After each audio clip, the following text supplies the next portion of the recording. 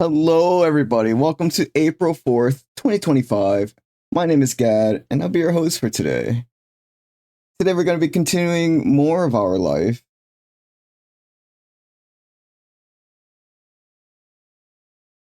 Sorry, I'm entranced in the song. Yeah, we're in our teen years. We're finishing up the moments of our teen years, and then we'll be heading into young adult years.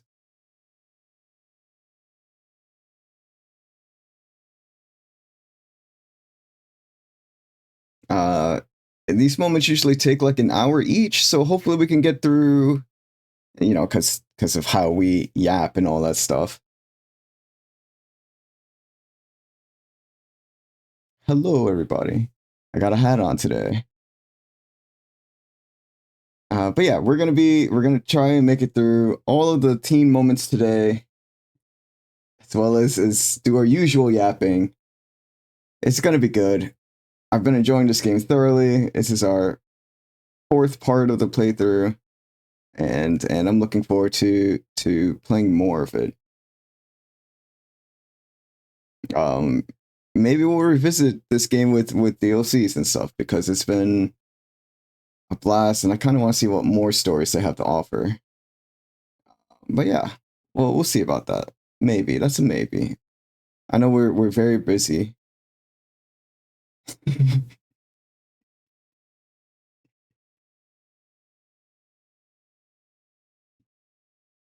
God damn it, Jules.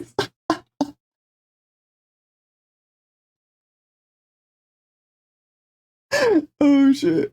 Thank you. That's exactly what I was going for today. I wanted the grandpa in me to shine.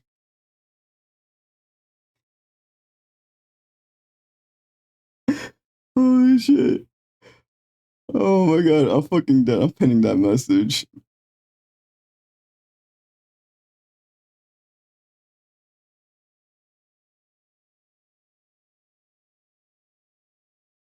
You got a 4 on a 20 though, dude. That's pretty good.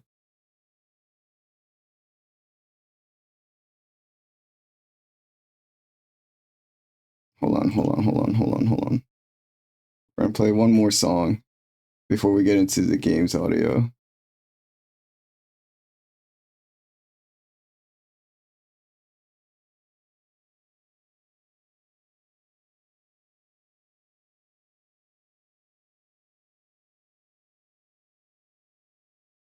Play that again. You heard that? That was some Hamilton that was playing.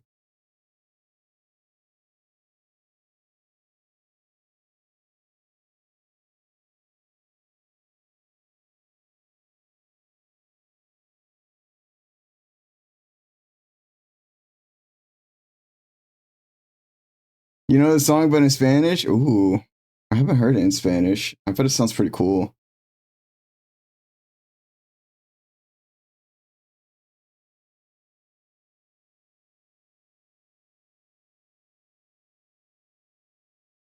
One day Meg will learn. Nah, dude. Maybe.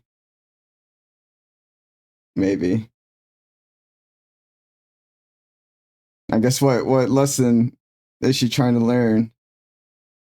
Isn't she dead? Not in the Disney version. I mean, I guess, maybe since it happened a long time ago. But like,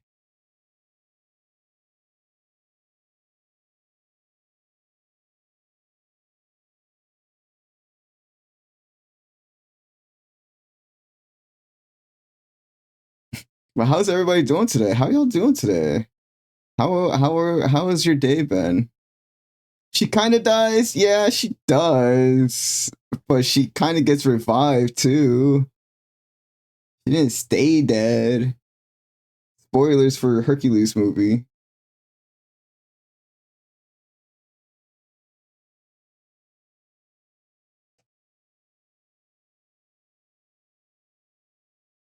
I know I said one more song, but I can't stop listening to these songs. Okay, we're gonna switch. We're gonna shift gears here. We're gonna shift gears here, and we're gonna listen to my girl.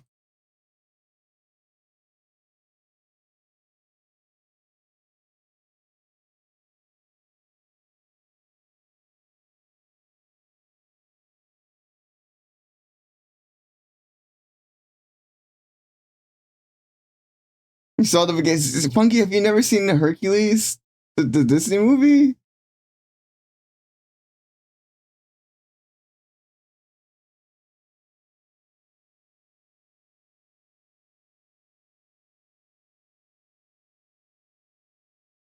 This song does slap. You saw the beginning of it? How much of the beginning? This is Kelly Clarkson. What doesn't kill you makes you stronger. Jules, get out of here. Get out of here, Jules.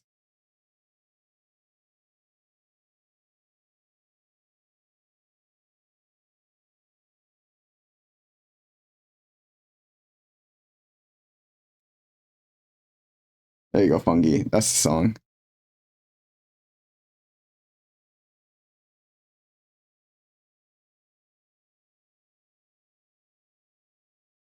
But how y'all doing today? How was your day? My day was I got a lot of sleep. I woke up like around 8 or 9, and my allergies just said nah, and I ended up falling back asleep for another 5 hours.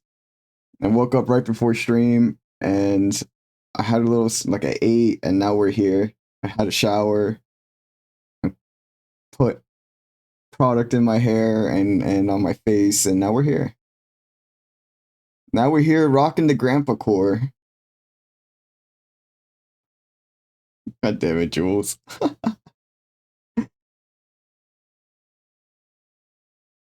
You enjoying of a depression episode, comfy and bad? Well, I hope you feel better, Funky. Your flip flop does nothing. The chancla always does something.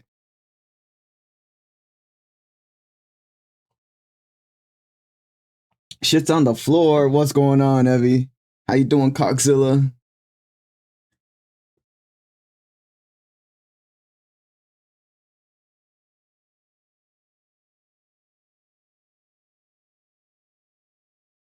I'll put it. I know I've listened to it before.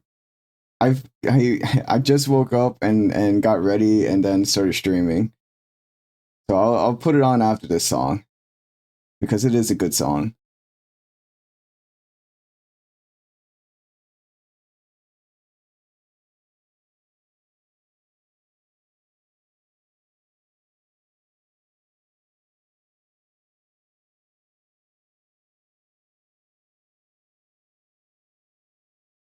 And then I disappear. Yep, there I go.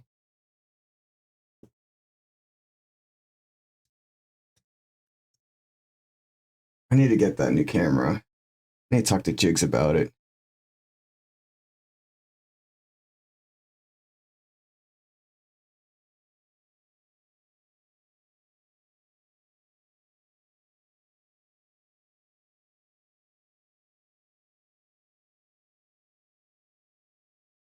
Oh, the little repo guy is cute. All right, let me put on that song. Let me put on the song.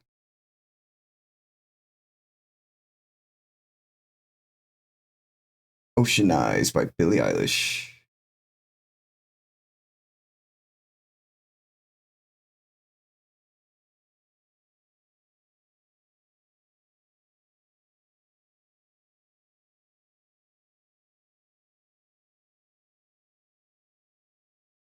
Is it really quiet? It is really quiet.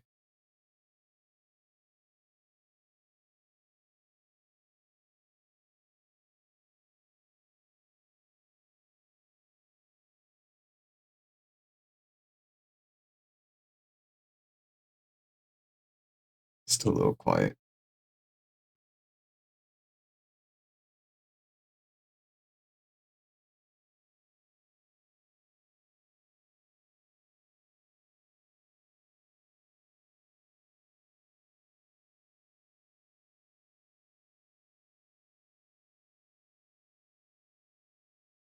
Fitsamuda today. That's a feeling.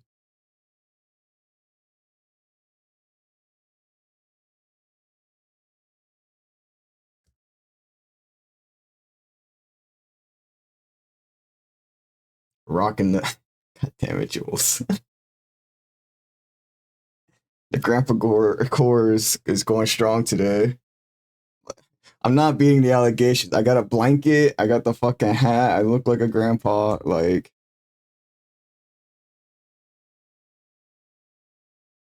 it's true. I am a grandpa.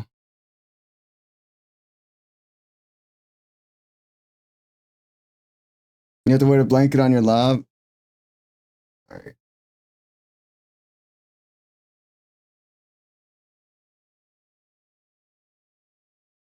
I know you guys can't see it, but it's there.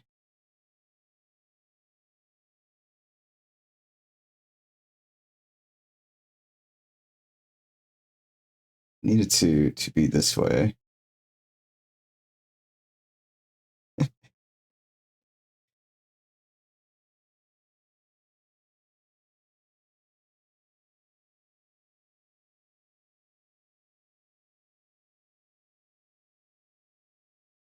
There you go.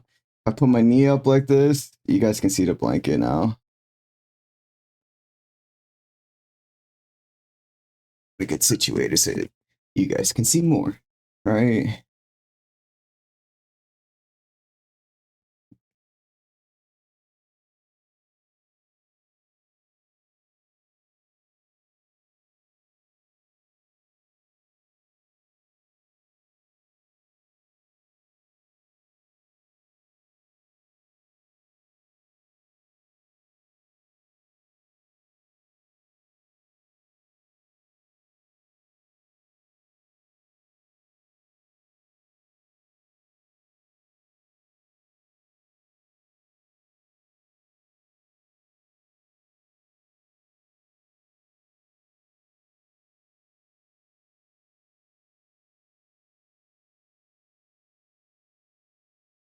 Play it again. Oh my god, never mind. Leave this one. Okay, okay, we can leave this one.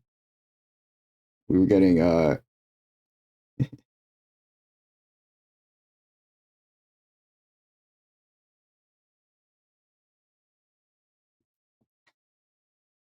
know,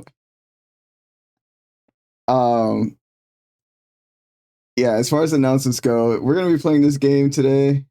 We're gonna be trying to get our through our teen moments and see what more experiences that we can. Yes, in 2 hours we can start the game. That's fair. That's fair. That's what happened yesterday, right? And then I swear, we yapped for like 6 out of the 8 hours we were live. We barely played the game. It was fantastic.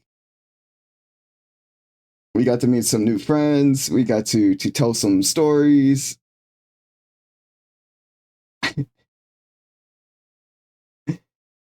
Uh, Next week, either the 10th, the 11th, or 12th, I need to send Liv a message. I was going to today, but then I fell asleep and slept through all the morning instead of doing any work whatsoever.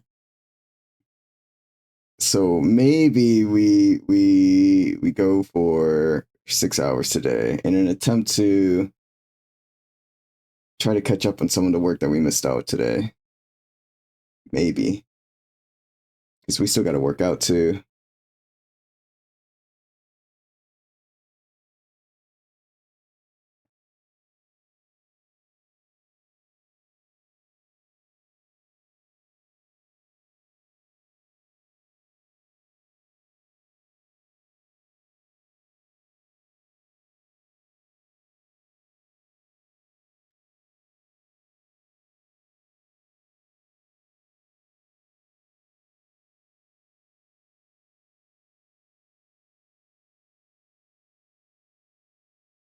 Ocean Eyes is really good, by the way.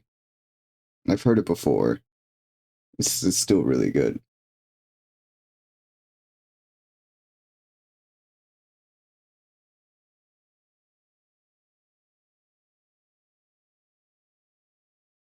But yeah, One of your favorite eyelashes.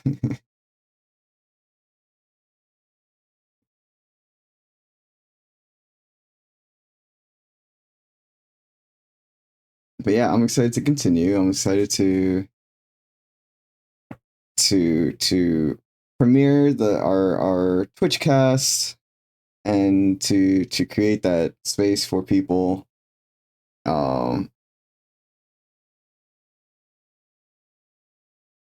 Yeah, I guess we just got to get more resources and I guess more visuals to help out.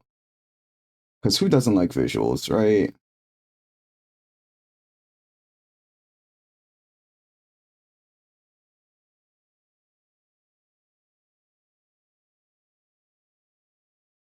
This is the extended mix. Who made this?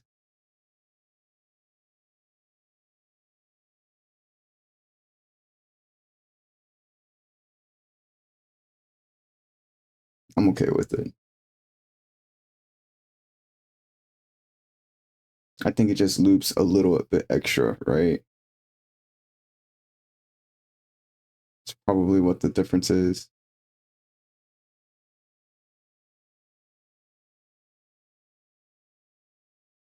Okay, that game Liv is playing, South of Midnight, looks really fucking cool.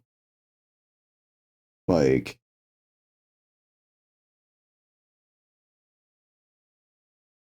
damn.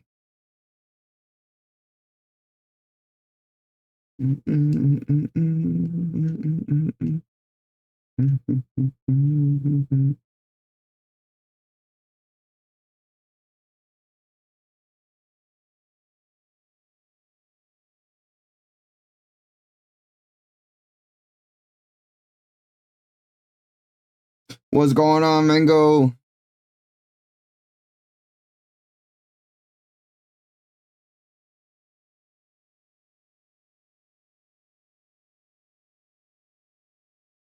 I say we'd get started soon, but let's be real. It's just me.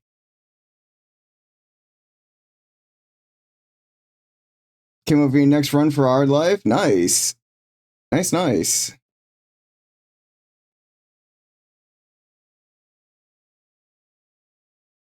Why are we not starting? Jules, you know us to be a professional yapper. That is what we do. Like, we got the we got the blanket over our lower half. We got the grandpa hat on. Like, why would we start on time when we're grandpa coring it out today?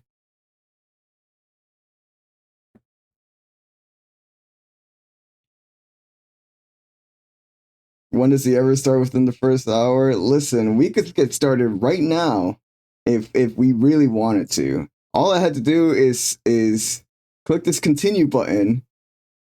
Well, I need to go offline and oh okay, I'm still offline. That's fine. And dare you to start. That's not there, we started.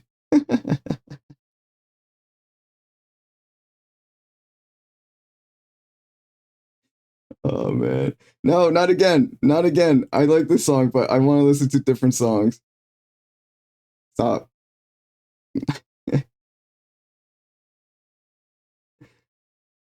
uh what's another song that y'all want to listen to? Then the MC shall be a girl named Melody Ashford, who will grow to find out that he's actually trans mask. Don't know what name I'll pick for when he transitions. Oh, cool.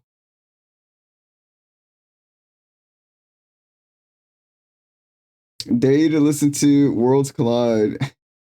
That sounds really awesome, Mango. That's a that's really cool. I would love to see that, you know. I would love to see how you progress that story. Sent it to me. Okay, we got two songs we're gonna listen to before we get started. We're gonna listen to the Dare song first because technically that came first, and then we'll listen to your song, Funky.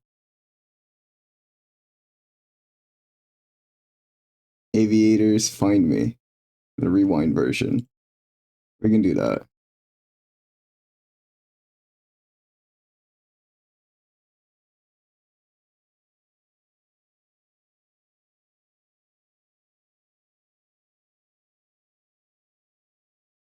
You have a bit of a habit of making your MCs in this game albino with freckles? Hey. Do we not have Cat Jam?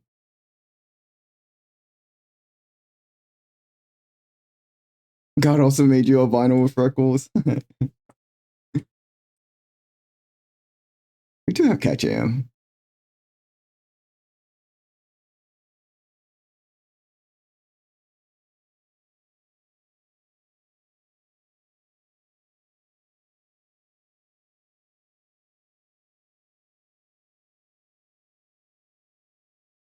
Oh, really?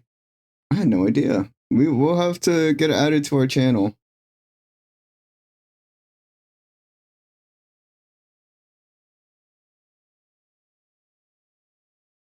Uh,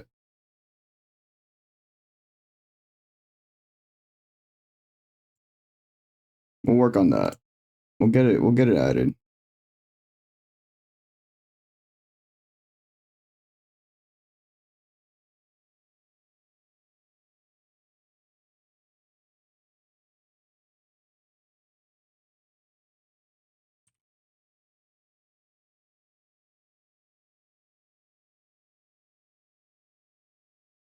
Do you prefer the like rave one or just the original Cat Jam?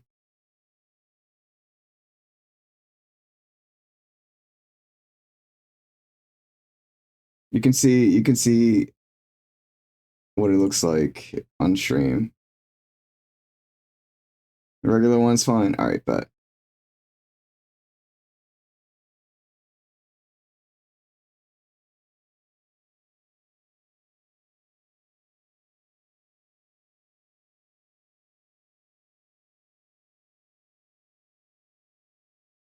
is this right?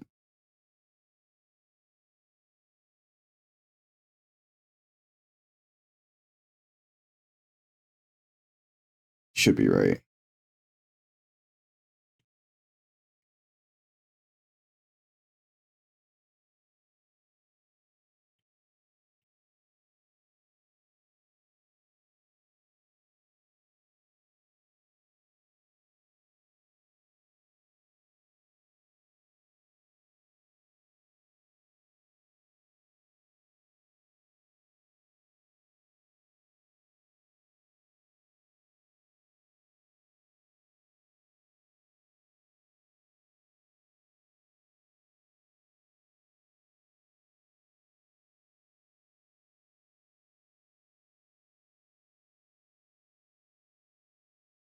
Why? Why do you do this every time?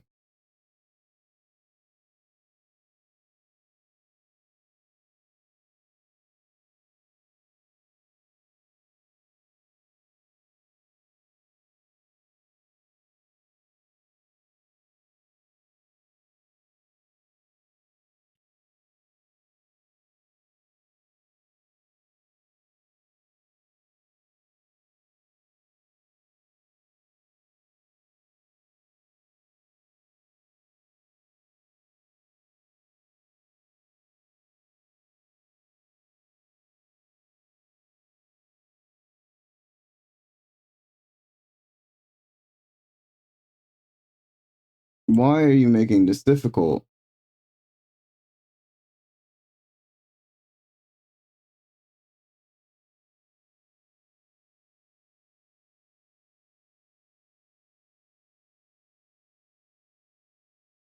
Okay, that's fine. We know how to fix this, right?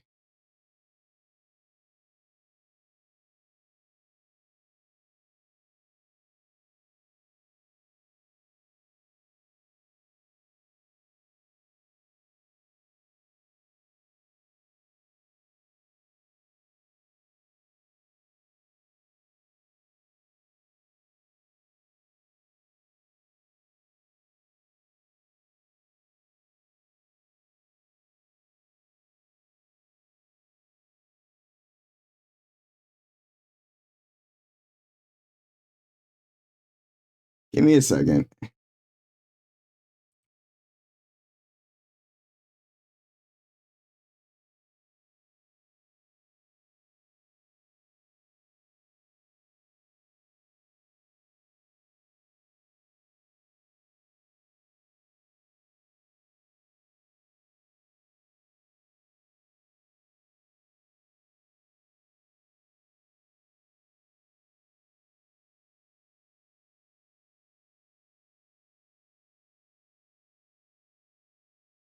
was a great song. Thank you for sharing. Let's get that song Fungi requested going as I continue to fight with this emo adding part.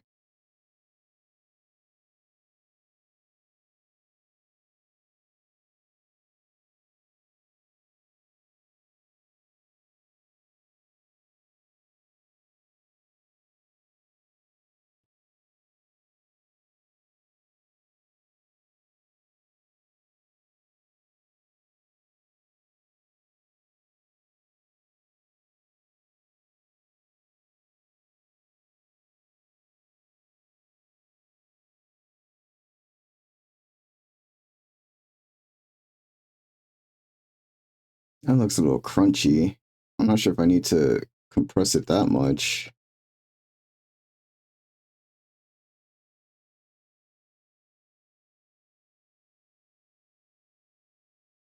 We can see how this goes.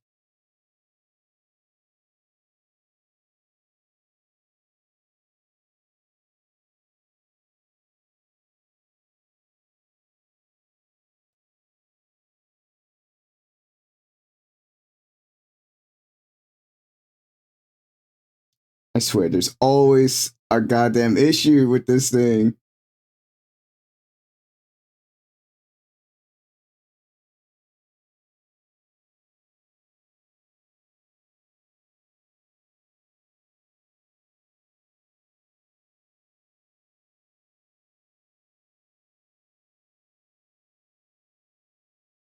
June 58.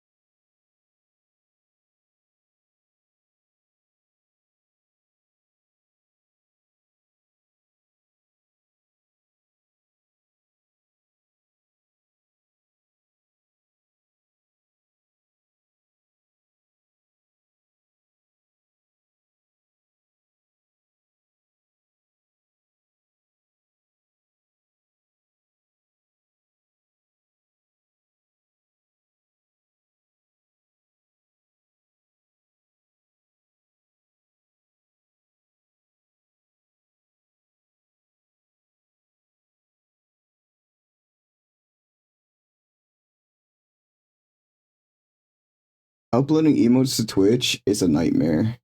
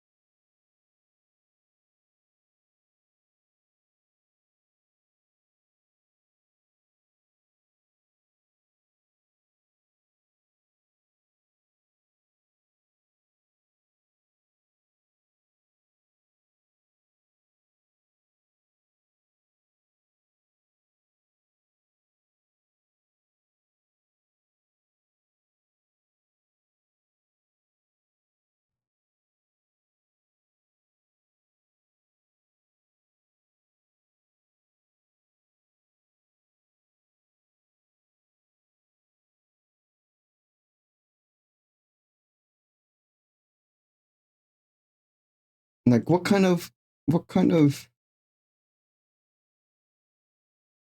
60 frames? Like 60 frames is nothing. What kind of limit is that?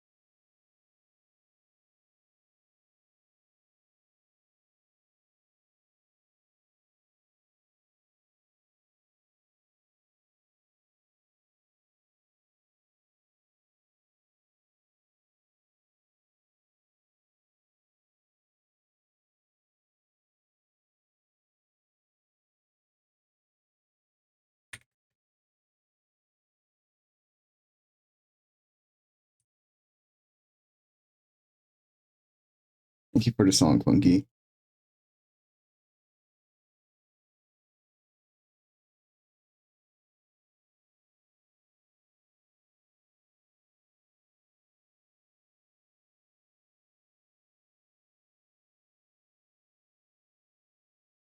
Okay, I know. We can play more song. If you guys got more music that you guys want to listen to, feel free to suggest some, because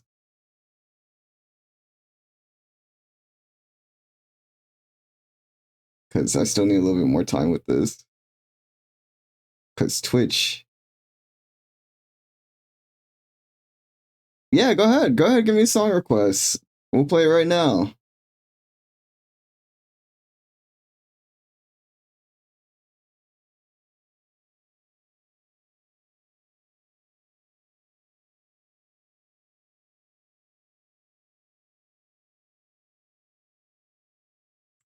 Okay, Funky. I'll cue it up.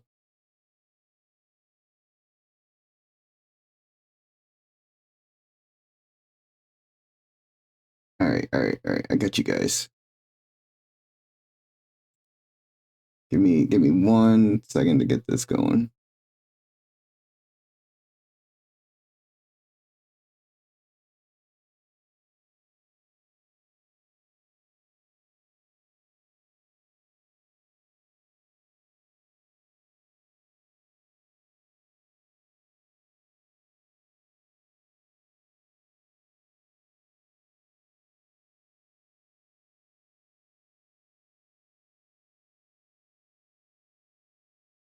I got you guys. We need to get a music bot added in here.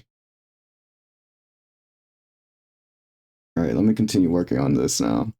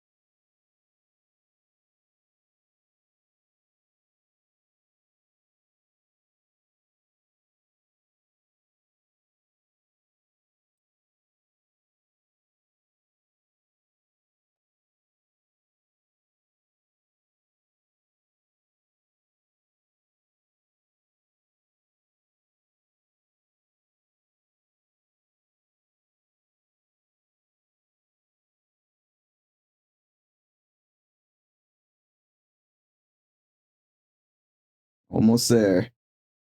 Almost there.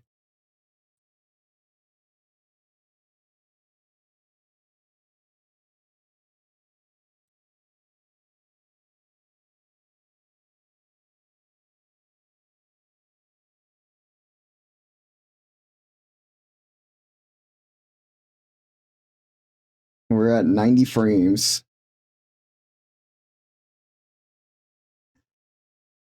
Maybe 90 frames will work. Let's see.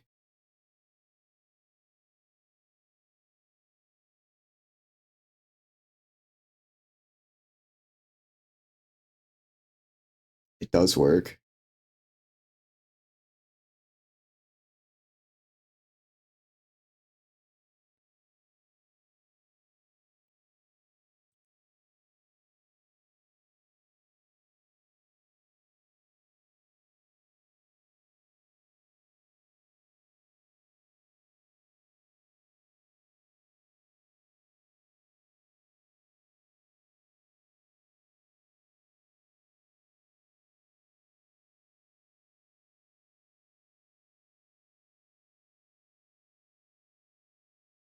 Yeah, it's good.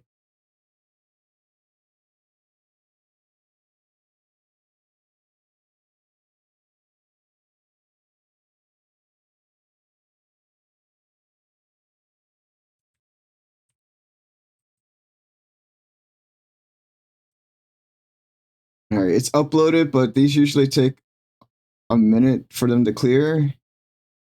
So I'm not sure if they'll be available to stream, but it's uploaded.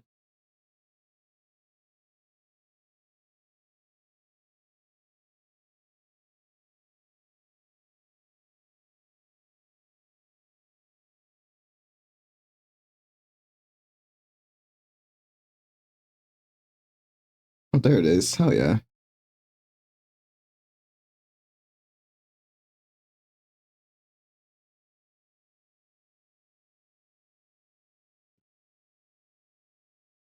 That was a damn good song. Thank you for the suggestion. All right, next song. Next song.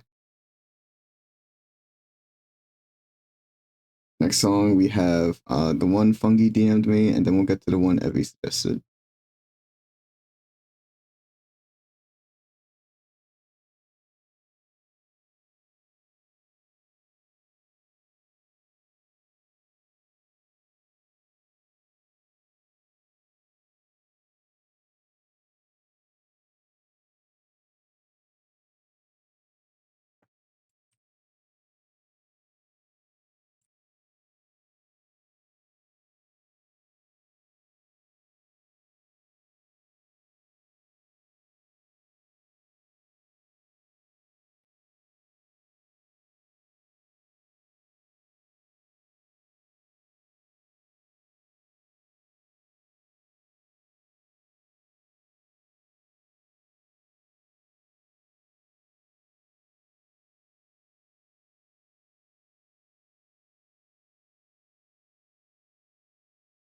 You found this song this month? It's one of your favorites? Nice.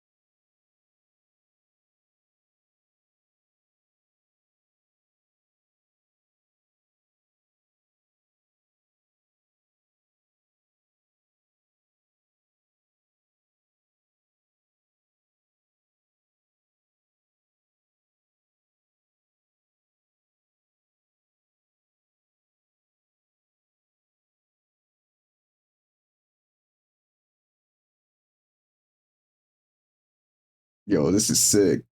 I like the song.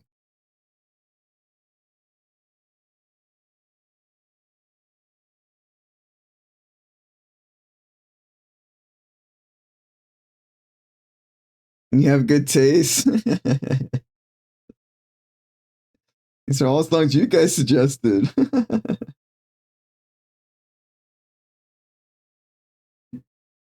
Damn, that was good.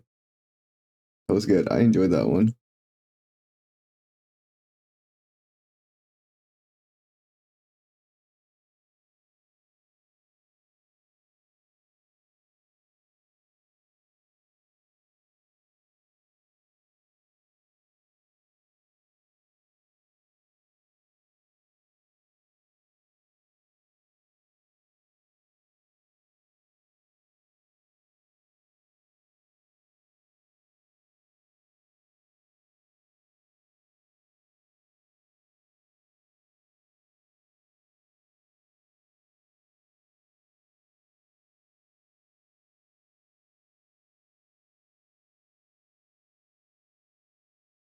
All right, you guys are gonna hear one of my songs that I like to listen to next after this one.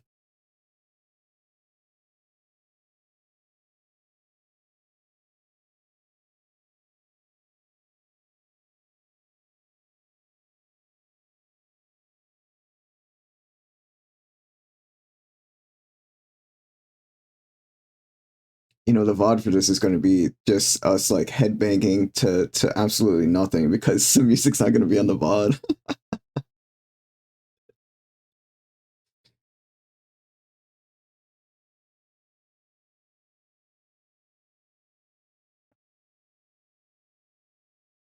Yeah.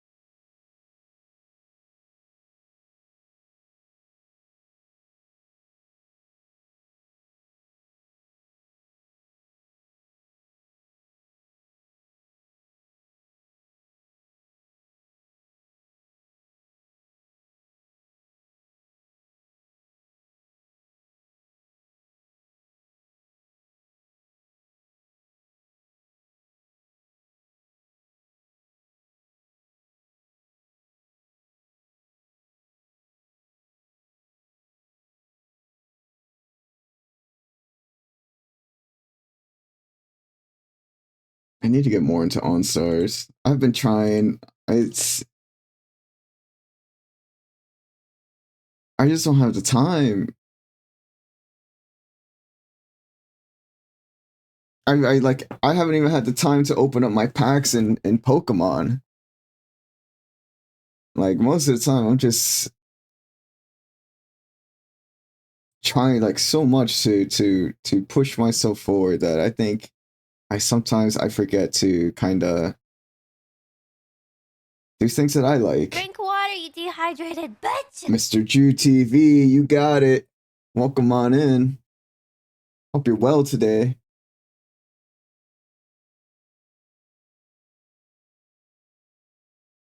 How you been? How you doing?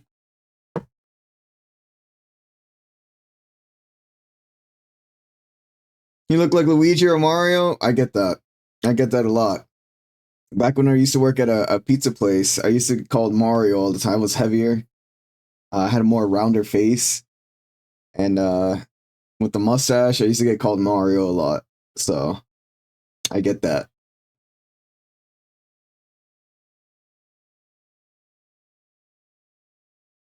It's a me, Mario. I fucking love Mario and Luigi. Perfect. Been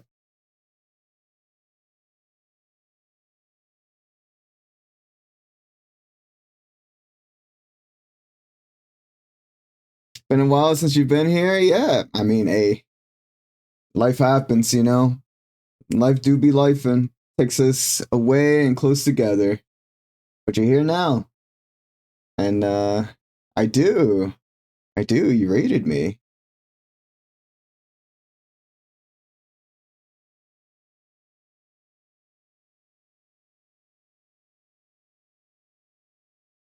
You rated me, and yeah, I don't forget. I forget a lot of things, but like some things are easier for me to remember. And the support that people show me is something I will remember. And I appreciated it then, and I still do. But how you been? How's life been treating you?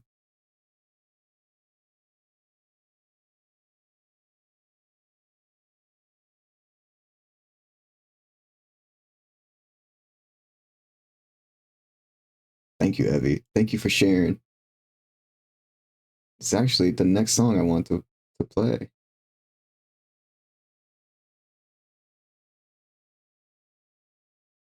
I don't know if any of you have seen When They Cry. This is a song called Dear You. I think it's from the visual novel. Not sure if it's actually from the anime. It's been a long time since I've seen it.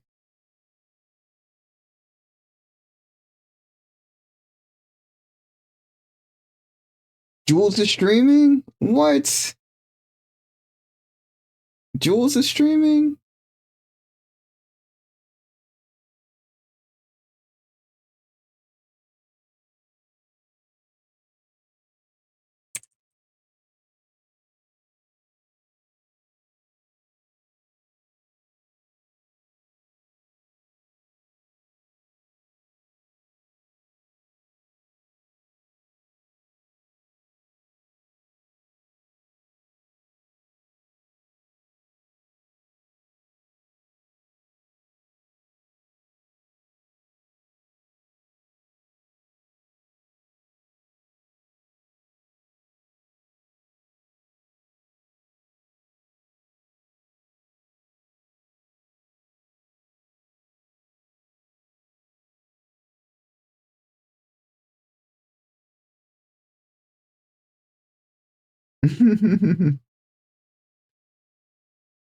Been sick for the last 4 weeks, but you're alright in general. Hey, that's good. Haven't streamed for a while, but planning on it. Hey, well, that's great.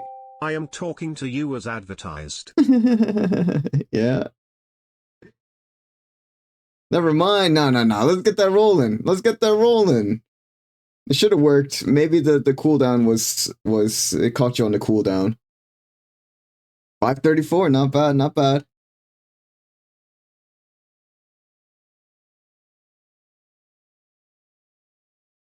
But I hope you feel better soon. I know like being sick always sucks. Could have been better. Hey. It's true.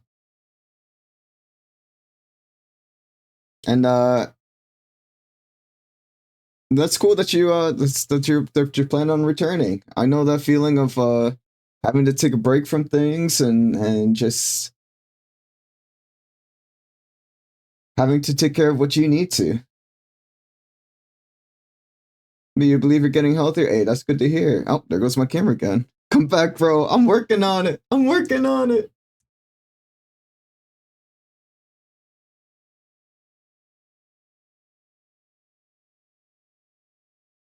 So I use my my phone as my camera, and my phone has a problem of overheating, and it'll cut the Wi-Fi whenever it gets too hot. And when it does that, I lose connection. So I'm working on getting a new camera. You also have a problem of overheating. That's fair. It happens to the best of us.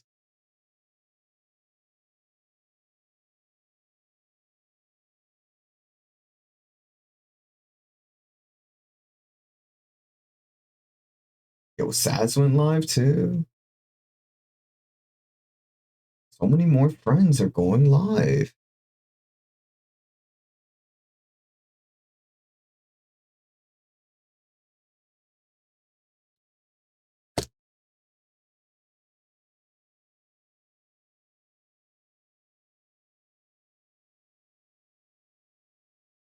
Why is it zoomed in?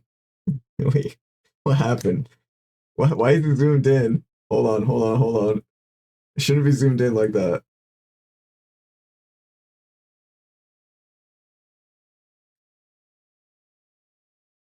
There you go. Someone gives you one of those small desk USB fans because summer is coming, and I actually aim it at my laptop more than you. Hey, yeah, that's fair. Overheating electronics is one thing, right?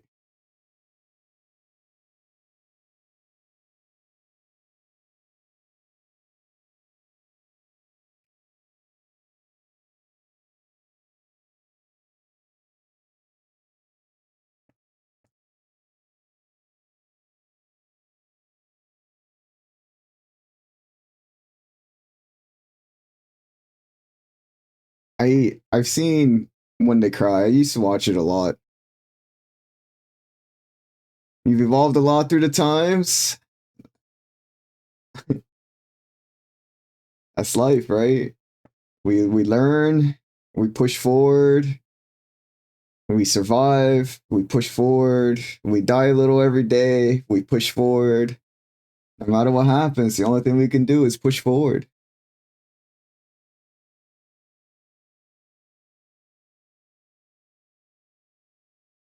Because this is our life, This is life. This is a part of it. This is the cards that we were dealt with, and we try to improve ourselves every day, little by little. And we've changed a lot, like you said. We changed a lot in the last 2 years. Since we started streaming, it's almost been 2 years since we started streaming. And Evie's been there for the last 5 years of my transformation, and he's seen me change a lot. And like, you just do what you can. You just always do what you can, and I'm still changing who I am. I'm still trying to figure out who I am, and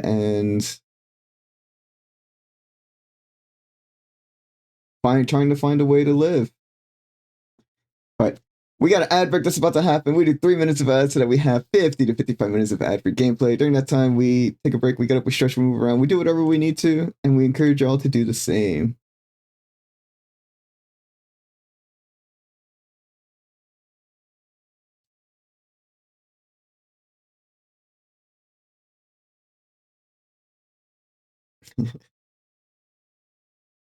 Truth or dare? Beggars can't be choosers? What does that even mean? What kind of truth or dare is that?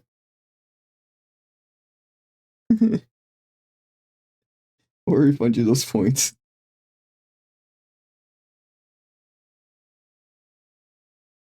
Means you gotta choose before you get it.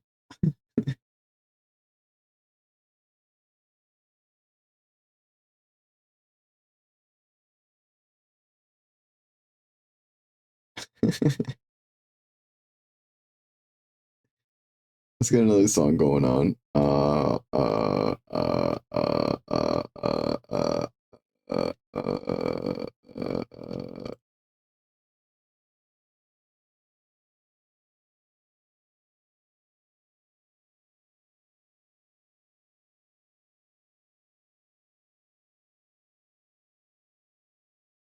Here's the ad. Yeah.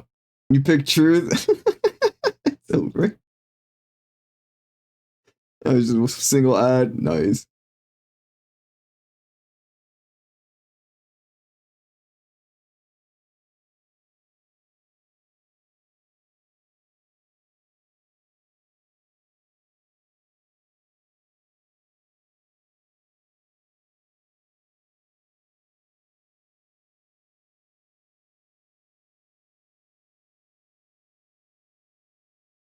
So truth or dare?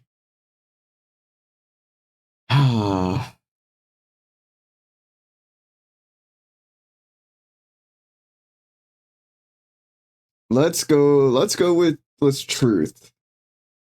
Let's go with truth.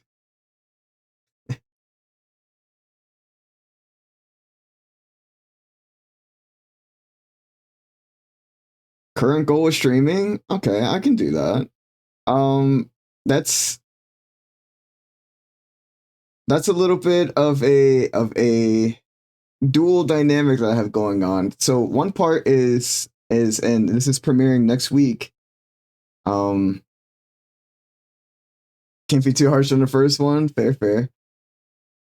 I want to create, or I have created, and I'm about to air a podcast or a Twitch cast, if you will, of emotional intelligence and empathy, and in the gaming world. I want to create a space for gamers who may have trouble processing emotions or setting boundaries and understanding what it means to have emotional intelligence and empathy. I want to create a safe space for people to come and be able to talk about who they are and what games mean to them, and like the lessons and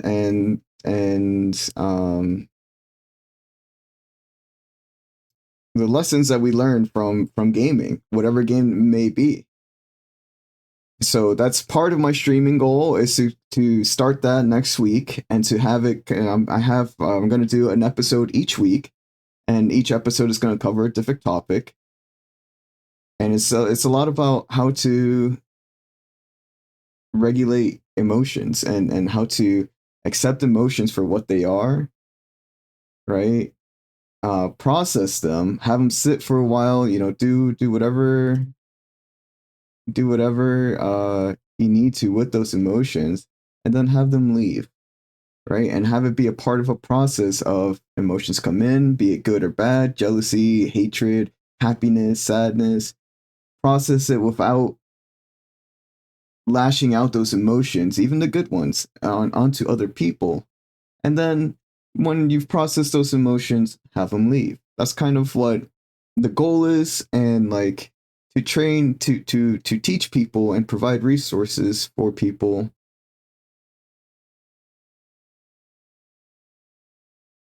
Yeah, we could do that. Yeah, it doesn't have to be the last one. We're still talking. It's all good. And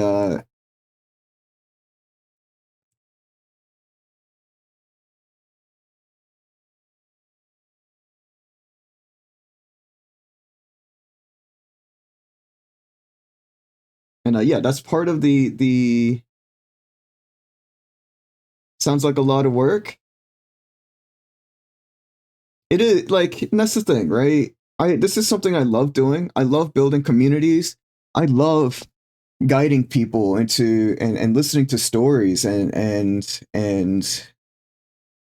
helping others with their own emotions. And it is going to be a lot of work, you know, and that's one of the things that I've come to life. It's one of the life's understandings is that life is always going to be a struggle one way or another. Life is always going to require you to do work, and the stuff that we work on, not necessarily a job, although it can be a job. I got you, Evie. Um, but everything that means something to you is going to require work one way or another, and it's not going to be easy, and it's not going to be, you know, some of the behind the scenes stuff is not going to be fun. It's not going to be, you know, it's going to require a lot of work, a lot of timing, and a lot of consistency, and all of that. And that's anything you work on, right? Because like everything's like an XP bar, and the more you work on it, the more experience you gain, and then you know you gain a new level, and it goes back down to zero, like to the beginning, and then you got to work on it again. But yeah, and it is a lot of work. This song's a bop. Damn, was that it? No, can't be over yet. Damn, it's over. Holy shit. That was a short one, but that was so good. Let me add it to my favorites because I did enjoy that one.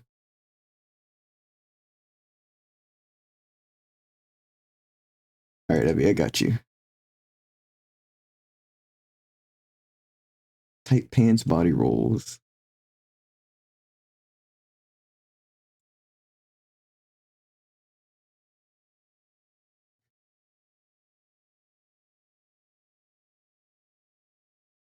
Nice.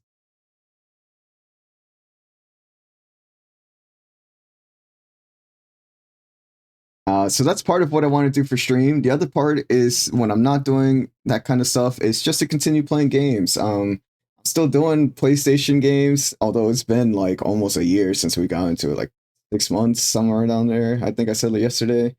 It's been like 6 months since we got into it, but we still have that plan of beating every PlayStation game.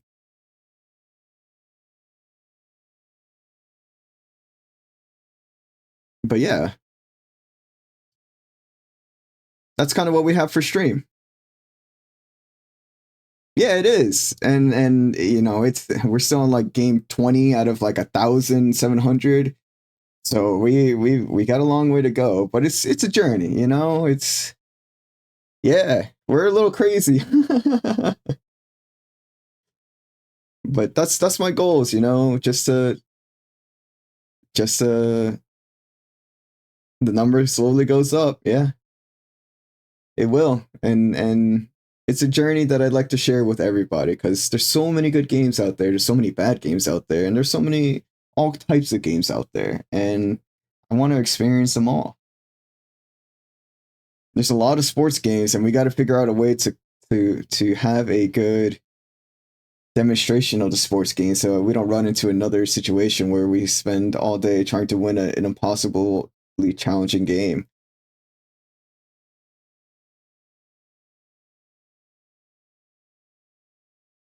But yeah, it's I mean it's something that we're going through, and we're having a good time with it. And we're playing games that, like, you know, since we've been streaming more, people have been, you know, saving up until 65,000 points and have been requesting games. And like Sundays we still have our community game days where people request games as well. So that's why we're playing this game today, is because Fungi requested it, and she used Michael's saved up points, and yeah, so that's why we're playing Our Life today. And after we finish Our Life, we have, I think we're going back to that's fair.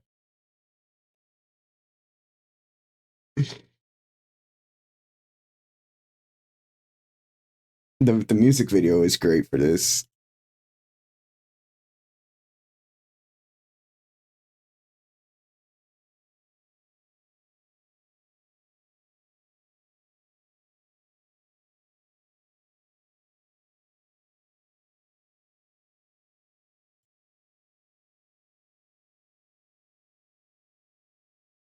but yeah, that's that's our plan.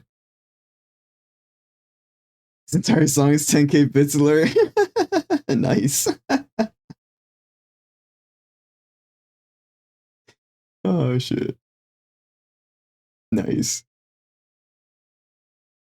And yeah, I'm excited to kick off the podcast or the Twitch cast and like to get that started and like I said, I've had the first episode completed and it's I'm creating more visuals for it as well as learning more about it myself because I like being a life coach and I like providing people um life advice and like I'm not a therapist so like I can't help you in that way but I do want to be able to provide resources for people who are willing to or not willing but who want to.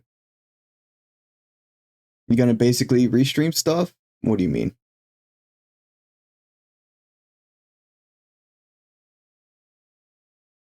No. It's all gonna be live. It's all gonna be live. um I plan on like I'm gonna have a guest host and that's why like I know I say podcast but it's more like a just chatting stream is what it's gonna turn out to be. And just terminology is just it's not really my strong suit. Definitions, sure, you know, but there's some definitions that I'm just not good with words. But yeah, I want to do it live because like I'm gonna have a guest host and you know hopefully like people from the chat will be able to talk about their experiences as well, and like you know not only like what gaming means to them, what games that you know stand out to them. The next episode is going to be about Tilt. The first episode is just kind of like an introduction, get understanding the basics and just talking about games that meant something to us in one way or another in the past and or maybe even the present. And then the next episode, yeah, the pilot stream. And then the next episode is going to be like about Tilt and I have more. Let's see here. I can give you guys a sneak peek as to what we're going to be talking about. It's going to be about Tilt and frustration. And then episode 3 is the power of gaming, friendships, and communities. And episode 4 is crisis mode, when to seek help. And then, you know, it goes on, you know, we're going to go into handling criticism and growth, avoiding burnout when the grinding gets too real, healthy versus unhealthy coping in gaming, compassion fatigue, you know, helping others drains you as well. And that's another gaming thing, right? And then identity and role models through gaming, confidence and self-worth, toxicity in gaming and online spaces, and queer joy in gaming, representation and why it matters. And that's kind of the first 12 episodes that we're going to be going over and once a week, so like the first 12 weeks um is what we're going to that's what we're going to be talking about. And I feel like there's going to be a lot of relatable moments, right? Because that's really what I want. It's just things that people can relate to, and to spread this message about self growth and learning through the means of video games, in which something that so many of us can relate to, right? Specific games give us specific feelings, and maybe I haven't played that game and you have, and you know it's something, and that's why kind of like I do my Sunday segments of playing new games that, or not new games but games people want me to play, because it's important to be able to see different perspectives, and especially when you want to grow. And I think you know Counter Strike makes you go insane. Hey, I feel that. Yeah, I feel that. I used to play Counter Strike back when it came out, and I felt the same way. But yeah, you know, I used to rage heavy too. I used to be a heavy rager. I used to play League a lot and you know tell my teammates that they were bad. I used to be toxic as hell. Never like to the point of saying that they should like hurt themselves or harm themselves, but definitely some really questionable things I've said in the past. And And as I grew older and as I gained experiences, I learned that like people people were just trying to play a game, right? And like started putting more of myself, like, I get home from work and I just want to like work really long days, and you just want to sit down and pop on your favorite game, and then you got to deal with the bullshit of other people telling you to bullying you, essentially, right? It's online bullying, and it's become more of an accepted thing, but I guess this is me trying to push back on that. And like there's a difference between like competitive shit talking versus bullying, and there's a fine line between that, and that's something that, like, whenever we go over toxicity in online and gaming spaces, it's something I want to go over. Now again, there's a lot of different kind of ways to express yourself and to process these emotions of tilt and anger and all that stuff. Let's get some more music on because it's kind of quiet in here. It's kind of driving me insane. But yeah, like, let's see what else is next here. I'll take it. I love this song. The song is my like this song is my go-to high song. Listening to this song while high is fucking amazing. You mean like shit talking the enemy team in a PvP game for no reason at all? Oh man. You talked to me about 13 years ago, 14 years ago, 15 years ago, 16 years ago, maybe. But nowadays, no. He's going insane. JK unless. Maybe. Dude look like Mario. Anything could be possible.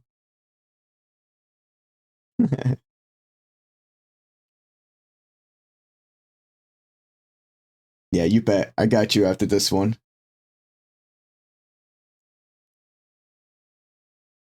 But yeah, that's what I'm really passionate about is providing that space, because when I was a young 18, young adult man, I couldn't express who I was, right? There's a lot of um expectations to not have feelings and to just like, oh, your feelings, fuck your feelings, like toss them aside, you don't need them. And that's it's very unhealthy. And like it led to a lot of me not understanding how to handle a lot of situations in life without like getting angry or rage, like, severe rage induced, because you compartmentalize those feelings, and like it becomes a spring, right? Everything just gets tighter and tighter and tighter until something just triggers you, and then boom, right? Everything comes out in the form of expression of anger and rage. And that's something that I went through, and I know that I didn't have help back then, or maybe I didn't know of different resources that existed back then for me to get help. And like it was a problem. It was an issue. And I learned about, as the years went by, I went to therapy, and I know like there's different ways or different reasons to go to therapy. And one of the things that I do like about therapy, it's not a fix all for everything, right? Because therapy requires you to work on yourself. It's like, that gives you homework for you to work on yourself. And it's not going to help with every situation, right? Because things are like environmental stress and environmental depression like that, and environmental situations that put a lot of expectations on you. They just, therapy's not going to help with that. It'll help to talk about it, but you got to change something in the environment for that to actually change. But what therapy did give me was a lot of tools to assess my surroundings and myself, and to make better judgment calls as to what I want in life. And it helped me get out of a relationship that was a very narcissistic one and very controlling one. And when I started questioning my ex more about all that kind of stuff, I was met with a lot of pushback, because why am I questioning her? And then eventually I figured it out that like this isn't normal and I need to get out of it. And the worst thing about being male anyway really is that it's so deeply ingrained societally that the only emotion that is okay for a man to feel are anger, frustration, and happiness, everything else is showing weakness, which is entirely wrong. Yeah, that's true. That's how it was for me growing up, and I know, and this is also like another reason why I want to create this space, because that's something I lived through, and that's something I don't want others. You don't know what you feel half the time, so it's both hard to show and hide most of the time. Hey, that's fair too. That's part of the regulation, right? Emotional regulation. Okay, hold on, Avril. Not your turn yet. Not your turn yet, girl. And that's exactly like part of the reason why I want to create this space for people. It's because a lot of people don't know, right? Like to show empathy and shit like that is especially hard. Yeah. And there are so many different ways to show empathy as opposed to just, talking to somebody. Like everybody has their own way of showing it. And we see it a lot in gaming, right? We see it a lot with like how the main characters go through, like in Kingdom Hearts. I don't know if you play that, but like we see Sora go through these different worlds showing empathy to other people by helping them in some way, or like understanding the troubles that they're going through. And a lot of that comes from just having the right tools to learn how to do that, right? Because it's like any sort of subject that you've taken in school, right? You want to do algebra 2, you want to do calculus, you want to do any of that without knowing the rule sets, right? It's the same with English, or learning a different language, or a language in general. There are rule sets that you have to follow to be able to understand. And when you start creating your own content with the you see the rules and you're like, okay, these aren't hard rules. These are more of like guidelines. And then you can learn how to manipulate and change those formulas to fit your life better. And like the one thing that I've always heard that I've always hated was that emotions aren't logical, which isn't true. Emotions are very logical. They follow a set rules. They follow logic. It's just understanding the logic behind the emotions is difficult. Especially, like I said, when we're not given the tools to know how. So that's one thing that, like with the podcast and stuff like that, is one thing I want to show is that there are tools to help understand yourself and each other. No way, that's it. Man, those are good. Let me add it to my favorites. We can listen to it again. I'm okay with listening to it again.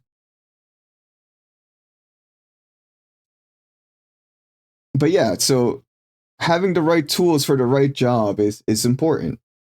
And with feelings, it's no different. And like you said, it's societally, it is shown as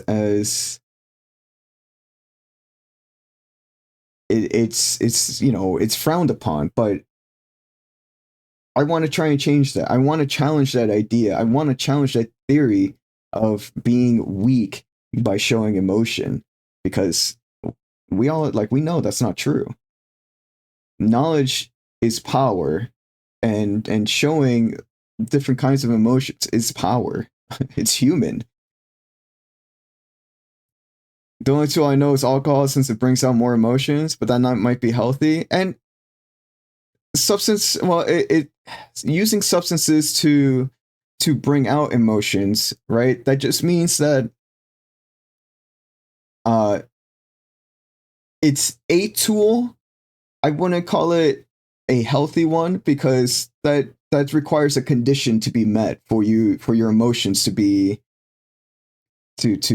expressed, right? And I'm not gonna call it like, and there goes my camera again. I'm not gonna call it. I'm gonna say it depends, right? And it depends on like. It can be a good starting point to realize that something it needs to change. But prolonged use of this of alcohol or any substance to show emotions, yeah, okay, bud, is where things start to get unhealthy, right? Like noticing that it takes alcohol to bring out emotions can be a first step. Probably Waluigi. Is a first step to realizing that something can change, right? It's something that you realize that it's like, this is something I did, and when I did, it brings out more emotions. So then the question becomes, well, how do I change that so that I can bring out more emotions with drinking less, right? And then finding that balance of drinking less and bringing out more emotions until eventually you get to a point where I can bring out my emotions without drinking, right? Or any kind of substance that's taken. So I want to, like, again, is it healthy? Prolonged use might not be. You know, I'm not a doctor. I mean, bro, to Yappington, no, it's okay. It's cool. We love doing this. This is like on par for us on the daily.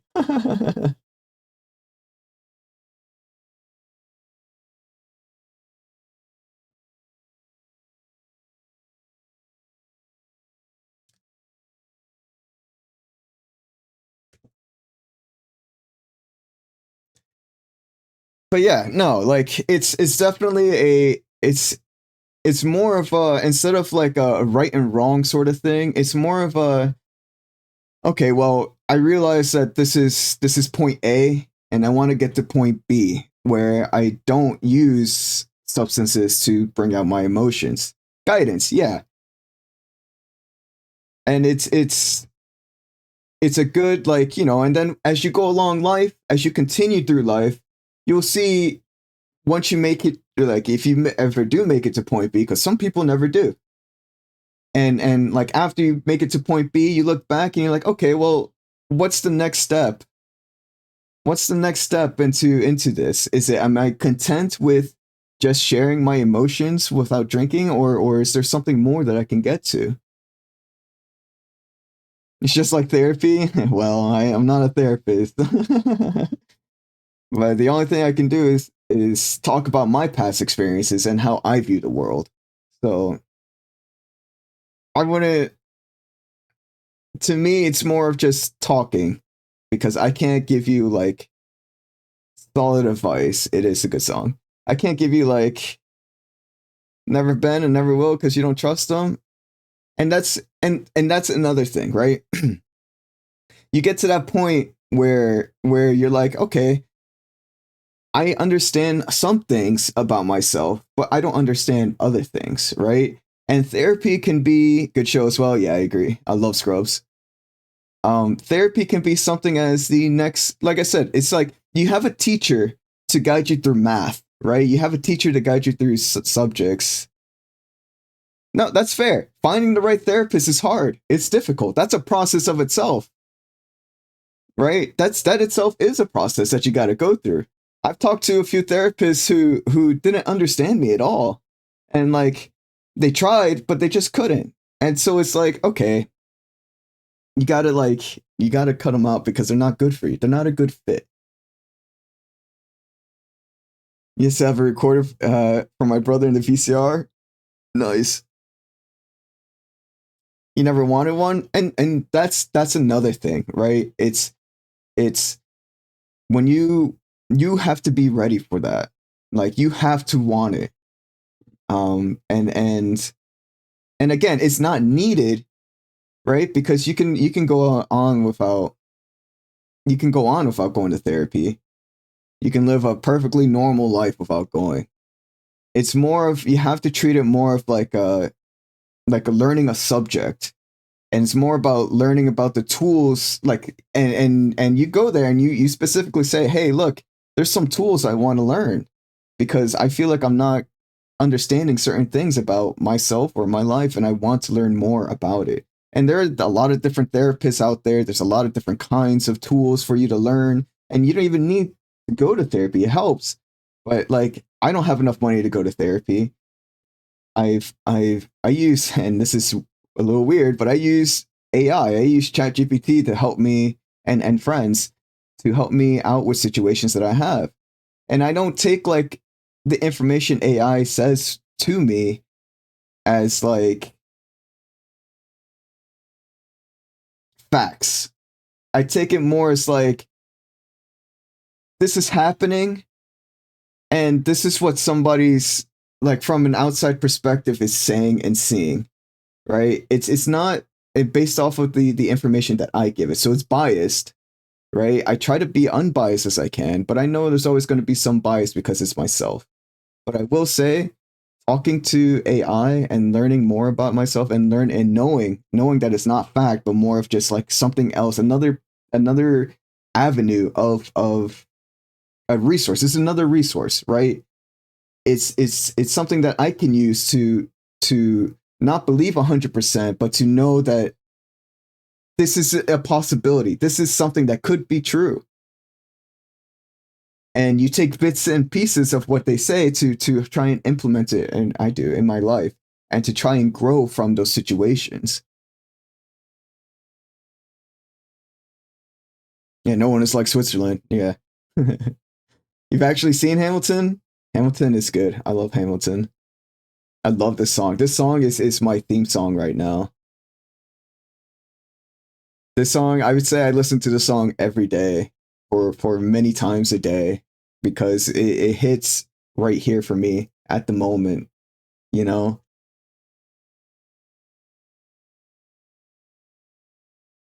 But yeah, it's just one of those things. Cascada concert 6 days ago? Nice. Hell yeah. Happy birthday. 6 days ago. That's the 30th? The 29th.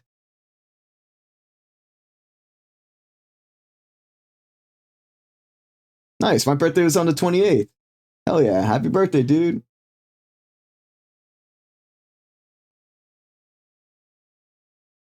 Was sick, but was fun? Yeah, I remember you saying that you were sick. But yeah, so like it's a lot of having those tools, right? And growing from those moments. And I see everybody struggles with something, right? Including myself. I'm no different. I'm human just like everybody else. And there's a lot of these situations that and this is why I like talking to friends and stuff because they have different insights as well as ChatGPT and all that stuff. The development emotionally is important, especially for an isolated group like gamers. Yes, it very much so, very much so. And that's like I said, that's what I want to bring to the table for gamers because there's a lot of life that I wish I knew when I was that young. When I was, 18 to 25, the young adult phase where you're learning more about the real world and everything is just kind of you think but you don't know what the real world actually is, and like you're just trying to develop who you are, and like you like to learn from your own mistakes, but most need guidance, and that's another thing. It's like again, I relate things to math because that's how I view the world and that's how I understand the world very much is through math. Uh Not so much as like, formulas that I need to know for life and stuff like that, but you're open to learn from your mistakes, but until then you're always right. And that can be a good thing. It can also close you out to a lot of other experiences. But that's we were having this like talk yesterday with one of our other community members, and that's a confidence booster as well, right? Because you get the confidence of nobody really knows. Yeah, but you've developed, so you say it worked out. Hey, and there's no right or wrong way to live life, right? There's just different pathways and consequences for our actions. So like I'm not, there's different ways, different different paths to get to the same conclusion, and like,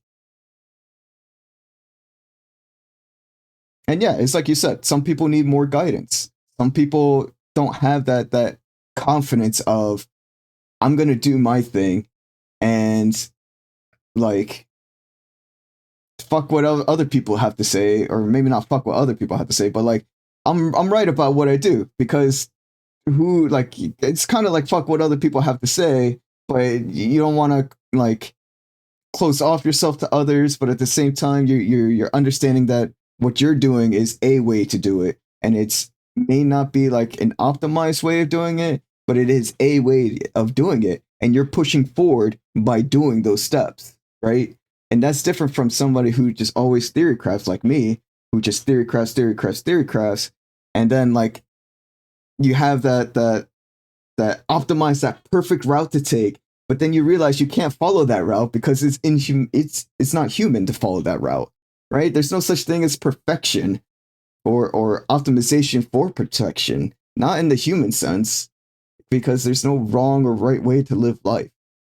And even when you do like projects or ambitions that you have, again, it follows that there's no need to be perfect about it because perfection doesn't exist, right? It's just theory craft until you actually make it a reality, and that's something that I have trouble with, and like streaming has helped me out with that, and just doing instead of just thinking all the time has really helped me out with that.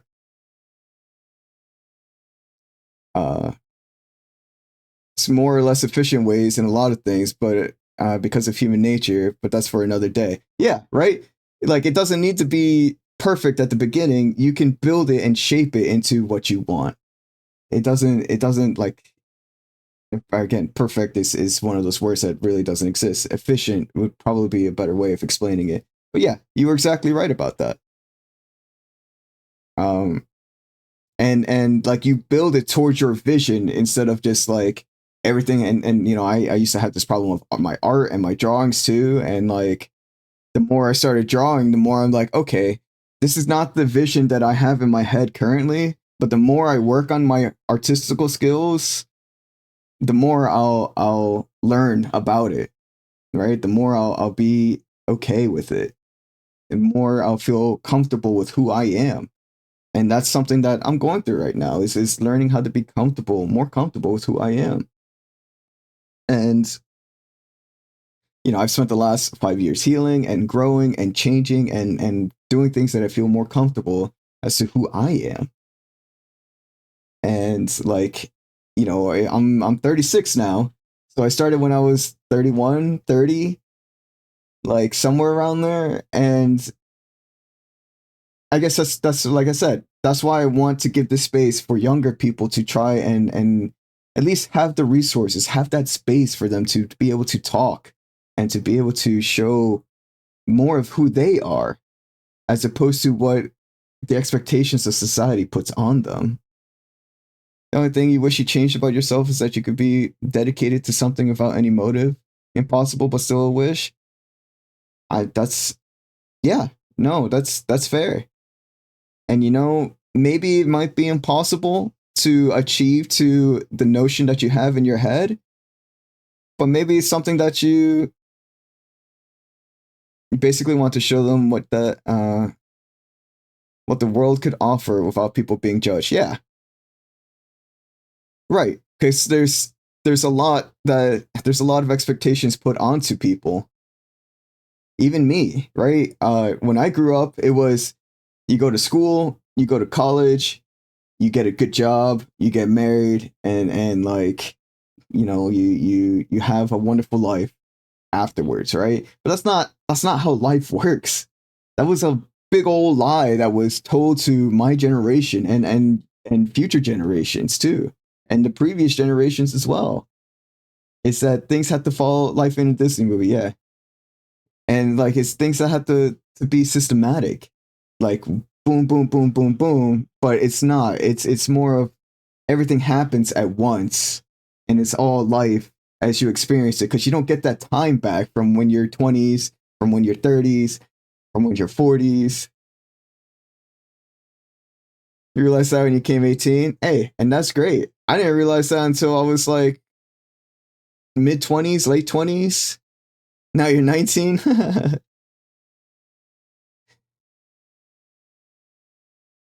uh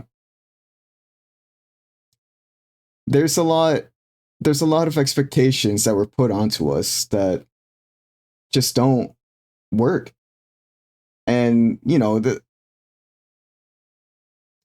like I was saying, there's a lot of different people who learn differently or who have different life experiences.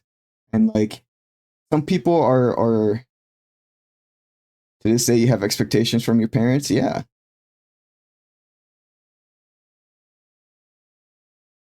And but yeah, so that's really what I want to provide, right? Okay, why are we listening to so much Hamilton? Don't get me wrong, I love Hamilton, but how do we get onto like just Hamilton?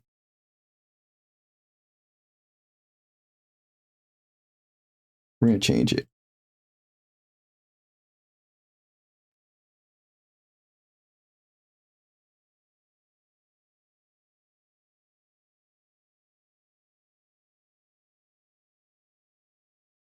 Black and white girl music.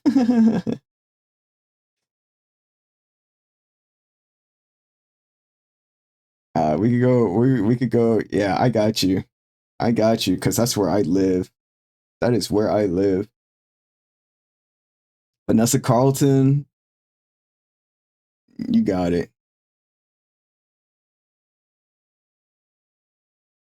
But we've successfully yapped for another hour and 45 minutes. Let's fucking go, y'all. But again, this is important conversations to have. You know, this is something that's important to me. And there's a lot of growth to be had for people of all ages. And it never stops. You never stop growing. You never stop growing. It's just the way we grow changes as we grow up, but you never stop growing. And that's what I kind of wanted to show people, that it's okay to be yourself. You love talking about social stuff and politics, so you ain't complaining. I do too. I do too.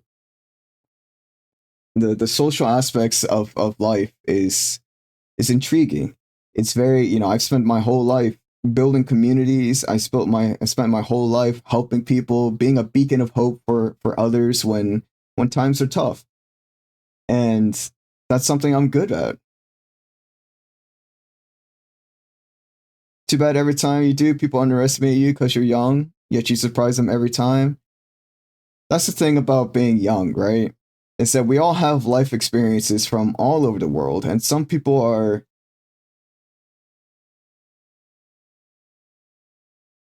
understand better, or not better, but some people understand at a younger age than others, because there's still a lot to grow when you're young, right?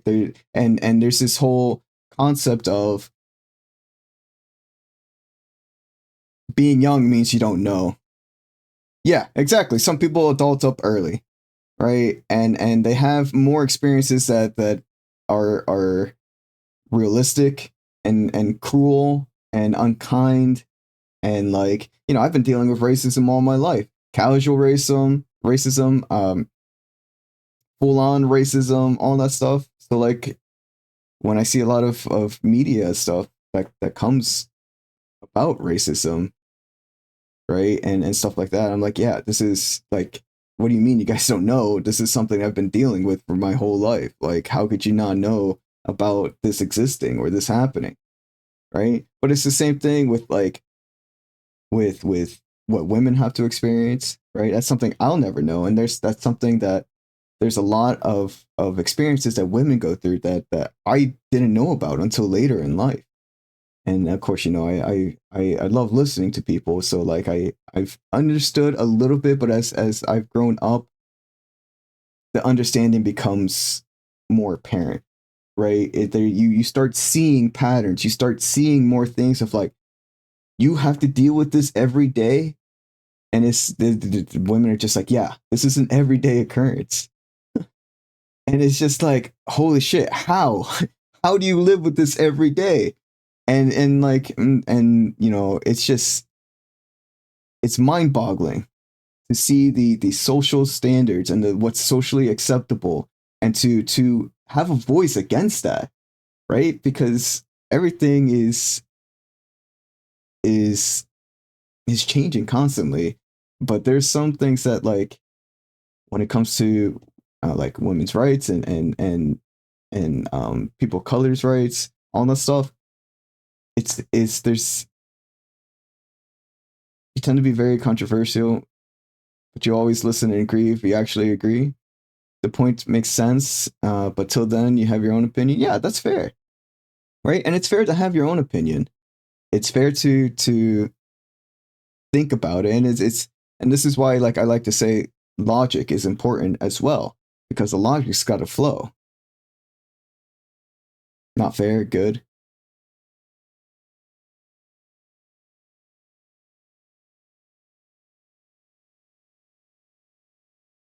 People who do not have their own opinion lack your respect. Well, I mean that's an opinion, right? And that's fair, as fair as any other opinion.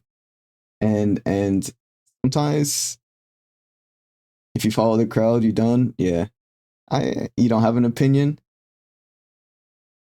The opinion is that of the crowd, right? And I get what you're saying. Like it's when you group people, their opinions become like a voice, a single voice, and it's harder to differentiate what is that person versus the groups of like the group, right?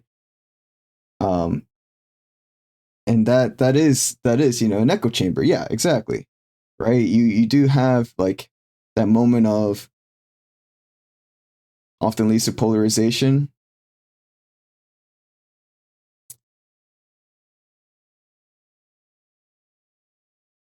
I can't I can't disagree with you there. And yeah. It's a it takes away from the actual problem and it leads people to fight each other. Um, yeah, but no, yeah. There's definitely pros and cons of having that crowd of people that you fit in, right? A community versus something that's like a cult, right? And those communities and cults run hand in hand because they're very similar, right? And it's the same thing with gangs. It's the same thing with any kind of a group of people, right? It's there's religion, whatever. It doesn't matter what kind of group they are. Right, exactly. Belonging is important, but not if it makes you make illogical decisions. And then, you know, it you know that then it turns out to what's logical, what's illogical, and sure there's like a baseline of everything, but how do you get everybody to see that baseline and maybe not even like they don't have to agree with it, they just have to respect that like people have to coexist together, right?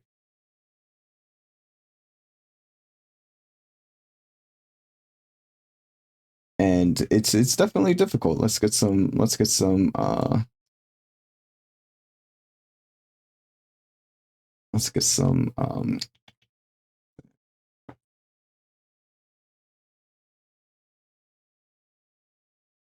white houses going on here. I know, Avril. I said we come back to you.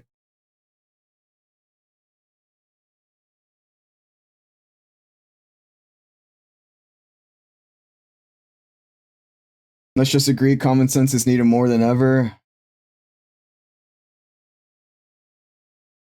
But then it comes to like the conversation of tolerance versus intolerance, right? What do we tolerate and what can we tolerate as a community or as a group of people, as a country, versus what we can't tolerate of like hatred and all that kind of stuff. You don't tolerate lack of common sense? Hey, that's fair. That's fair.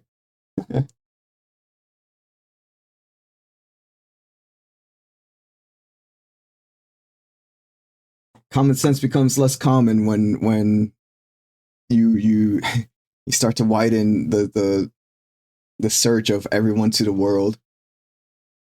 Freedom of speech, raw. I'm not American.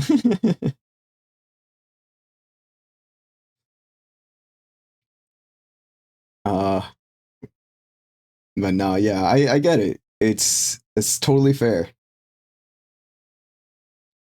That's totally fair. I do get an eagle as a national animal, though. Uh, Mexico has an eagle on their flag.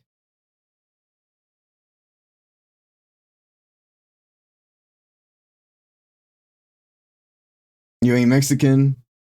I don't know many flags. Flags aren't my specialty.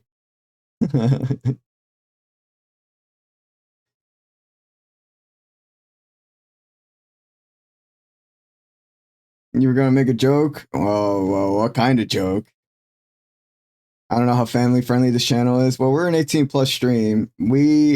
As far as like dark topics go, we talk about it. It kind of depends on the joke. If it's like an offensive, jokes nowadays ain't safe. If it's making like a group of people the butt end of a joke, then that's something that we try and stay away from because it's not like it can be a joke, right? But we want more like inclusivity and like if it's a joke that you like if believe as long as it's a joke then it's all right because you can use it both ways but it has to be a joke. Well, that's the thing. That's yeah, the camera. I know the camera is giving me so much trouble today. uh that's it goes into knowing your audience, right? Just fuck the camera.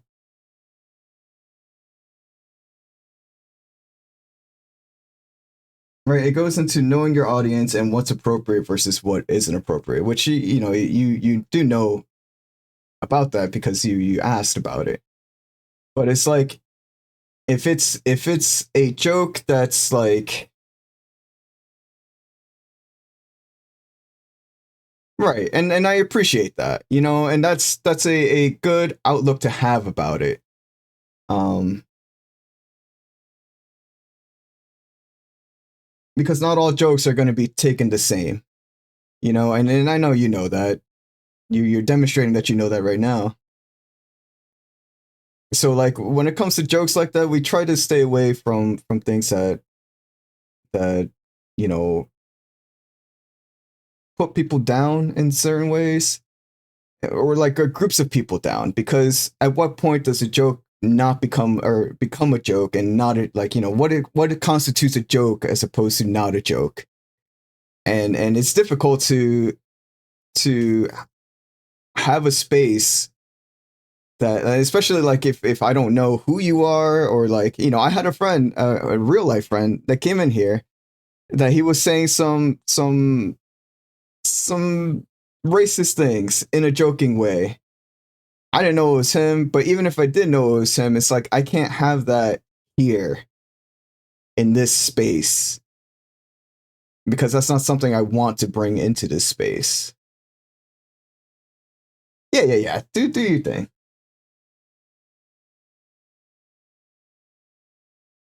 No feet for you guys.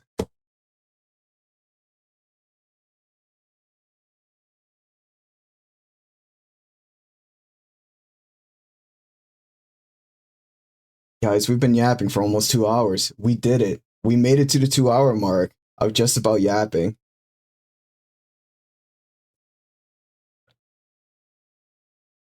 Fungi, if you're still here, you were right. 2 hours later, we're gonna get the game started.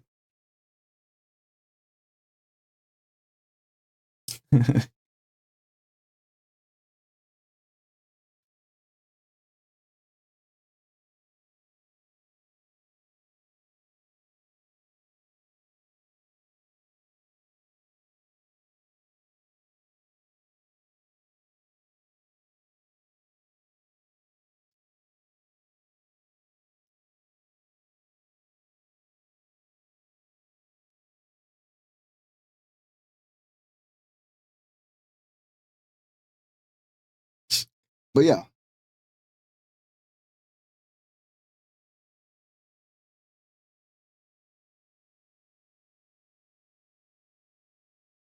A lot of it is about like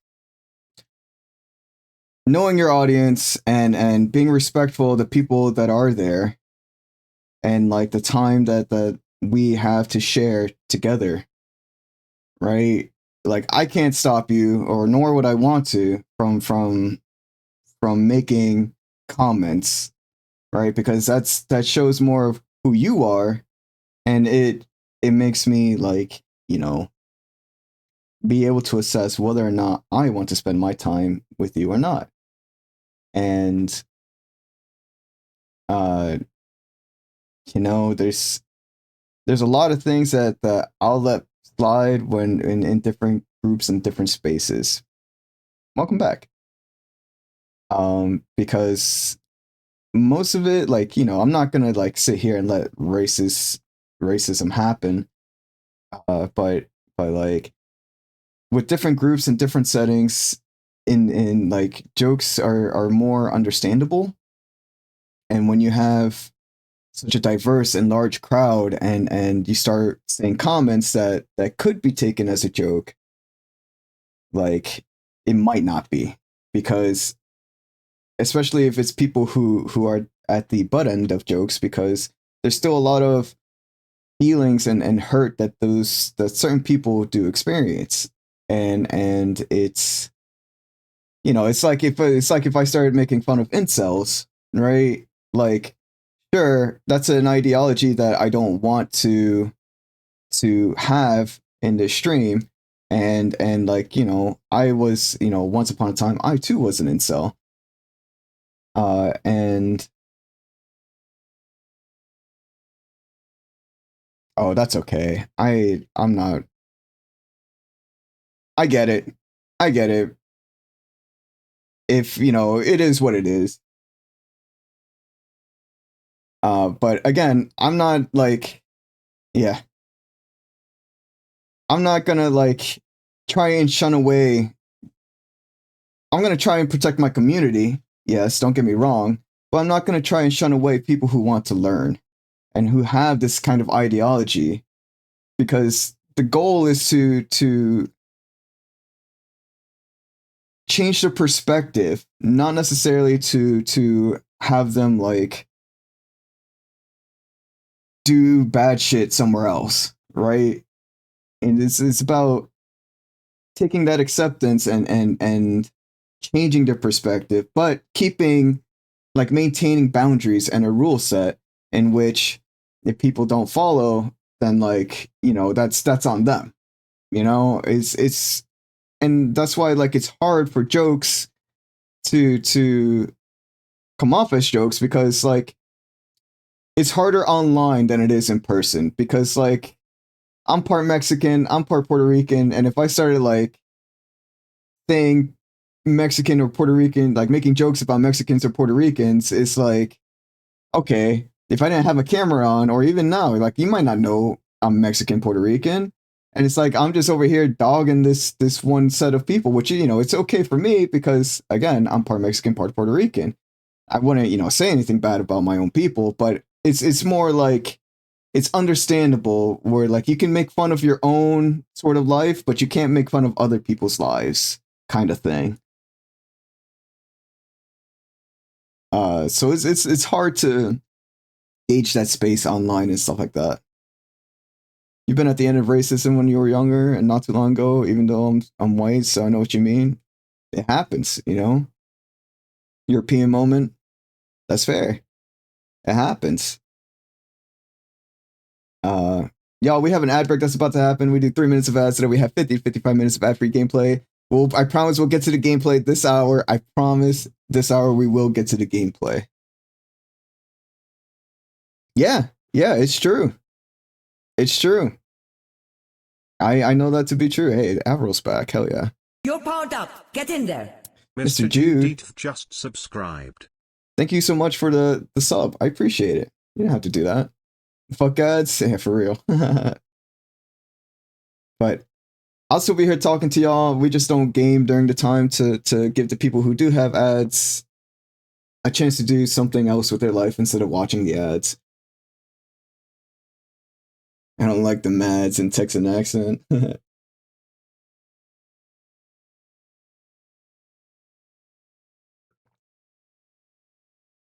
I'm actually going to get some more water, though. I will be right back.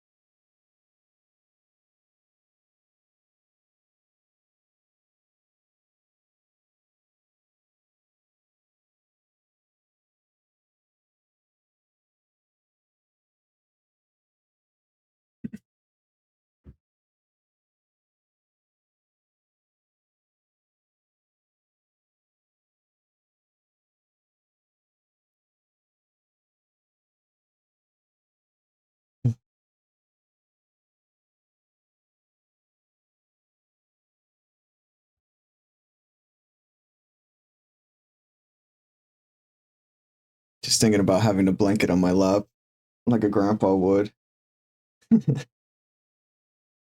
I am Grandpa Core right now. Welcome back, everybody, from the ad break. I promise you, our yapping session is coming to an end, and we're gonna get the game. We're gonna get into the game, right? That's something that I will promise we're gonna get to soon. Sure, you got it. We'll listen to one more song, and then we'll and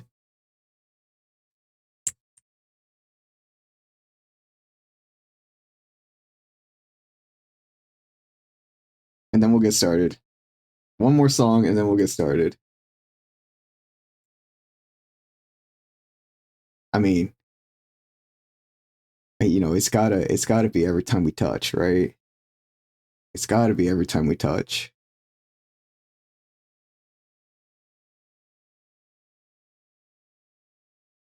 It's gotta be every time we touch. Once I get started, you better head to bed since you might be called into work soon. Hey, and I really appreciate you being here. I really appreciate having our conversation. Concert flashbacks, hell yeah. I really appreciate us talking because when we do talk, we get to know a little bit more about each other.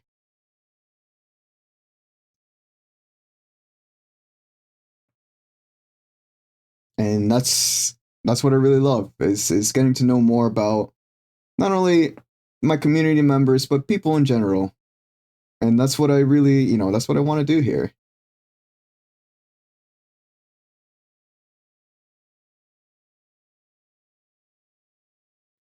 That's exactly why, like, it may not be why I started streaming, but it's more of a what I want to do with streaming.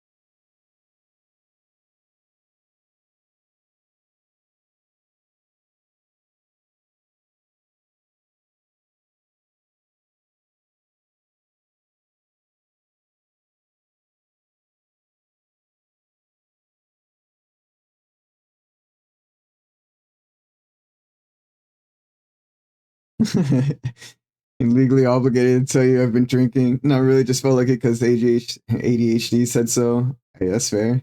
Enjoy your night, Either way, you wonder what this game about? Well, this game is called Our Life, and it's about life, essentially. You grow up, a new neighbor kid is invited into, or a new kid moves into the neighborhood, and you get to become closer to them. You get to set the relationship that you want with them, and as you grow older with them, you kind of either could develop feelings for them or him or not, and like you can tailor your character. It's a visual novel, and you can tailor your character to fit your pronouns, fit your gender identity, fit how you feel sexually and all that stuff. Life is Strange game. It's like I said, it's a visual novel.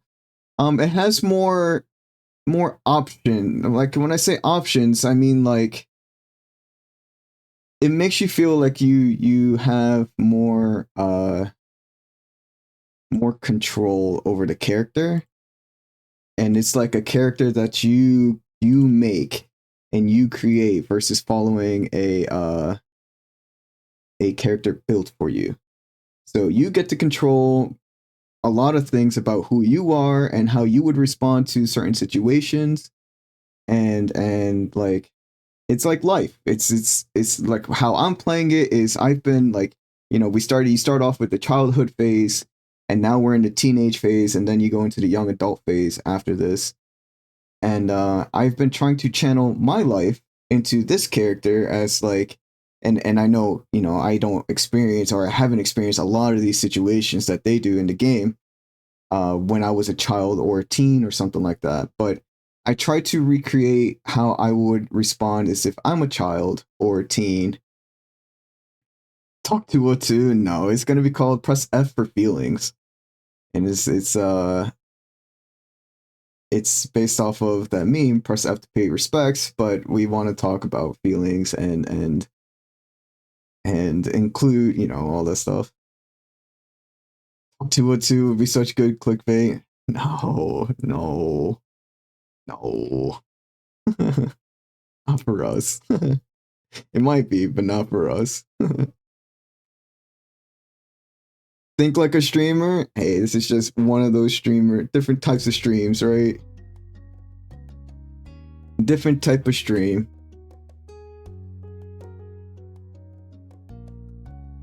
Get out of here, little bug. How did you even get in here? These bugs coming from anywhere.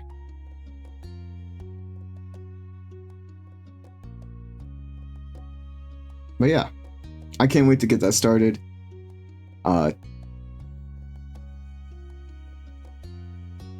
But again, this game is right now we're in our teenage years and we're living life. Like there's a lot of experiences that we're not actually having, that we didn't actually have in our life as a teen. We're 13 in the game at the moment.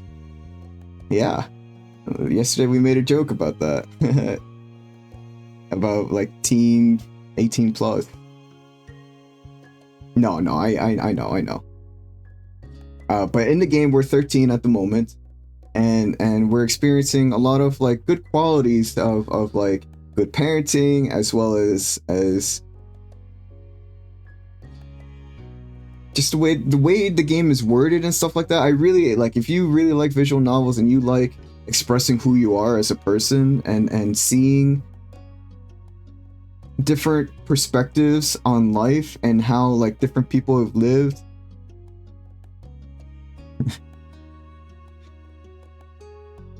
And how people have lived and stuff like that.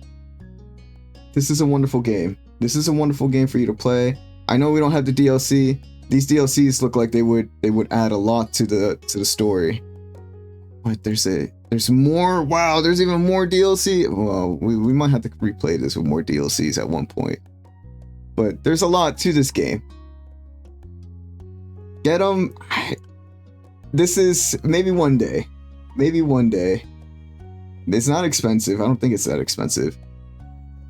But we have our program already, right? We got a lot of games that we got to play. And maybe we'll come back to our life. This has been a wonderful game to play, a wonderful game to experience. You're rich enough to have plushies, you're rich enough to have DLCs. If only. All this stuff, gifts. Gifts, not from me. I'm broke. I don't have a job. I'm disabled. It's hard for me to find a job, which is something I'm currently doing right now, but it's difficult, and I'll get there eventually.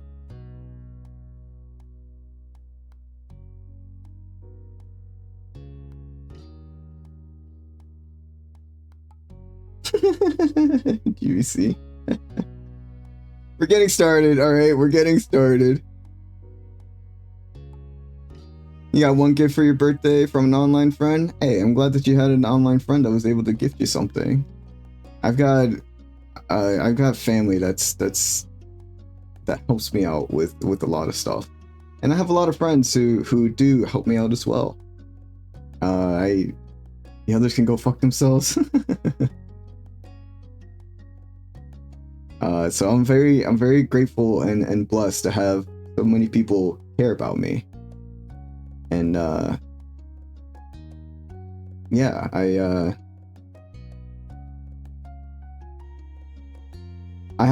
may not be like financially wealthy, but I have a lot of social wealth. I have a lot of friendship wealth. I have a lot of friends who do love and care for me.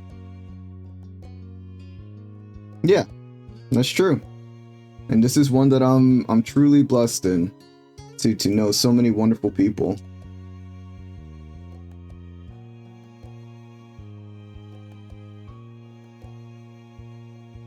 To know so many wonderful people and to be able to spend my time with them and have them spend their time with me. Okay, let's change this real quick.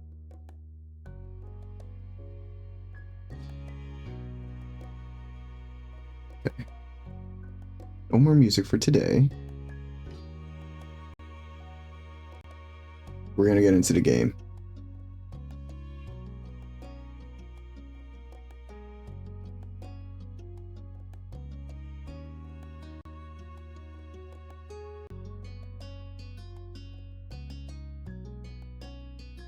You know the drill? Alright, we'll go with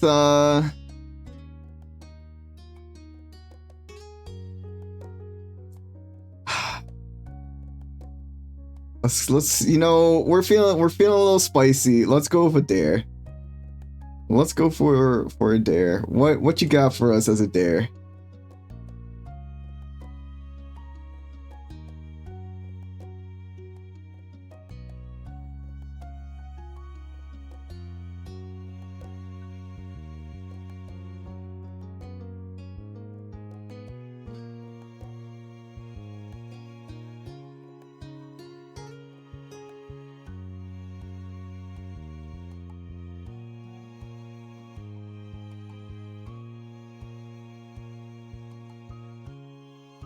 10 push-ups? We can do 10 push-ups. You're gonna have to trust me that I'm doing it off stream because I don't.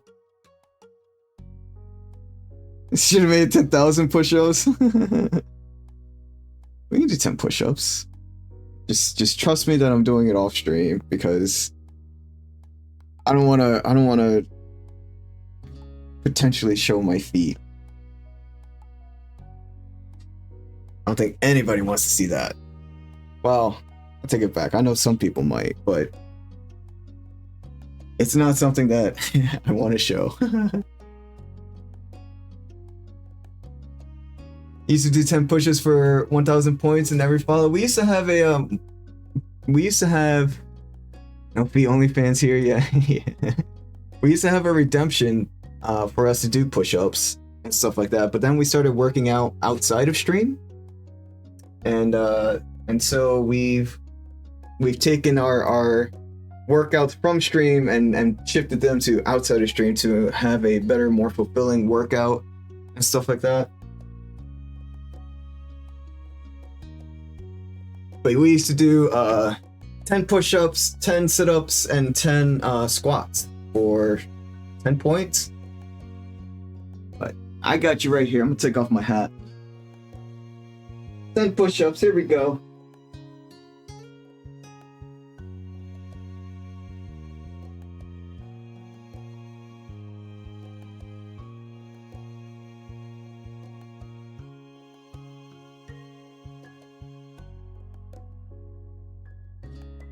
And complete. You did push-ups on stream. You can see your ass and back, but not much. People commenting a lot on the ass. I feel that. No heavy breathing? Not today. Don't believe you. We do our workouts usually include like on Monday and Thursday we do upper body workouts. So we do at least 75 to 100 push-ups. We do pike push-ups. We do plank to push-ups, and then we do core stuff. We also do dumbbell lifts and over the head lifts as well. Do I listen to Cascada often, or at least know them from more than one song? I used to. Back when I was younger, I used to listen to them more. I do know them from more than one song, although Every Time You Touch is probably the one that I like to listen to the most. I used to listen to them a lot. I have since not, like, you know, it's been a while since I've listened to them, like, a long time. So, oh, my hat.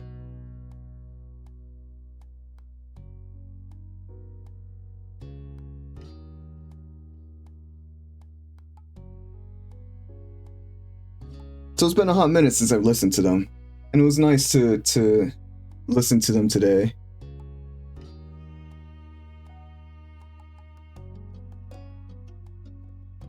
There were a lot of MILFs at the concert, and I talked to a group of women. The youngest was 91. Well, I'm 89, so like, not too far off. It's funny though.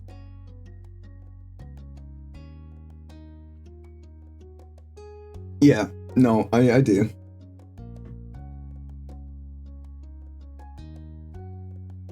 Lots of older people. Yeah, they were big in the 90s, I want to say.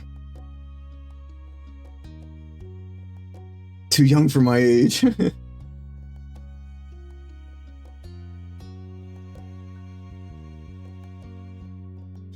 GBC, you're funny, dude. Late 90s, early 2000s. That makes sense.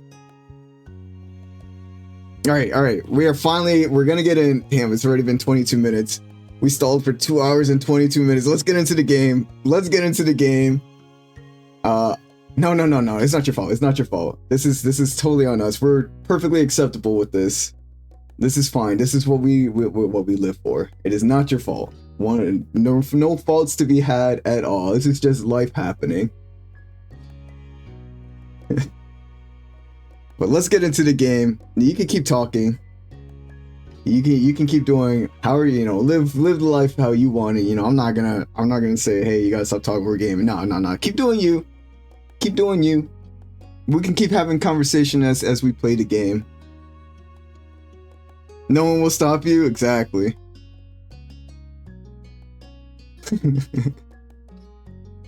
We can either do family, dinner, or road trip. Let's go. Oh man, family seems like it's gonna be tough. I'm gonna save that one for last. Happy, evil, not sad. Let's go on a road trip. And of course, I've been doing voice acting. The main character's kind of our main crush. This road trip sounds more hard. Maybe. We'll see, right? You can voice act for me. We've been doing some voices. You're perfect. Trust. And since they're in the teen phase, the awkward teen phase, we gave Cove our the main lead, our neighbor that moved in. We gave him a crackly teen voice. It's pretty good in a bad way. And yeah, when he gets to a young adult, he will have a different voice again. So let's get this started. Even though you were awake, the sun had barely peeked its head above the horizon, and the sky above was still dark. Though lightning by the minute. You wish you could feel part of the voice acting now. There are some games I'd be okay with allowing people to voice act, but I would have to plan it. That would be something for me to plan, Usually you wouldn't be up so early, especially during summer vacation, but today it was different. You? I mean, I'm not opposed to it. Like I said, we would have to plan it, and it would have to be something that like.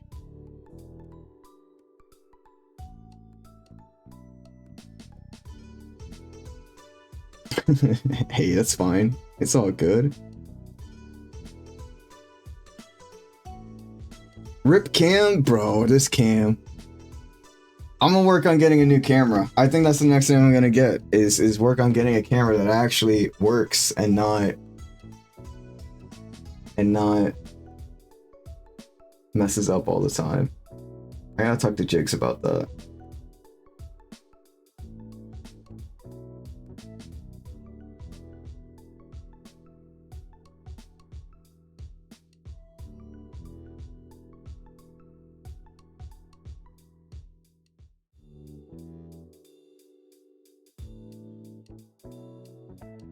Make a dono goal? Well, we have a way of somebody, one of my friends has offered to get me something for stream, and I was trying to decide what I wanted, and I think I know. I just have to talk to him a little bit about it so that we're on the same page, but I think I'm gonna get a new camera next. I think that's next on the list for things I want to get.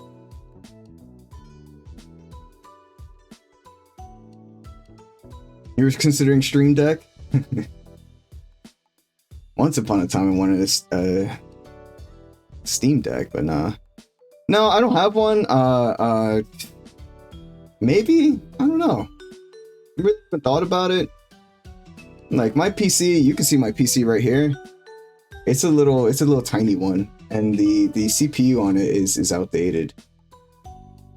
No, I saw that. Yeah, I misread that first. I would need a lot of things. It's yeah. I need a lot of new things for my baby, but I got this PC like years ago. Good question. I think it's Intel.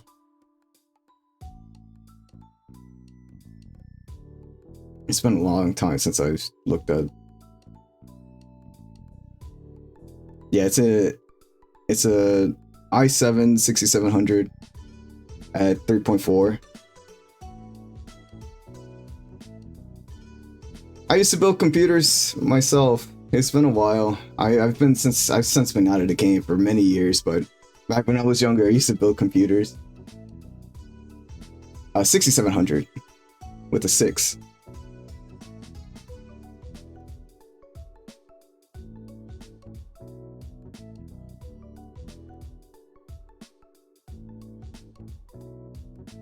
No, you good. You good. Sometimes I don't pronunciate. I think it's enunciate the words well and clear enough for to understand. Usually you wouldn't be up so early, especially during summer vacation, but today was different. Today, instead of the lazy days you were used to, everything around you was a flurry of activity as both your family and Co's prepared for what lay ahead. Because parked in the street just outside your house was a massive RV camper, so big you couldn't even see Co's house behind it. His parents had rented the RV for a few days to take him on a short road trip to see the Redwood National Park. You glanced at Cove, who was standing nearby taking in the scene in front of him. The prospect of the trip had to be a mixed bag for him, but it was only 3 days, so it seemed he was dealing with it as best he could. Especially now that you and your family were joining them. You weren't sure how exactly it had happened. You knew your parents and Cove spoke to each other often, and somewhere along the way plans were made after Cliff offered to share the space. The parents all thought it was a fantastic idea. You had already gotten a good look inside while helping to load everything in, and you had to admit that while it was a really big car, fitting that many people inside was going to be snug. Move it or lose it, kiddo. Mom bustled past with a cooler in one hand and a large bottle of water under the other. She was upbeat for this early in the morning. Ma, however, seemed to be on the other side of the wavelength. She followed behind her wife, dragging her feet on every step. I'm gonna need a whole jug of coffee once we hit the road. I like her outfit. I like her sleepwear. Her robe. It looks very comfortable.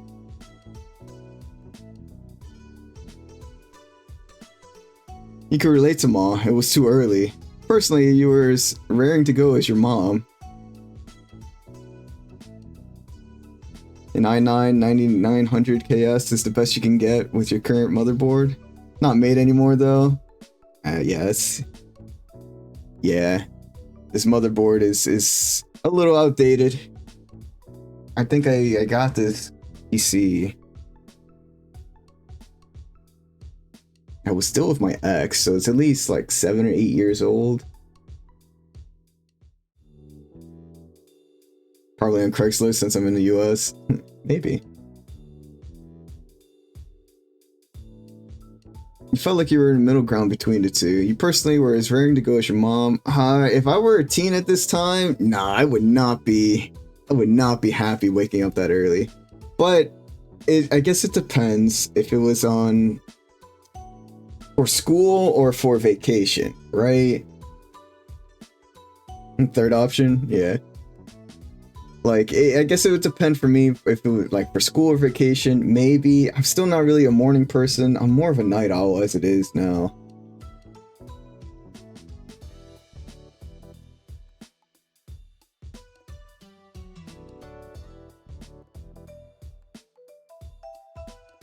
What's this?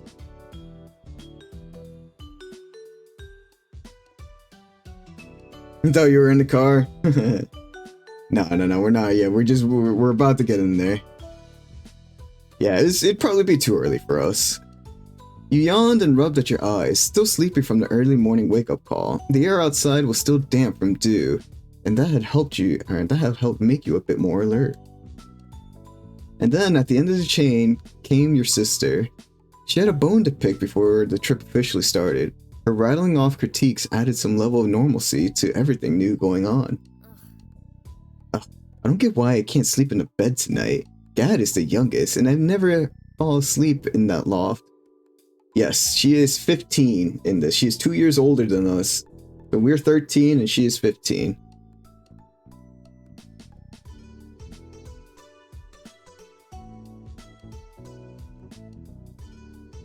We're trying to make things fair for everyone. If you want to play the older card, you should be offering to take the loft before nights. Or sorry, both nights. It's important for big siblings to make sacrifices for their younger ones. You're the youngest too? I am the third out of 4. I got 2 older brothers and 1 younger sister. Elizabeth huffed, not happy with that answer in the slightest, and folded her arms, leaning back against the side of the RV. The trip plans had been nailed down prior, the sleeping arrangements included. Elizabeth still held on to her objections with them. There was a main area of the RV with a couch, loft, and some floor space. At the end of the car was a room with a large bed. RV, Jesse, we need to cook.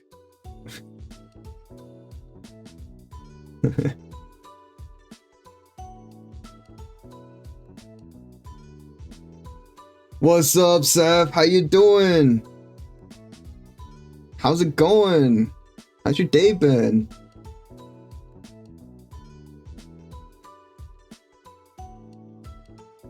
Should I get the last beer or not? That's up to you. I mean, 8-ball, yes or no? No 8-ball. We don't have an 8-ball. You just chill, woo. Just getting some tea in. Nice. What about yourself?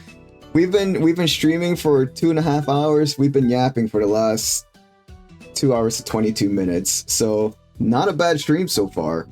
Perfect. This is like, we love yapping, so this is perfect for us.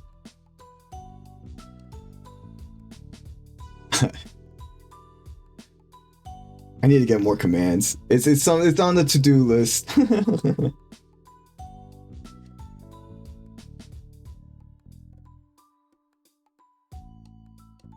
And sometimes the game has to take a back seat for sure, for sure. We had a lot of good talking moments today. We listened to a lot of music and it was just a good vibe.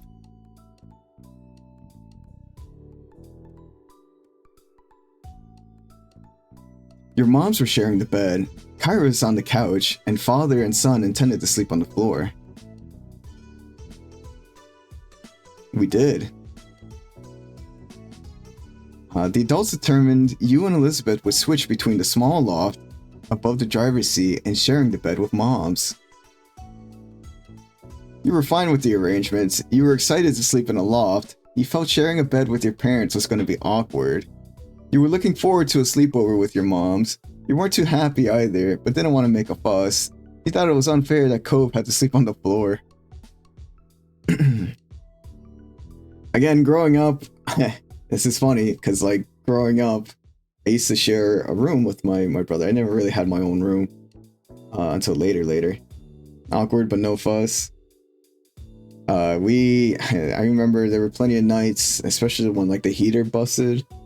And when we all had to like share a bed in the living room to just keep warm. You share too? Nice. So like, would this really make me upset? Not really, because I'm used to sharing and stuff like that. So even at 13, like I said, I had a very different mindset at 13 compared to this main character. So like, would I make a fuss? No, I was very follow orders. You had to share a room with your parents for a bit and you hated it? That's fair. That's fair. You know, sharing a room with my brother, like it was tough because like I couldn't do the things I wanted all the time. I can imagine sharing it with your parents is just that much tougher. There's a lot more what's the word I'm looking for? More confined, I guess it might feel like. When you hit puberty, 13-ish, sharing wasn't an option. He was just never home instead. Hey, that's fair.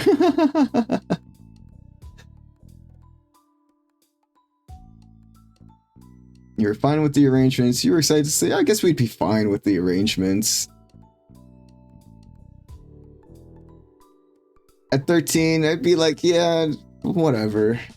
It is what it is. I'm not gonna, like, it doesn't matter to me either way.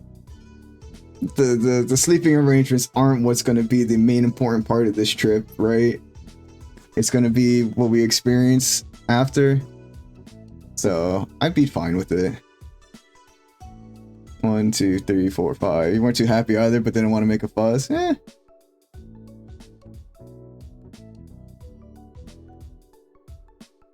Yeah. But we'd be fine with it. We just go with the flow. We're a very go with the flow kind of person. Oh yeah. Yeah, no, that's fine. You can voice your opinion. That's fine, you know. That's you are the flow. You can voice like which one you want and all that stuff. That's perfectly acceptable. It doesn't bother me at all. As long as you had a place to rest your head of some description, it didn't bother you. Yeah, you see, that's exactly how I feel. Alright, you lot. Does everyone have everything they need? We're heading out in 5 minutes. Now's the time to double check. You don't want to forget something important. At the word, Elizabeth yelped and dashed back into the house, her bedhead hair bouncing behind her as she went. Ma came over and gave you a smile, setting her hands on her hips. How about you, Gad? Do you have all your clothes packed? Toiletries, deodorant, floss, anything else you can think of? You were confident you had it all. You weren't sure about that. No, you had to run back inside for something. You just gave her a flat look. Young me would be confident I had it all, and then, like, 10 minutes into the road trip, be like, damn it, I forgot this one thing. So, yeah, that's definitely something. We'd be confident as fuck. Wanted to make sure everything was organized and ready to go. You had packed the night before and set your alarm too. That's why you probably got paranoia hits now. Yep, I'm good. That's great. Damn, is that mom? That is one of our moms. Yeah. She's a baddie. The parents in this, all 4 parents in this, our moms and our neighbors' moms, fucking awesome parents. Yeah, one of them. Yeah, we have 2 moms. That's great. We'll have to wait for the ones who weren't as organized, but we'll be heading off shortly. With a few minutes left to spare before leaving, you mentally went over what you had packed for the trip. Clothes, a pillow, and blanket. Usual day-to-day gear for most people. Where's your towel? You never want to travel without your towel. You also had more personal things such as portable gaming console, definitely. Pencil and paper, not as a teen, but as an adult, yes. Your favorite stuffed animal? Again, I didn't really have stuffed animals as a kid, so it wouldn't be like that. A couple of things to read. Wasn't really big into reading as a teen. Now I would have a couple of things to read. A bag of makeup. That's not us. Never had a portable gaming console. Just use what you got your hands on. I just butchered that whole sentence. Just use what you got your hands on whenever you was. Oh my goodness, I can't read. I'm sorry. Mom's laptop, cousin Switch. Yeah, I got you. Thank you. Reading is difficult sometimes. A ball, your camera, an MP3 player with headphones. I take this. A camera, it wouldn't be until I was a young adult when I started messing with photography. It's difficult sometimes. It is difficult. But we did have a Game Boy. When I was 13, I think it'd be the Game Boy Advance, we said. We did have one of those. So we would be playing games. I wasn't allowed to go outside as a kid. I know I've said this many times. But like I wasn't allowed to go outside and I didn't really make a lot of friends. So gaming was really the only outlet I had. And which is why like I'm trying to shift away from my free time of just nothing but gaming to other things. But nowadays, but gaming was has been a very big important aspect of our life from when we first got our first console of the Sega Genesis with Sonic 2 and Mortal Kombat. My mom was very strict. She was very worried that we would get kidnapped. She was very worried that bad things would happen to us. She watched a lot of true crime.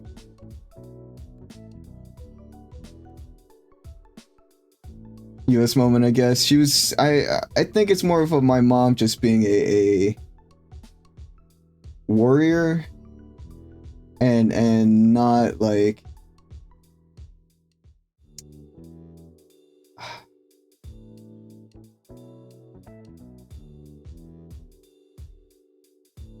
it's more of like she wanted to know what we were doing at all times, kind of sort of thing. In a caring way, but in a stunt your growth caring way. So like I don't blame her, but like I also didn't get to experience a lot of classic childhood moments that a lot of people did. I wasn't really able to do my own thing until I got my car at 16, and even then, like, it wasn't until 18 when I started to go out and like venture off into my own and do my own thing. BRB, hey, yeah, no problems. You preferred that when you were young? How come you weren't allowed? Yeah, that's... So it was a lot of like fear and terror and like always wanting to know where her kids were. And even when we had cell phones and stuff like that, it still was like not like it wasn't a thing really. That's fair, but yeah, it sucks. Your parents let you roam around. Not sure if that was good, but you're glad you did. I would have loved for that. Like nowadays, it's a little, you know, it's harder for me because I don't have a car, but like the political climate makes me not want to walk around in the neighborhood because of where I live. But I have a feeling it has to do with a lot of like racism as well. I used to live in New Jersey, and when I lived in New Jersey, we would go out all the time. I would be out as a child and like collecting bugs, playing in the woods, all that kind of stuff. But when we moved to Georgia, that's the state, not the country, our house, the very first night, our house that we were supposed to move into was broken into before we arrived. So I think that kind of like made my mom, yeah, that kind of like made my mom like, she didn't trust the South anyways. And with that, just kind of like cemented the it's dangerous to go outside, you're not going outside ever kind of mentality. And again, like it was tough and stuff like that, but my parents were not, yeah, I can see that. Like we were also not very artistic or like theater or it was all STEM. It always had to be STEM, always STEM. So like it was all also difficult to do anything other than having to go to work for my parents.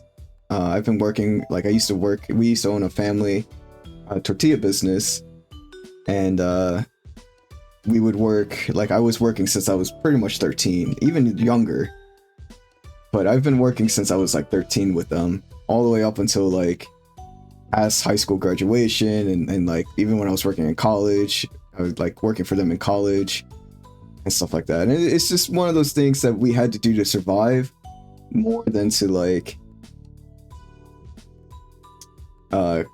you know, so not only was I not allowed to go outside, but I had to work pretty much since I was 13 in a factory.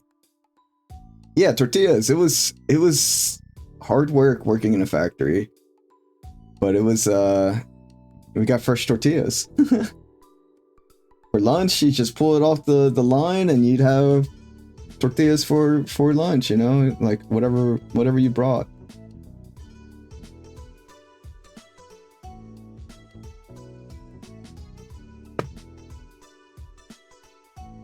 Is it now?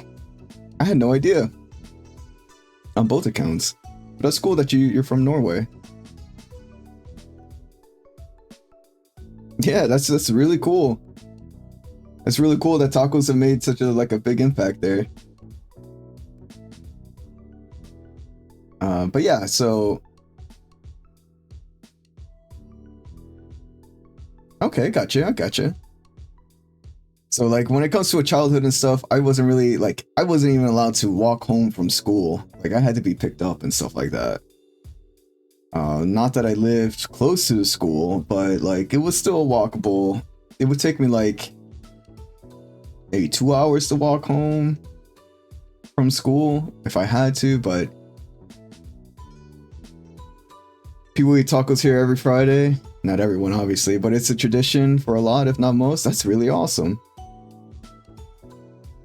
But yeah, not going outside was like a huge reason why I got really big into video games, because again, that was really my only outlet. Being social wasn't really a thing. Having friends wasn't really a thing, because nobody was really allowed to come over either. I wasn't allowed to go visit friends. It was a very lonely childhood.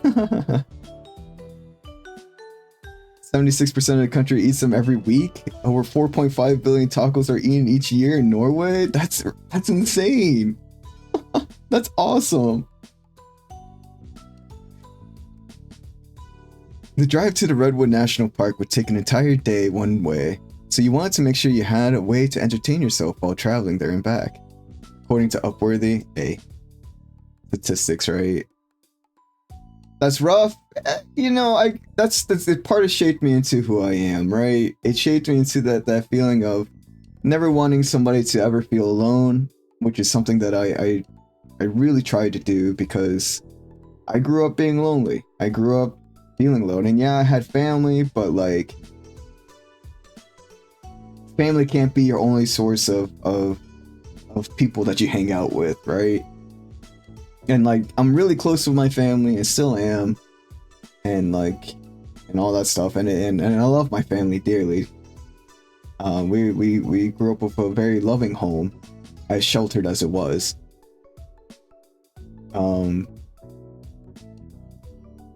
But yeah, it stunted my growth in a lot of ways, but like, now I make sure people try not to explore life by themselves, because I know what it's like to grow up alone and lonely and not have friends and all that stuff, and it's hard to go through life without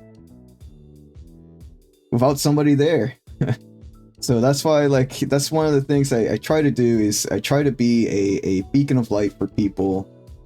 And you know, some people need that beacon more than others. Some people just need a little bit of that beacon, and that's okay. My thing is like, I'll be your friend, and when you're ready to outgrow me and to do your own thing, that's fine with me. And that's why I consider myself an experience, because the only thing I can add to your life are moments, right? And I really just, you know, I'm an experience for you to come in, to like, to have your life, and then like, whatever you're needing, whatever you're sort of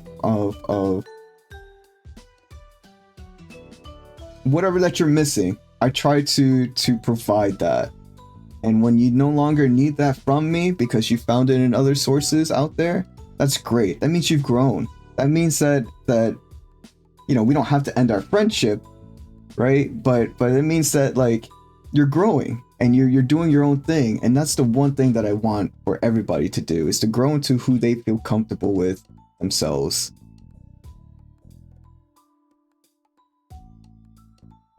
used to be the word you used before as well, sort of by choice until recently. I get what you mean. Yeah, I mean, expectations, right? That's you're a good dude for sure. I try to be. I'm just, I'm just me. And sometimes that's enough and sometimes it's not enough. And that's just life. Often leads to that though, ending friendships. That's the thing, and that's another thing. Is I never expect friendships to like, it's not so much that they end on my end, right? It's always open-ended. There's very few people that I'll actually end a friendship with, and you'll have to like say or like be do some really vile shit for me to not be your friend. I see a lot of patterns in people. I see a lot of this is what I've studied for many years, which is living and being listening to my friends and random people and just in general. And it's friendships, the ebb and flow of friendships is a weird one. Because you never know when friendships that do end or seem to have ended, right? Not officially with like words or anything, things just kind of fizzle out. You never know when those people are going to come back into your life, if they ever do. And it's like, I had a friend who came into my stream yesterday, the day before. I think it was yesterday. It might have been the day before. I haven't seen him since middle school, and like, I know I said like, I didn't have friends outside of school. I still have friends in school, but I didn't have friends outside of school. And like this whole socializing outside of school wasn't a thing for me. But like I did have some friends in school, and like, and he was one of them, and he came into my stream, and like, it was wild to see him after so many years. And like, I want to see him again, and it's like soon, and like catch up, because he was a real life friend. He lives, he said he was moving soon. And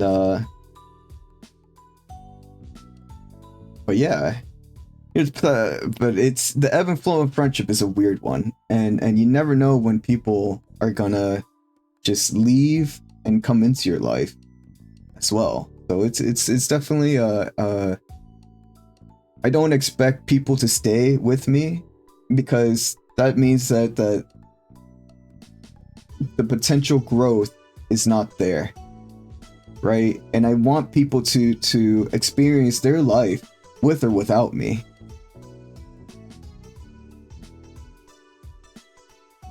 The type of person people like because you're yourself since the beginning, but they don't like it in the long run, which is a little fucked up. It happens, it happens. Kind of the same way too, you try to be forgiving, and that's a great feeling to have, it's just try to be tolerable to some people, and like to have those boundaries that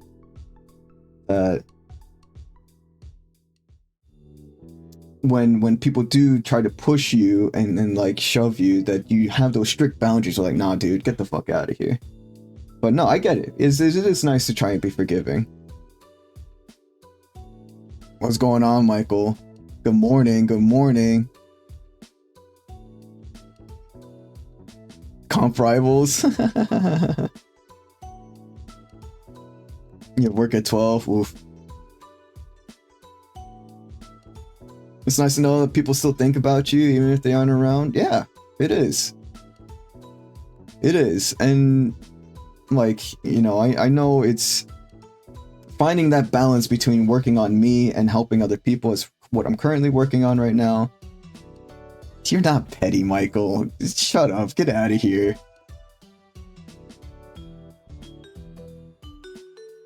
Online isn't the same feeling. Don't tell me what you are.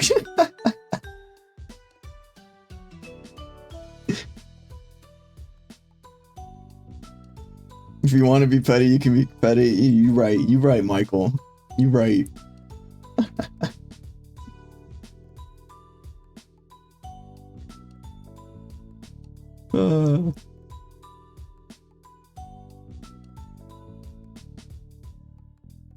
But yeah, I've had a lot of friends who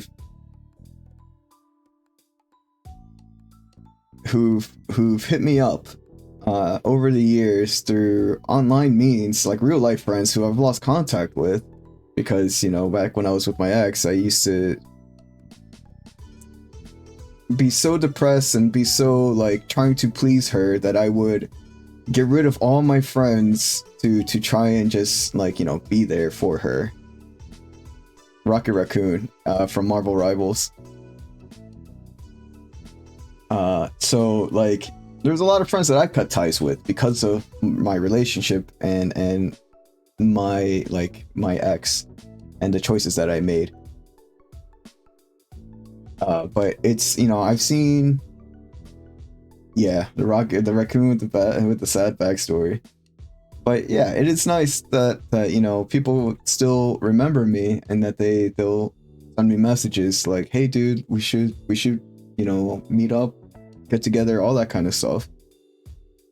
And again, you know, I get that with online friends too. You know, there's a whole vast world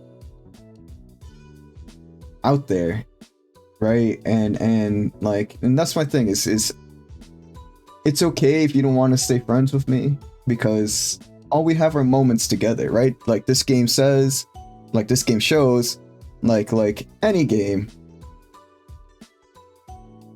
it's hard when you really love someone, you want to be their everything. Oh, I lived it for 10 years, boy don't I know it.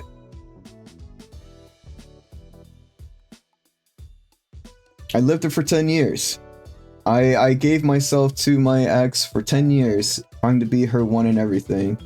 And for 10 years, I was in a poly relationship, so she had a husband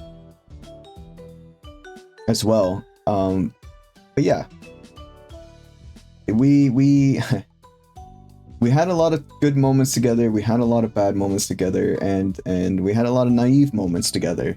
And in realizing that the one and only, the one and all that kind of stuff,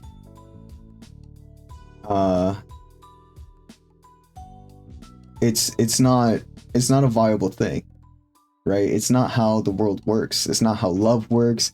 It's not how connections and relationships work. That's just not how it works.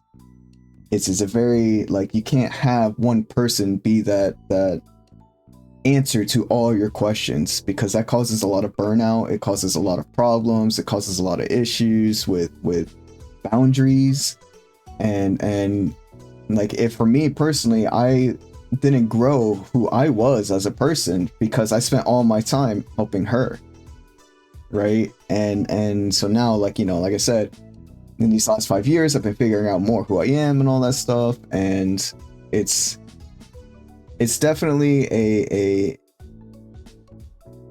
change in perspective for me of what it means to find love, to have love, to show romance, to show, you know, sexual feelings, to show like heavy emotional moments with somebody, right? All that can be classified under a friendship.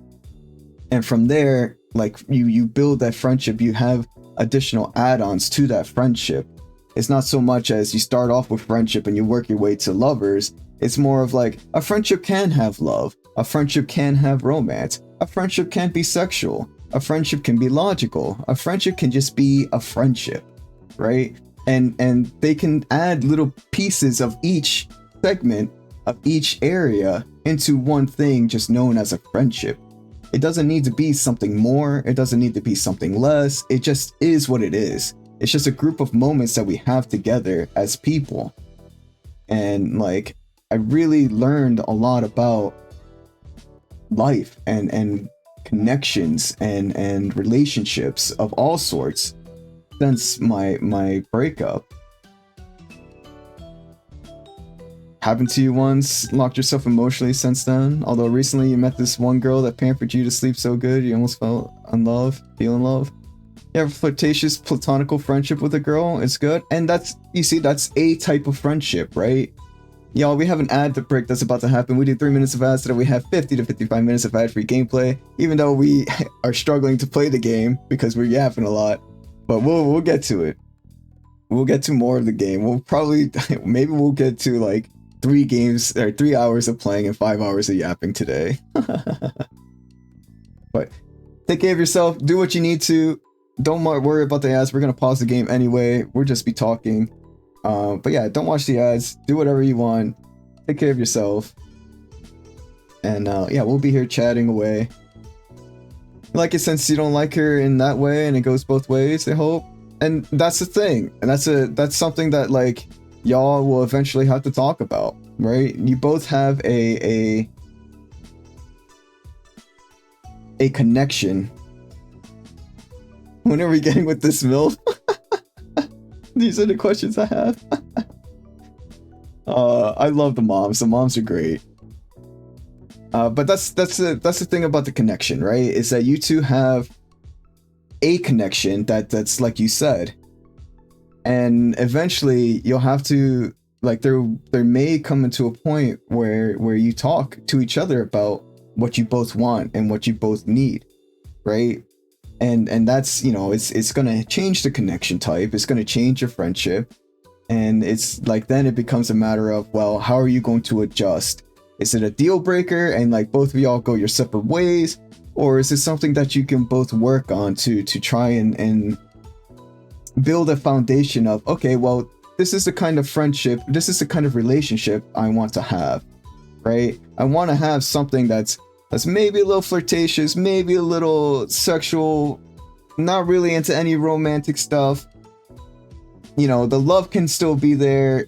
It's just a matter of what y'all want to put together to build this relationship, right? This connection. Started a club flirtatiously, ended up being friends that flirt. Started at a club, sorry, not started a club. Yeah, and like I said, that's perfectly fine, you know? That's a connection type. That is a relationship type that you guys have. And as you grow together and separate, your needs are going to change and their needs are going to change. And like I said, it's about talking about your boundaries and coming together to build what you guys want, to flesh out more of what you want. Like, it's like we were talking about earlier, right? You don't start with the whole thing planned. You have this idea, and then you guys, both of you, not just one of you, you both shape it into this feeling, this connection that you both want. And it might not always work out, right? But that's just life, right? The connections in life change constantly. She's awesome. She always has a spot reserved at the club that I can sit down at if I wanna. Hey, that's pretty cool. That's pretty cool. I'll be right back. I'm gonna use the bathroom and then we'll get back into the game.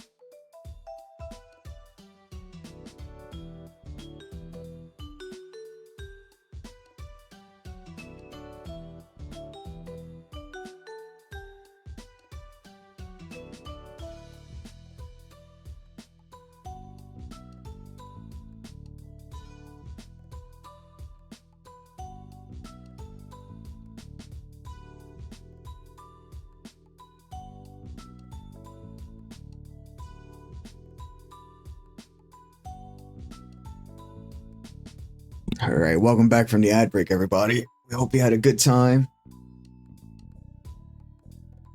Never mind, no one likes you. Well, hold up now. You chill at the gym? Hell yeah. You're gay? I'm a little bit gay.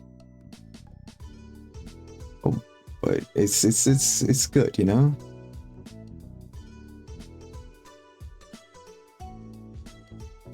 But yeah, it's like I said, it's trying to get juicy. Hell yeah.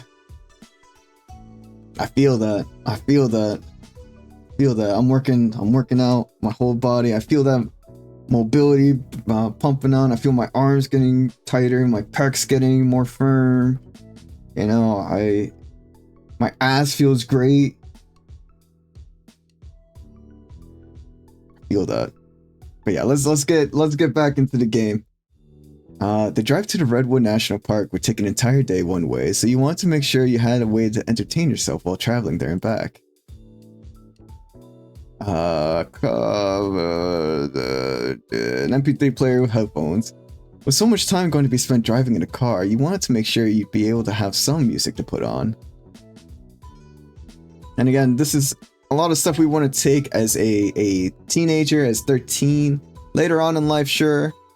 But as a teenager, no, we would only take our gaming systems and our MP3 player. Thought the car had radio? It probably does, but it's probably going to be playing what the parents want and not what we want to listen to.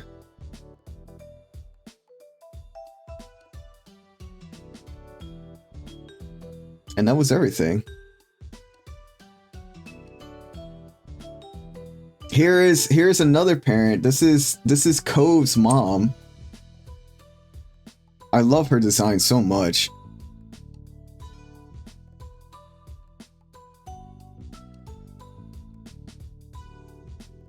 This is our neighbor's mom. What the parents play is what shapes the kid. Oh my god damn, what the fuck? That's what I'm saying. That's what I said whenever I saw her. I was like, oh wow, damn. Both Cove's parents are and our parents are just like in game. I'm not talking about my real life parents, please. In game are just like hot damn. But yeah.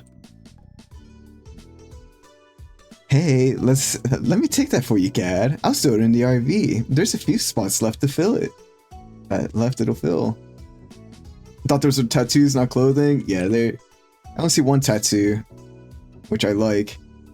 I do like. I don't know what this is called, but I do like it, and I kind of want one for myself. And her bracelets are so cool. Kyra can be mommy. She can. Is that what a shawl is? Because if so, that's fucking awesome. I'm trying to learn more about fashion too, and it's not like it's a slow learning process for me. The sun never sets in the empire. You need $1 billion? I feel that. You let Kyra take your bag and gave her a grateful smile. With nothing left to do, you watched the others getting ready for the trip. Kyra and Cliff seemed to have the most energy of anyone. They were finishing packing the suitcases away while your moms had gone to lock up the house. They high-fived whenever another one got crammed into the storage compartments of the vehicle. You think, no, this isn't that kind of visual novel. We have, it's not that kind of visual novel.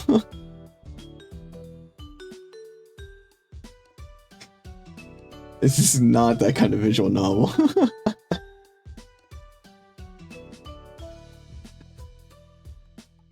Even though your own parents were more low-key than Cove's, you could tell they were both excited for the trip. It had been a while since your family had been away anywhere together.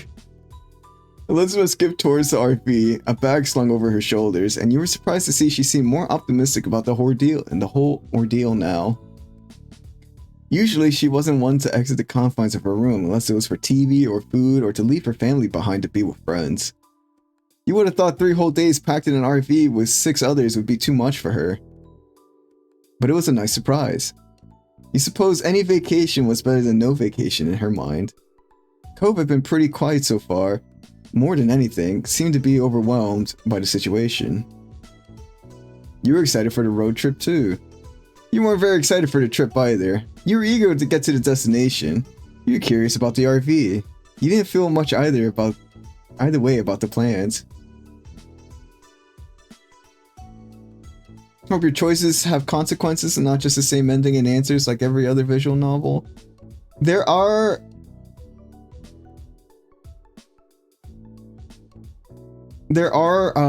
choices that you can make, but I'm not sure, like there's more like checkpoints in the game that kind of direct how the story's gonna go.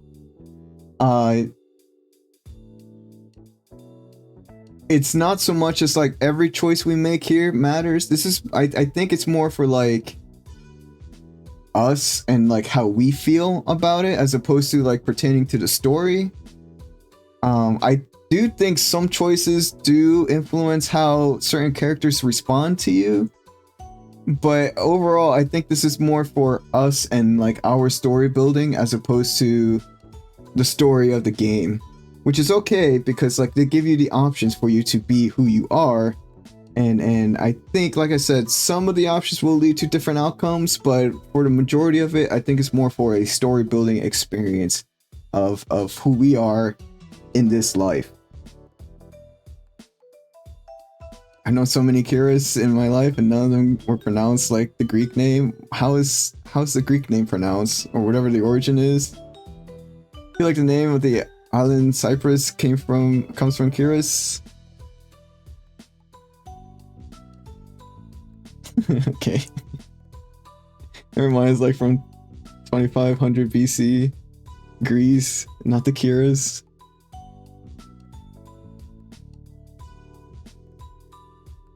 In English it's Kira, and in Greek it's Kyra. I can see that. Where's Michael? Michael, we need you. Michael!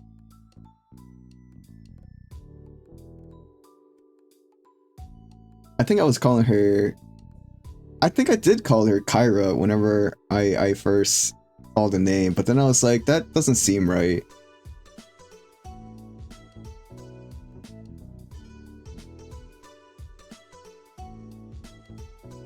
Michael, don't leave me! FNAF reference. Oh yeah, also our FNAF has Freddy shaking his ass.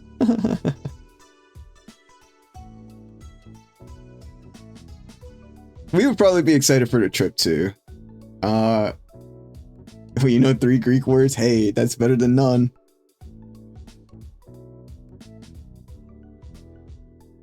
Who's related to your dog? Whose name is Cora, and not Kyra. Or Kira. You know Aqua? Probably Latin, not Greek. There are a few medical terms I know, but I guess that's more Latin than Greek.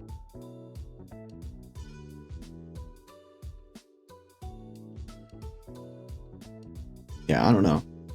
Anyways, we were excited for the trip too. It was great to get away and explore new places. Boy, is it. Soon the miscellaneous remaining tasks had all been wrapped up. Everyone piled into the RV. It was officially time to start the trip. And it did. Cliff took the first shift driving. He cautiously navigated the massive car out of the narrow neighborhood streets. It was touch and go for the first part of the journey. Your moms and Kira were all huddled at the front, trying to get a view of how much space they had on each side. Line, I guess? Maybe. I don't know. There was a sense of relief when the first long leg of the trip was hit, and the RV would only need to go down one stretch of highway for miles. Yeah, I know that feeling. The mom group cleared out of the driver's area, leaving Cove's dad to it, taking more comfortable seats around the main cabin. You felt like you could finally relax now too. Time slipped by as morning faded away. Before you realized it, the engine of the RV came to a stop, but only halted for a few moments as Cliff climbed out from the driver's seat and Mom took over. Ma was sitting shotgun, giving Mom a quick tutorial on the controls, as it was her first time driving anything this large. Cliff groaned as he headed towards the rest of you, stretching his arms above his head and loosening up his muscles. Look at this guy. He is like, you guys, if once you see his full body, it's like, damn. But anyways, we're making good progress. I want to see, yeah, hopefully it'll show soon. Yeah, maybe you should take a nap in the back for a while. That was a long haul you just did, and I know you're on less sleep than usual. So this is his ex-wife. This whole situation it started off weird. His name is Cliff. Cliff invited his ex-wife to live with them for the summer under the pretenses that their son invited her, his mom, to live with them. And so when she got here, Cove, which is their son, was like, why are you here? Why aren't we doing our own thing? And she was like, wait, your dad told me this is what you wanted. And he was like, what? And they were both like, fuck. So now the ex is living with them for the summer. And like it was just kind of weird. It was weird on Cove. It was weird. It's just a kind of a weird situation in general. But here we are, right? Cliff waved a hand, that trademark grin of his slipping into place. I don't need sleep. I've still got a few miles in the old tank. He flexed an arm, showing off his muscles to drive the point. He flexed his arms, showing off his muscles to drive the point about how resilient he was home.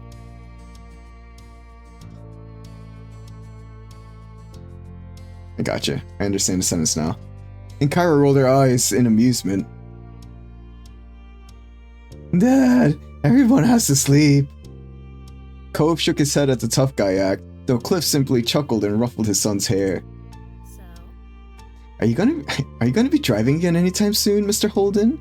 I want to know so I can prepare. That sentence makes as much sense as my lifestyle right now. Did anyone pack some rope? I might need it. There's no seatbelts up here. Elizabeth called down from where she was lounging in the loft above the driving compartment. She was lying on her back, her hair falling over the side and swinging around as the RV started up again and took off down the road. A bag of potato chips was balanced on Elizabeth's stomach, and she tossed a couple in her mouth right as Cliff held a hand to his chest. Pretending to be offended by the remark, Kara laughed lightheartedly. don't worry about that. Lucky for all of us, we have enough adults to cover the shifts today. You won't be driving again until tomorrow. You stayed quiet. You shook your head at the ribbing. Phew, that's a relief. Just enough time to write out my last will and testament. We shouldn't gang up on the poor guy. It's not his driving I'm worried about. These are funny.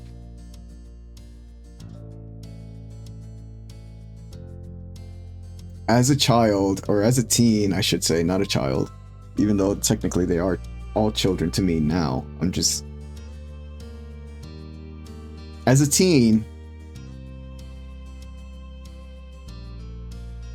I probably would stay quiet, right? I was very respectful of authoritative figures because I really, that's... My dad was one of those, it's my way or the highway kind of guys, so it was always his way. You weren't?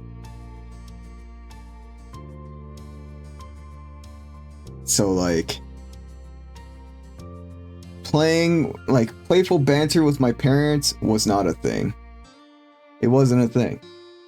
It was, follow orders and, like, you know, we would still have fun and stuff like that, like, make jokes, but there was no playful banter.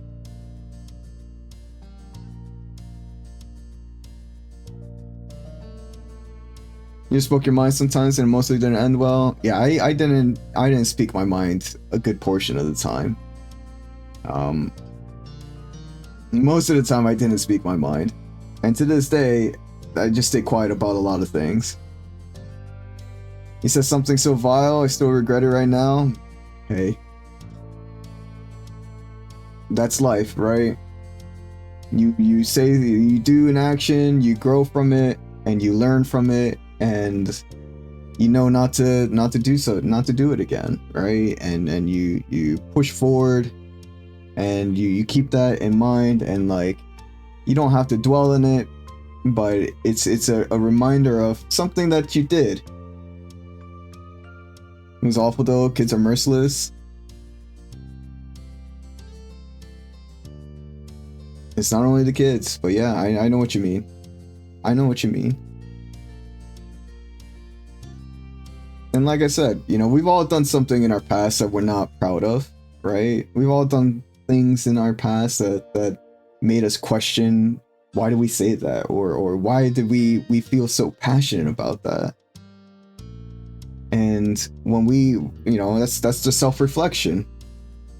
We grow from it, hopefully, yeah.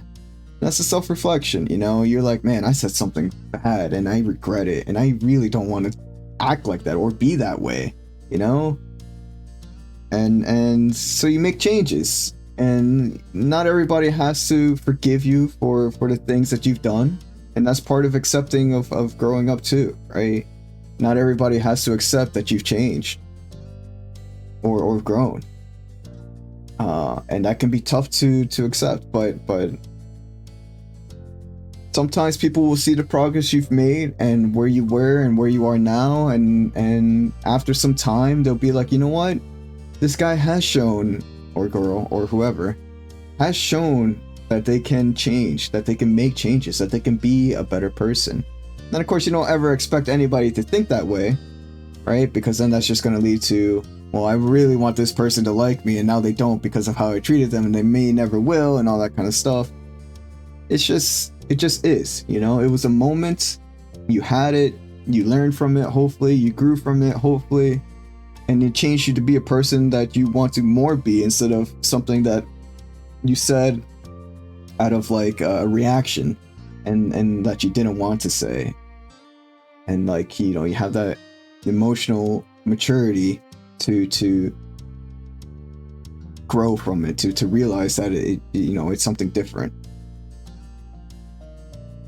But we would probably stay quiet over here.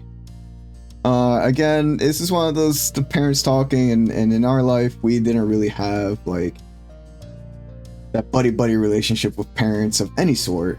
So we would probably just let the parents do their thing and just pay no attention to it. He didn't have anything to add to the conversation, but it was pretty funny all the same. You're gonna lurk now, so no more Yappington from me. I'll let others speak while he gets some sleep. Oh, I mean, they could speak already.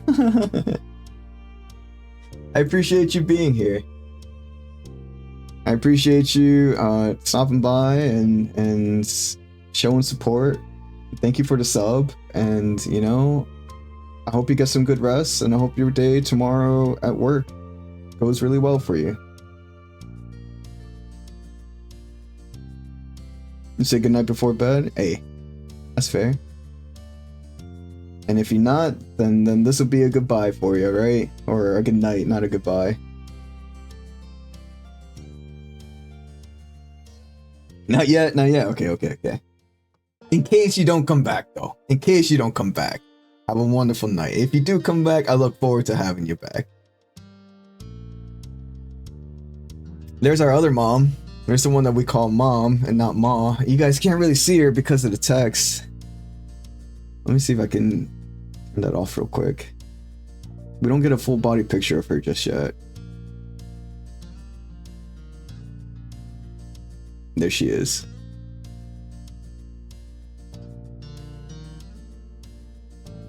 The one we call Mommy was supposed to shut up. There was one of our the ones that we call Ma now, in our childhood we called Mommy. So there was Mom and Mommy, and now it's Mom and Ma, and now this is Poe's mom, right here, the one in green. It's, yeah. Mom then shouted back in her seat to join in the conversation, a playful smile tilting her lips. What I'm more worried about is this old monster getting us there and back again before falling apart. It looks as though it was built in the early 90s. It must be older than some of the occupants. That's just the aesthetic of the decor. It's not that old, I think. Did you just... Sorry, that's not Co's voice. Did you... Sorry, no horny Scooby here. Did you... I can't do his voice. Okay. And all the teenage angst. Did you ask what year the model was before you rented it? There you go. Kira wrinkled her nose and thought. Yes, I did. I just can't remember what the answer was. Cliff chuckled at her, while the rest of you let out a collective sigh. The RV lurched a little as it picked up speed, but you held onto the ladder to the loft to keep your balance. You felt something graze the top of your head before a weight settled on your black hair. When you tilted your chin up carefully to look, you heard the rustling of the bag of chips and realized Elizabeth had rested the end of it on your head. She gestured to the opening, silently offering you to share her snack. You took a handful. You refused the offer. We'll take a handful. Why not? You reaching up, you scooped some chips. After the weight of the packet left your scalp. After that, the weight of the packet left your scalp. You happily munched away as the conversation continued on and you got closer and closer to your destination. The day flew by, with the group of you chatting, playing games, and passing the time together before finally arriving at the park and setting up for the night. Ma was closing the windows while everyone got ready for bed, saying goodnight to the others as she made her way to the back room. You had all had dinner together while still driving, and some hours after you had arrived at your destination, found a spot to park in for the rest of your stay. Giving a look across the front of the RV, you noticed almost everyone there was already dozing off where they were, with Cove having completely fallen asleep curled up in the passenger seat. He must have done so while Kira was driving with the last leg, and they had decided not to disturb him. Kira herself was the only one up there who was still awake, flipping through a magazine next to a portable light from her spot on the couch. It seemed Mr. Holden needed to sleep, despite his claims. You followed your moms into the back room and closed the door behind you before crawling onto the bed between them. It was a queen-size bed, so there was enough space for the three of you together without too much squishing. Get a good rest, Gad. We've got a big day ahead of us tomorrow. That's fantastic. I'm looking forward to the bushwalk in the morning. It's been a long time since I was out in nature like this. There will be plenty for us to see. You stayed awake for a little while longer while your moms whispered about the park and forest in general. With the sound of their voices in the background, eventually you nodded off to sleep.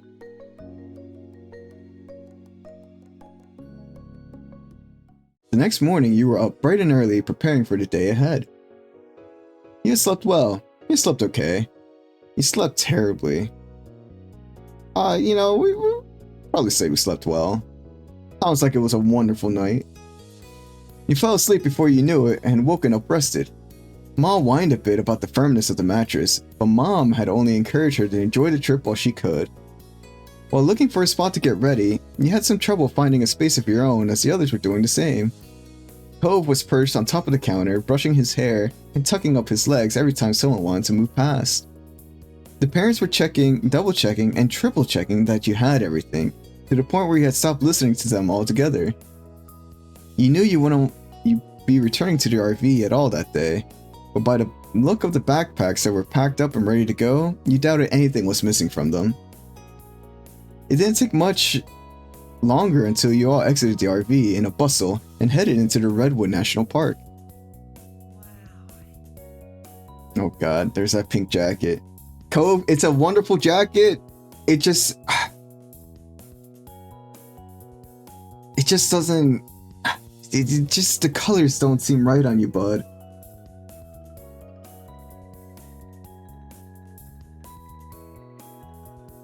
I'm sorry, bud. It's just... You do you. But... Yeah. Yeah, I'm sorry.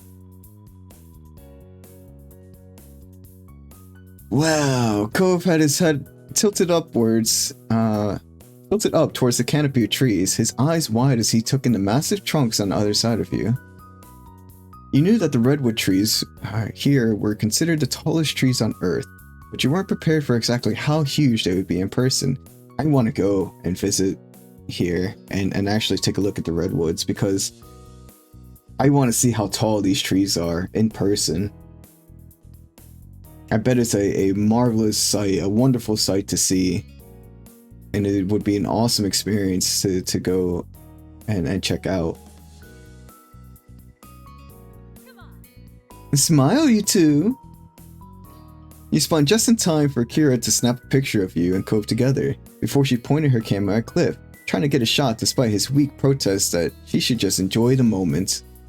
She is enjoying the moment. She's also making the moment last longer.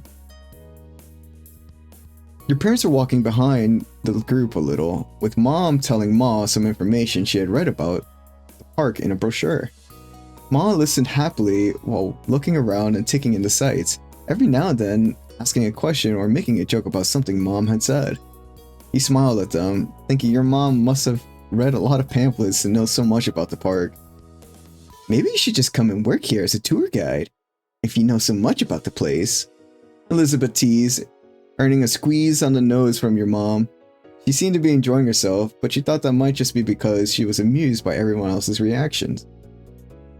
You were in all the redwood trees, you were fascinated by the sensation surrounding you, you were in a good mood. You weren't as impressed as the others. You were embarrassed that the adults were being so touristy. We'd be in awe. Even teen me would be like, damn, these trees are massive. Surrounding you on either side, the enormous trees shot up into the sky, the sunlight peeking through their canopy and speckling the path in front of you. The sheer size of the redwoods made you feel like a tiny ant bustling along through the forest.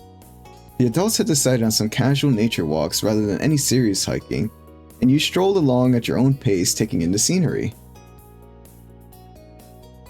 Elizabeth sped up a little, smirking at Cove as she fell into place between the two of you, and immediately you could tell by her expression she was going to say something taunting. I can't believe our families are actually on vacation together. She threw her arms out, speaking with a genuine sense of bewilderment. I would have joked about something like this happening, but now I'm not sure I want to give them any more ideas. Cove smiled at her, even if it was a little awkwardly, and continued walking along. Just watch, next year they'll be talking about their next new amazing idea. She put on a fake voice, deeper than her own. We should just sell both our houses and move in together. Think of how much we'd save on the mortgage. It was clear that Elizabeth was being sarcastic. Cove simply shook his head, not really bothered by her. You suppose he was used to it by this point. That's actually kind of funny. But seriously, they really do act like we're a single family just because we live across the street from each other. It's called community, Elizabeth. Elizabeth gave you and Cove a look, her eyes glinting with mischief as she leered at you. Maybe one day we'll be related, legally anyway.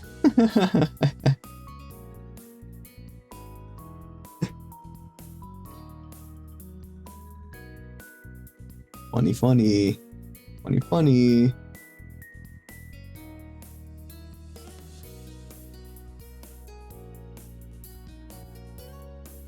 That's funny.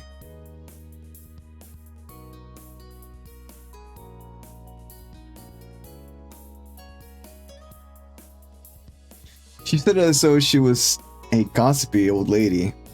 So Cove, this guy right here, is the one that we have a crush on in our teenage years. That's why everybody's teasing us about being together and married later on and all that kind of stuff. But she almost immediately dropped the tone and nonchalantly said her real thoughts. At least, that's what Ma thinks. Hope still blushed, which made Elizabeth smile triumphantly, as though that was her whole purpose for teasing him. Then he mumbled quietly, refusing to make eye contact with either of you.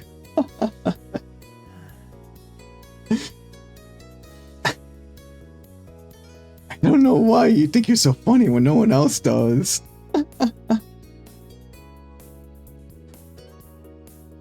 You told her to cut it out already. Cove has a point. It wasn't a great comment. I'll marry you, Cove. You ignored Elizabeth. You were embarrassed.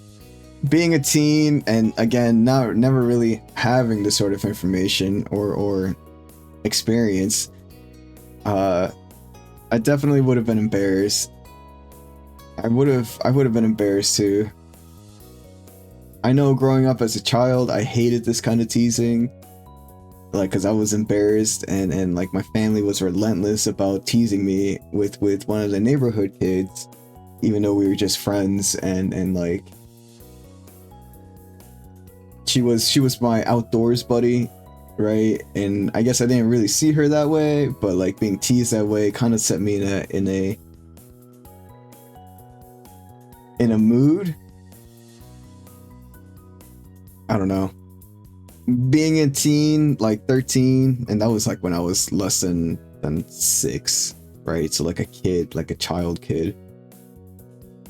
Being a teen in this game, it probably wouldn't be any different, right? All this teasing would definitely have me embarrassed as well.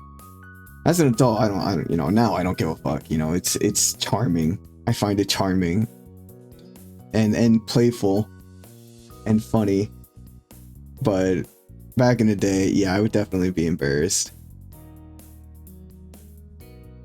Why does she always have to say things like that? It wasn't fun, and she knew it.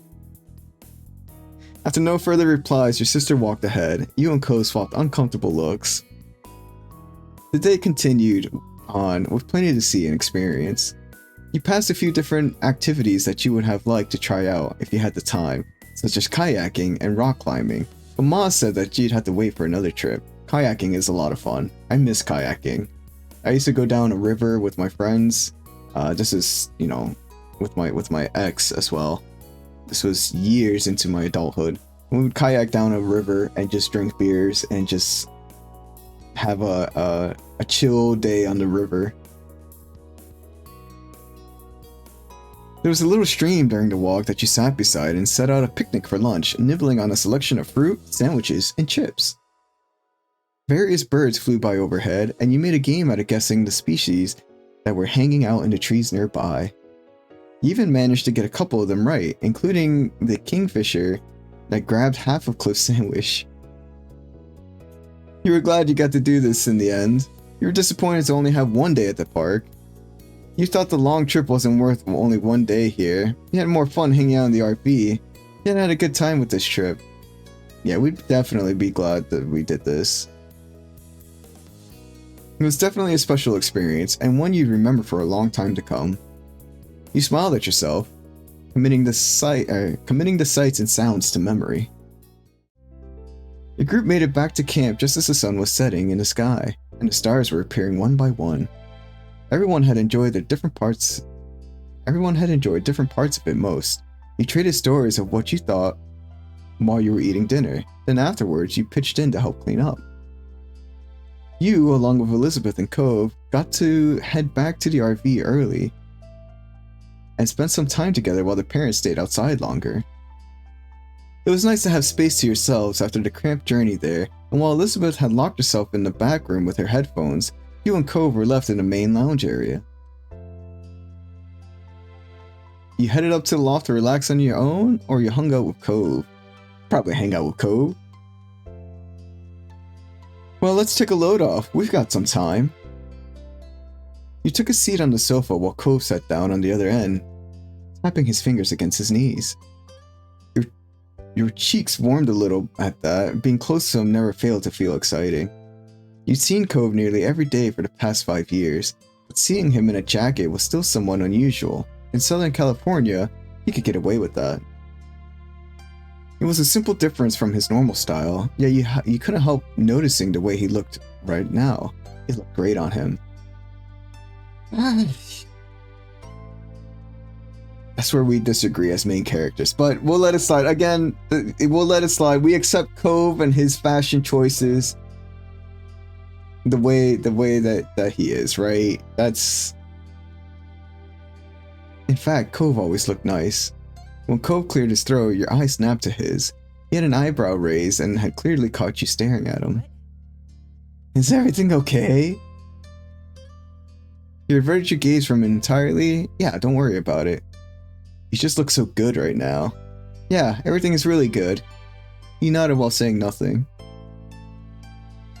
Are you still playing your hentai game? What's going on, Bar? Yeah, we're still playing our visual novel. We're still in the teenage years. We've been yapping for the last, like, today we yapped for a good, like, 2 hours and 45 minutes. And like, we've really only been playing for roughly an hour, if that. So yeah, I've been having a great time though. I've been having a great time today, and I appreciate everybody that's stopped by and are talking. But yeah, it's yeah, we're still playing for sure. How you doing today, Var? How's your day been? I'd probably say yeah, everything's really good, or yeah, don't worry about it. Kind of be avoidant a little bit, but like I could also see myself saying like, yeah, everything's really good, as in like enjoying the moment and taking it all in. This might be more of a me thing right now. What I would say now as to like enjoy the moment for what it is and not really. I know, Fungi, I know.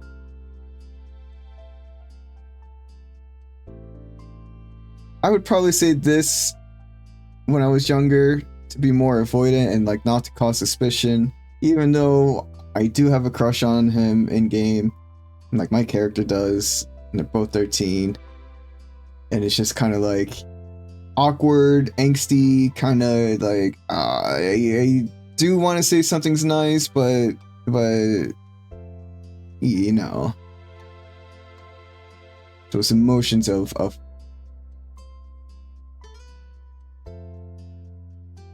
uncertainty, I guess is what it is. From his expression, you could tell he would have preferred hearing more about what was going on in your head, but you didn't want to say that out loud. But you decided to explain a part of it. You know, I hardly ever see you wearing a jacket, especially in summer. Oh yeah, I like wearing as few layers as possible. It's easier that way. I'd rather be cold than extra hot. And it's kind of a pain to carry extra clothes around. My parents made me bring this jacket. Love, the cavalry's here! Jules! Jules? What's going on, Jules? Oh man, I almost raided you instead of shouting you out.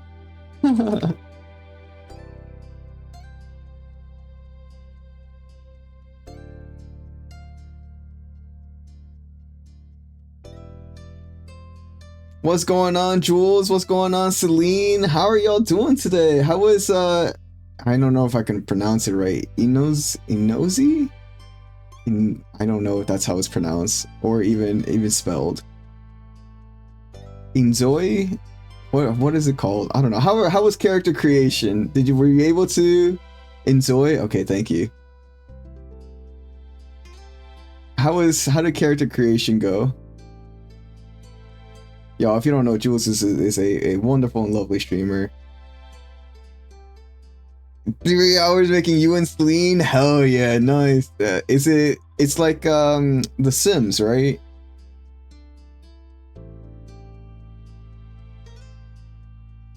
I was there for a little bit. I saw a little bit of your character creation. It looked really cool.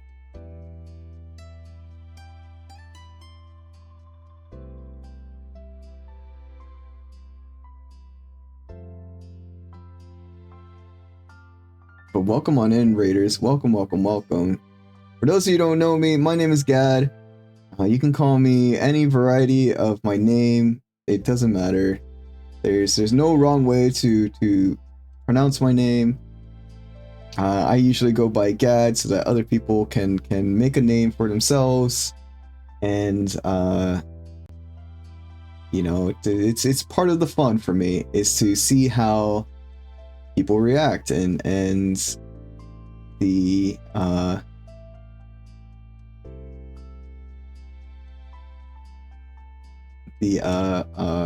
different nicknames that people come up for me. You spent maybe 30 minutes making me. Yeah, basically The Sims, but more realistic art style. Gadussi, yeah, Gadussi is a good one. I love I loved the term Gadussi, and it's very endearing to me. And that you look way better than I do. You need to redo yourself. Oh man, this is one of those Bratz makeup moments for me, where I'm gonna spend like 6 hours trying to get the makeup just right. Gadussi Tushy, yeah, that's a good one too.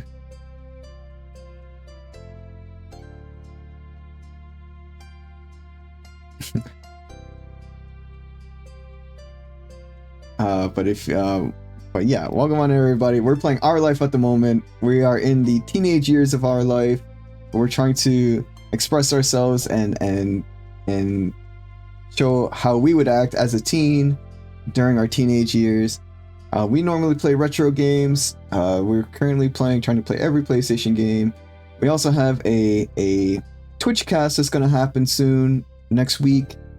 It's going to be called Press F for Feelings, and where we create a space for gamers to talk about empathy and emotional intelligence and our feelings, how games make us feel, how we react to certain games, what's your favorite game, the prices of games, like everything that's gaming, to help express ourselves and who we are as people. So yeah, I'm looking forward to that, and we're gonna start that next week. And yeah, welcome on in, everybody. Kadoshi Yabushi, yo, that's a good one.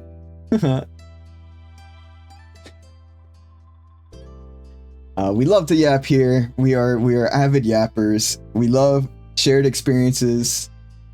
We love all of that. So if you like talking, you like sharing, you like being you, then you're at the right place. Have a good night, Mr. Jude. I appreciate you so much for stopping by. It was fun talking, but you should sleep now? Yes, definitely try and get some sleep. It was fun talking, and I really did enjoy our conversation earlier. It was a wonderful chat. Thank you so much for your support, and I hope you have a wonderful sleep. I hope your day gets, your work day goes by as a breeze, and everything is just wonderful tomorrow. Here's the hoping, right? But yeah, thank you so much for joining. I really appreciate it, and yeah, have a good one.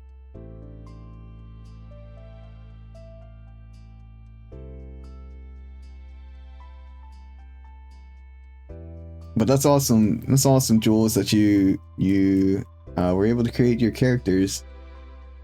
Are you taking requests of character creation? Could you make me in your game too, Jules? P-Bro, enjoyed it a lot. Have lots of fun. Hopefully, finally some progress.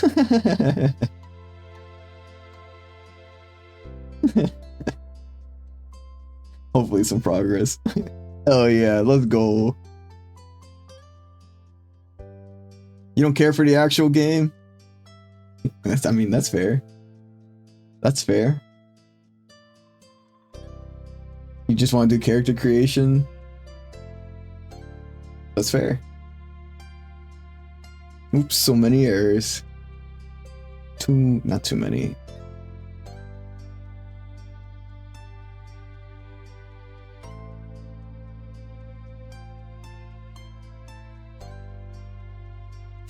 Just make Mario. Let's go. That was awful. I'm sorry. I need to apologize to the voice actor of Mario, not Chris Pratt. Or not, he shook his head.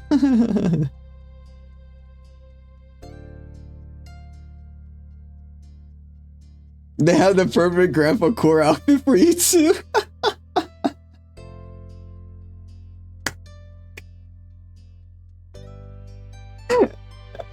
Holy shit.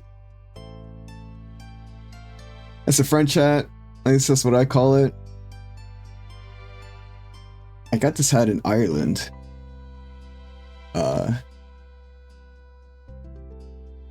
It's a lot of people here call it a grandpa hat. It's one of those I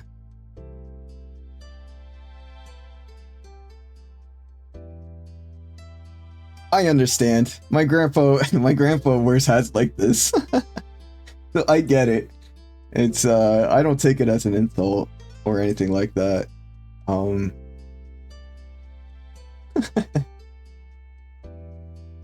Pops up when you search French hat, so I'll take French hat. Hey, I didn't know that. That's something I learned today.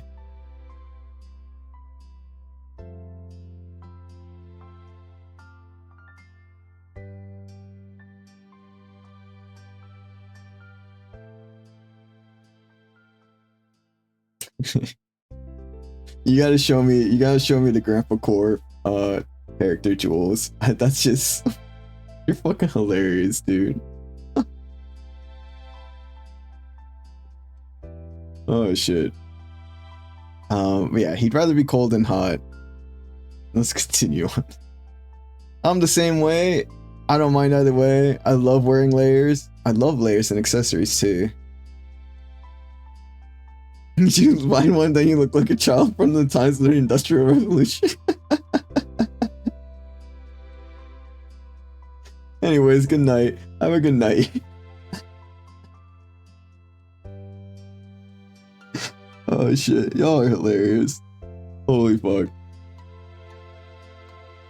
Me, I get cold really easy. I don't like layers. I don't like layers, but I also get cold easily, so I'm not opposed to wearing like a hoodie, which I guess is a layer, or like a light jacket or something like that. If I travel, I'll probably put on a hoodie just because you never know where you're gonna go, right? But I do like how to dress like a Spanish grandpa. That's hilarious. Oh man.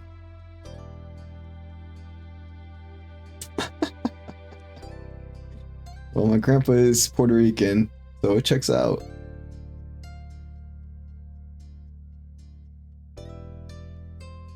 You know, for the most part, I'm not sure if I'd say I'm the same. Actually, when I was a teenager, I ran a bit warmer than I do now.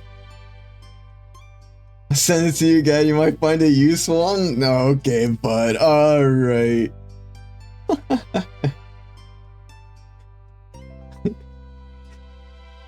What's the style that you go for, Gad? Oh, you know, punk rock, some leather daddy looks, and the occasional foxy grandpa, right? Speaking of, hold on, I'll wait till the ad break. I forgot to show you guys, I've got like this spike bracelet and a wonderful necklace that is in my bag that I haven't unpacked yet, that I need to unpack. But thank you for reminding me about this. I forgot yesterday.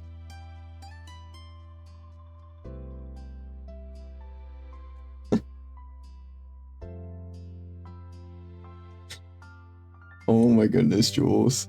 The flat cap or newsboy hat? Yeah, that's what it is. Button-up shirt, tie optional. Cardigan or blazer. Alright, why are you calling me out, Jules? This is exactly flags. Fuck, am I going for Spanish grandpa aesthetic now? Holy shit. That's fucking hilarious. The cardigan is never optional though.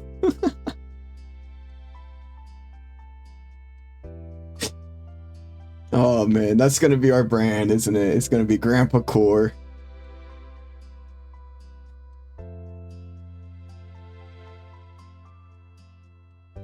I'm dying, dude. You're fucking hilarious. I would say as a teen, I'd probably be the same way. I didn't like wearing layers as a teen.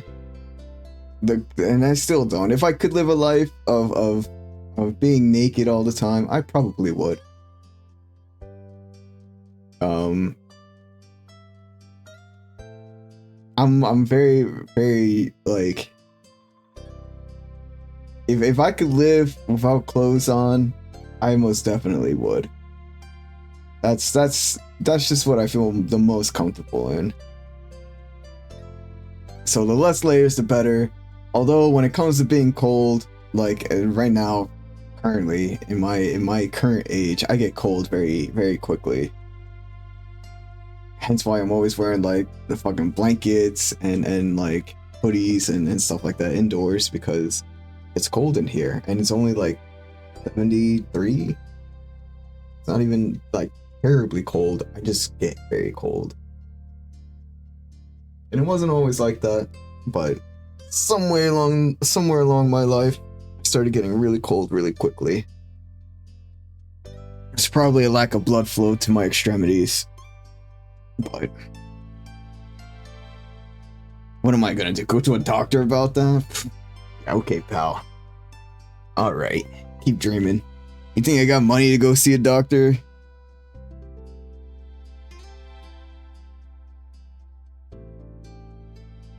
I'm very along the lines of like, I don't want to die.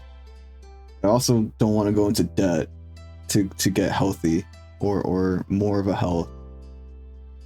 So like, que será, right?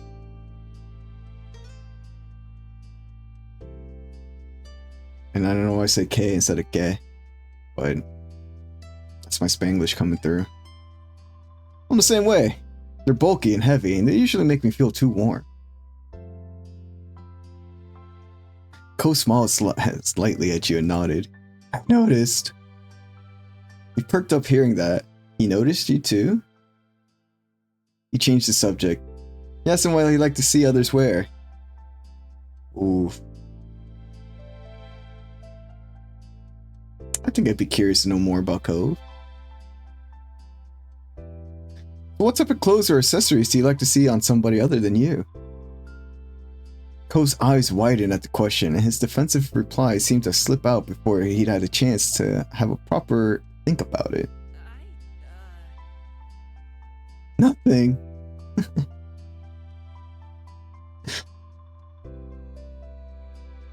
It was funny. He paid no mind to it. That was kind of funny. A snort of laughter escapes you, and even though Ko's face flushed red, you can see the hint of smile on his lips too. Come on, that's not what I meant. You composed yourself and sat up straighter, all traces of laughter disappearing from your face. Answer with what you do mean then. Isn't there anything at all you think looks good when you see it on someone? Cove mumbled under his breath, and you couldn't quite catch the words. He was having a difficult time with the subject. It was a topic that made him uncomfortable, so you let it go. You had a little fun and that was enough. You changed the subject. You're not very good at these conversations, are you? I swear I won't make fun of you. I just thought it would be fun to talk about. If I'm noticing that he's uncomfortable, right?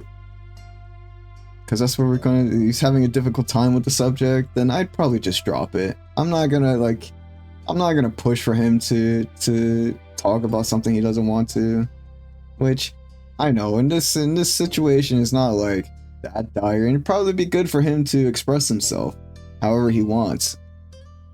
And it feels like sometimes he has trouble expressing himself, but again, I'm not the kind of person to push to make people express themselves. They have to just kind of do it on their own. So I'd say if it was a topic that made him uncomfortable, we let it go. He had a lot of fun and thought that was enough. You changed the subject. Alright, you see, I wouldn't... Maybe this one as well. Right, we had a little fun with it. It was a moment. It happened. It's time for us to move on. You weren't going to make him answer, so you let it go.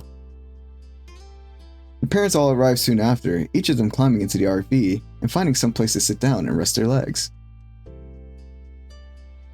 Elizabeth, having heard the commotion, came out from the room for the first time since arriving and joined you all.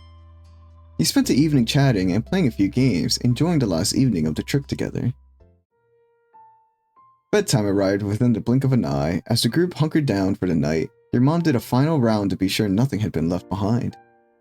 She explained that Cliff was going to start driving early in the morning, like on the first day, but would be letting everyone else in the group sleep. There wouldn't be a need for all of them to get up. Yo, we got an ad break that's about to happen. We do 3 minutes of ads, so we have 50 to 55 minutes of potential gaming. During that time, we like to get up, stretch, move around, do whatever we need to so that none of us have to watch the ads. We'll take a break. We'll probably talk some more with y'all. And there goes my camera, which is perfect timing because I'm gonna get the stuff from my trip.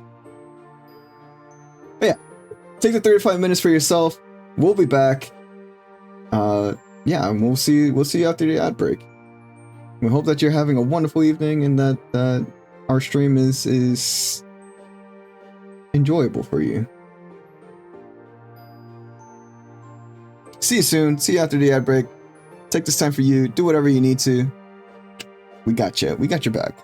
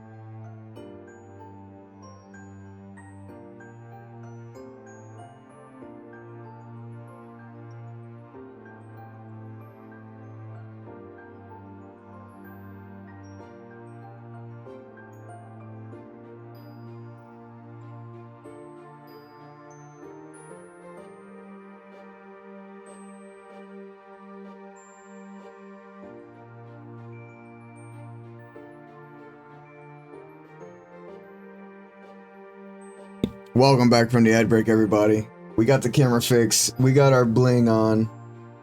I know, I said bling. I'm dating myself.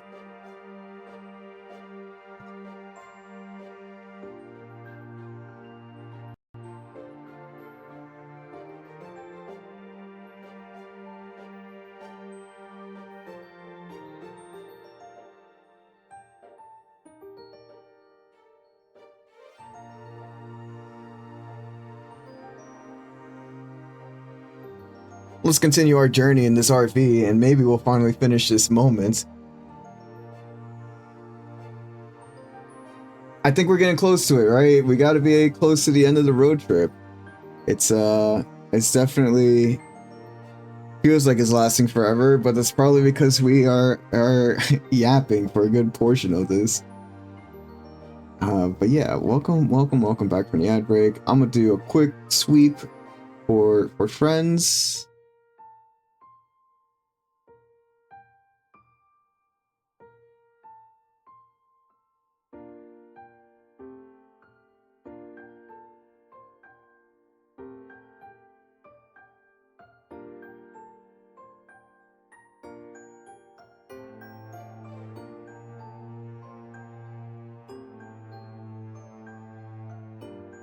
And then we'll continue on the game. Because you gotta support the homies, right? That's half the fun of all of this. It's going to on your homies list and being like, hey, I know that homie. They're live right now. Hell yeah, let's go show some love. And even if we don't say anything in their chat, it's a silent love, you know?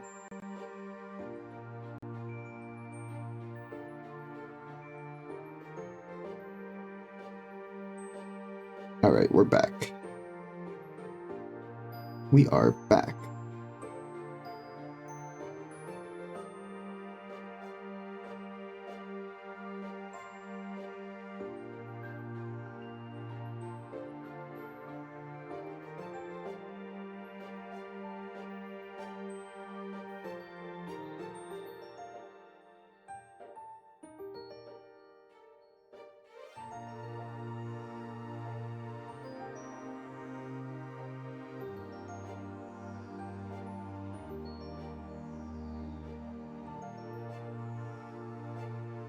Alright. She explained that Cliff was going to start driving. Oh yeah, we read this already. We wouldn't need to be awake when he starts driving. That was the time to check you hadn't left anything outside. You, as well as everyone else, were confident you had it all packed up inside the RV, which meant it was time to get some rest before the journey home tomorrow. Your moms and Elizabeth said goodnight, heading to the back room while you climbed up to the loft. Cove and his family got situated below in the previously set arrangement. You tried to get comfortable as a million thoughts were running through your mind. It was hard to believe that the trip was practically over, and before you knew it, you'd be back in your own bed at home. You enjoyed this mini adventure. You thought the trip had been okay. You felt this trip was a waste of time. You hadn't had a good time. We enjoyed the mini adventure. It was short, that was for sure, but you got to see and do so much during your time here. All in all, it was a nice break away from home. The minutes ticked by silently. It didn't take long for the soft snores of Cliff and Kira to drift up to you. They were asleep now. You wondered if Cove was still awake and decided to poke your head out from the loft to find out. You blinked through the dark. Looking down the hall, you noticed Cove laying on his back, his eyes staring straight up at the ceiling. His seafoam hair was spread out on his sleeping bag. He must have felt you watching him, because suddenly his eyes locked on yours. It was difficult to see much in the dim light, but you could make out the crooked smile on his face well enough. You grinned back at him, you made a silly face, you waved at him. You can make a silly face at him. Cove rolled his eyes at you, or at least, you thought he did. You then gestured him for him to come over. You then went back to try to sleep. Dehydrated bitch. You then decided to have fun quietly. You know... Okay, this is one of the... Thank you, Jules. Grandpa needs his water. This is one of those things that it's just like... I think I would... Like, it's hard for me to say as a teen, because again, I never experienced anything like this. So, I want to make a fun decision. And I think gesturing him to come over would be a fun decision, even if he doesn't want to. Or not doesn't want to, like, even if he decides that he doesn't want to do that. Giving the option to do that would be fun, you know? So I think I would prefer that option. Cove looked unsure about it, but you were happy to see him slowly start to sit up anyway. His sleeping bag rustled as he moved, though he tried to go slow and froze up like a deer in headlights every time he made a sound, watching his parents for any sign of movement. Eventually, he managed to maneuver around his sleeping dad and make it to the ladder, standing on the bottom rung where he looked up at you and whispered, "Hi? Oh, it was nothing. Good night. How you doing? You invite him up to the loft." "We'll invite him up into the loft." "Do you want to come up?" His eyes widened just so. You could only tell because he had come to where you were. Cove glanced behind him quickly at his sleeping parents before turning back to you. You broke out in a grin and scooched back as far as you could, making space for Cove to crawl in. He was very tall, so it wasn't a great fit for him, but he managed to squeeze himself in. Even if you weren't exactly tall, the loft was still a tight squeeze with the two of you in there together. You laid down next to each other on your sides, face to face. He got under the blanket a bit. One of his arms was nestled under his head for comfort. The other had nowhere to go and was rested alongside his chest on the floor of the loft. Cove spoke to you softly. "So, what am I doing here?" "I don't know. Thought we could hang. You can sleep here instead of the floor." I probably just said thought we could hang. Cove's eyebrows dipped. He probably thought you had something more important than that going on. "I'm not sure about this." Cove swallowed loudly, and you noticed he wouldn't look you in the eyes anymore. You were feeling the nervousness too? You felt comfortable being so close to him. His reaction made you happy. You probably feel comfortable. It seemed natural to have him near you, and being close like this only made it better. You thought back on the trip and the little moments you'd gotten to spend together with Cove. It felt like this trip definitely had brought you together even more, and not just physically in the same space. He lay there silently. He tried to ease things with conversation. You nudged closer to him. He touched his free arm lightly. You could try to ease things with conversation, right? If we notice that there's a thick tension in the air, we'd probably help him out. Or try to smooth over the tension. "So it's been a really nice night, huh?" "Oh yeah, I guess it has." "Don't you think the loft is more comfortable than it looks?" "It's not bad. Would be nice to have more room." Cole smiled at you through the dim light, and you knew he was only joking. The two of you continued to whisper for a while, becoming more relaxed. You went to sleep how you were? You snuggled against him? You leaned in to kiss him? Brother, what?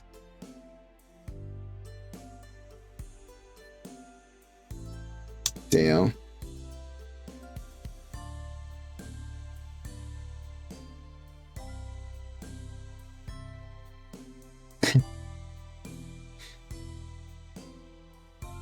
This is one of those things I would never experience as a teenager, and wouldn't for a while, like into our mid 20s.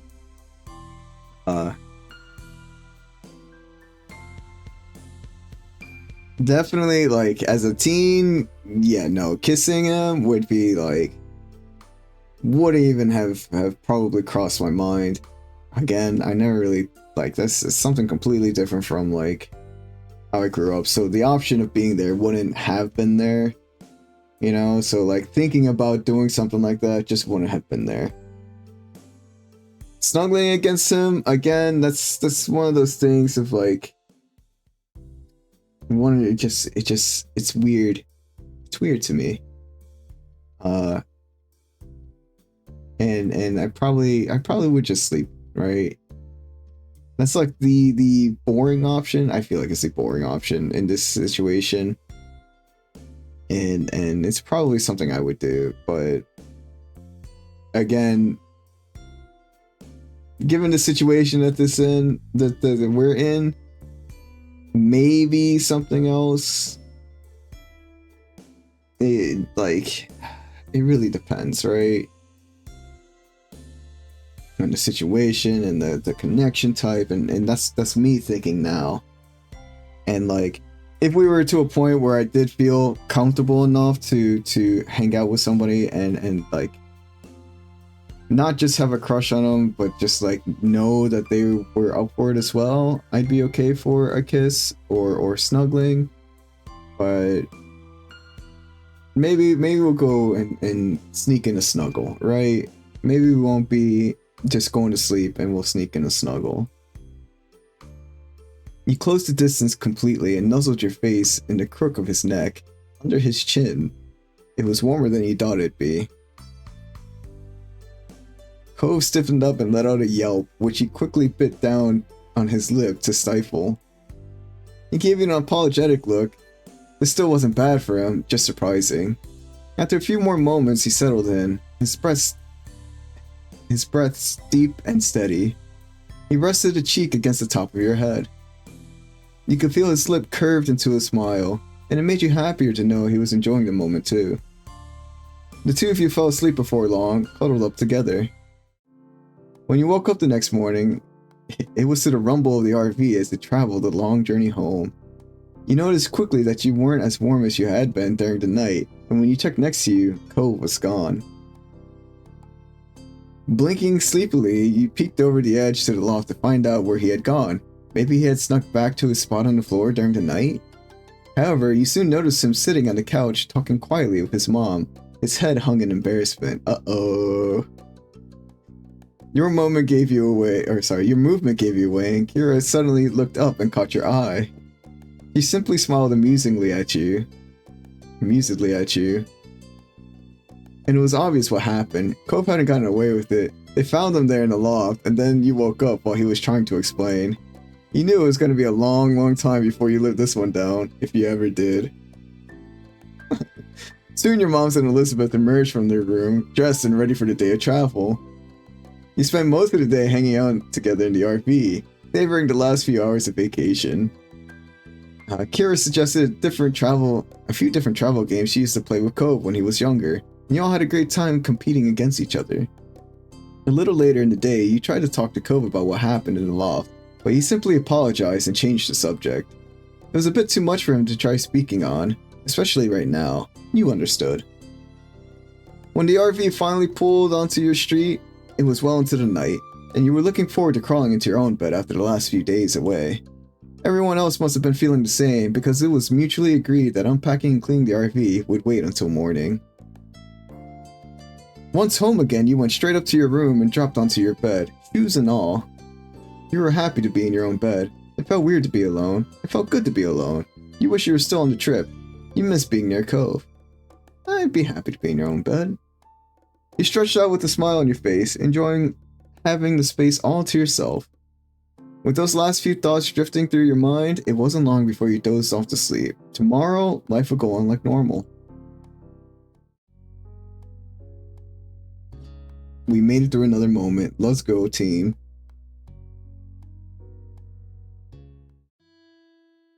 And now onto the moment of dinner.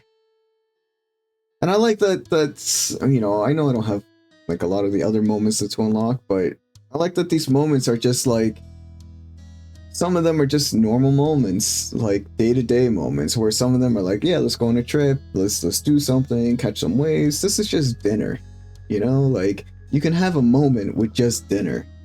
And that's pretty nice. It's a pretty nice moment to have.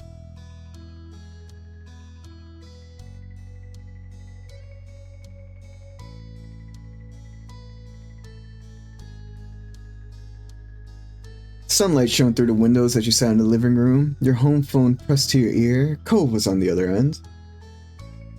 It'd been shaping up to be an ordinary day like any other until Cove had called unexpectedly. He sounded unusually nervous greeting you. You listened silently as he kept talking, his words stilted. So, I was just, wondering, you want to come over to my house for dinner tonight? The question came out strangely. Almost like he'd rehearsed it a few times beforehand. Okay, this is interesting. We usually have Cove over for a dinner with us, but now he's inviting us over to have dinner with them. Okay. Your eyes widened a little. You hadn't expected this to be the reason behind the call. Yeah, I'll go. It was, oh. I didn't read the options, but it's okay. It seems that Cove still had more to say, and you just interrupted him. Oops. Oh, well, oops.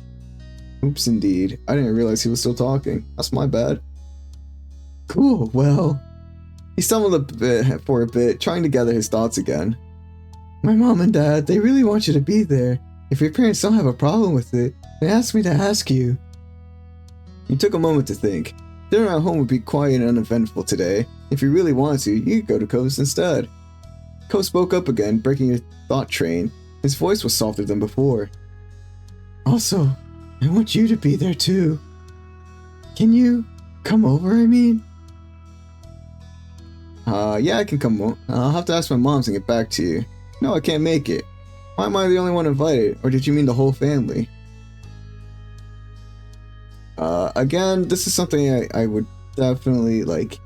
I'm sure they wouldn't have a problem with, but...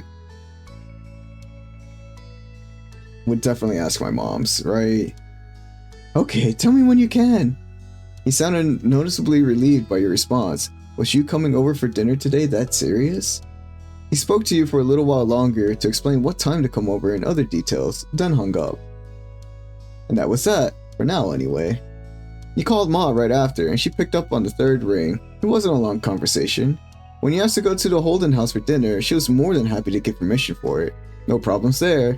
Ma wasn't the one to complain about you spending time with Cove. Cove got a quick call from you afterward, so he knew for sure that you would attend the dinner. Then you said your goodbyes and went on with your afternoon. Soon enough, the sun dipped out of the sky and evening came. It was time for you to head to Cove's house. After letting Elizabeth know you were leaving, she didn't look away from the TV, just grunted. You made the small journey across the street. You knocked a couple of times on the heavy door to their condo. As you waited for an answer, you found yourself contemplating being a guest while both of Cove's parents were there. It was exciting. You were apprehensive. The idea made you curious. You didn't think it'd be especially interesting. You couldn't say you were thrilled. The idea made you curious would probably be what I would choose. Curiosity and all that. You wonder why they decided to invite you out of the blue. Maybe you'd find out later tonight. You didn't get too much time with your thoughts though. The door opened soon enough. Cove's mom, Kyra, stood in the frame, smiling warmly at you. Hey Gad. Hey Gad, welcome. Please come in.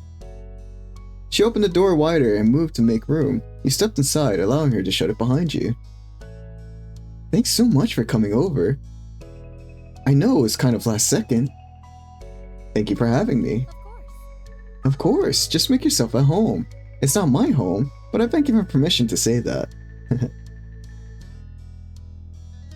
Hey Gad, welcome to our humble abode. You jerked your head towards the sound of Mr. Holden's voice. He waved at you briefly from the kitchen, with his back turned and a large spoon in hand. Hope you're hungry, because I'm whipping up a lot of tasty stuff. True to his word, you heard something sizzling on the stove. You closed your eyes and inhaled. It smelled spicy and savory. With Mr. Holden busy and Cove nowhere to be seen, it was just you and Kyra.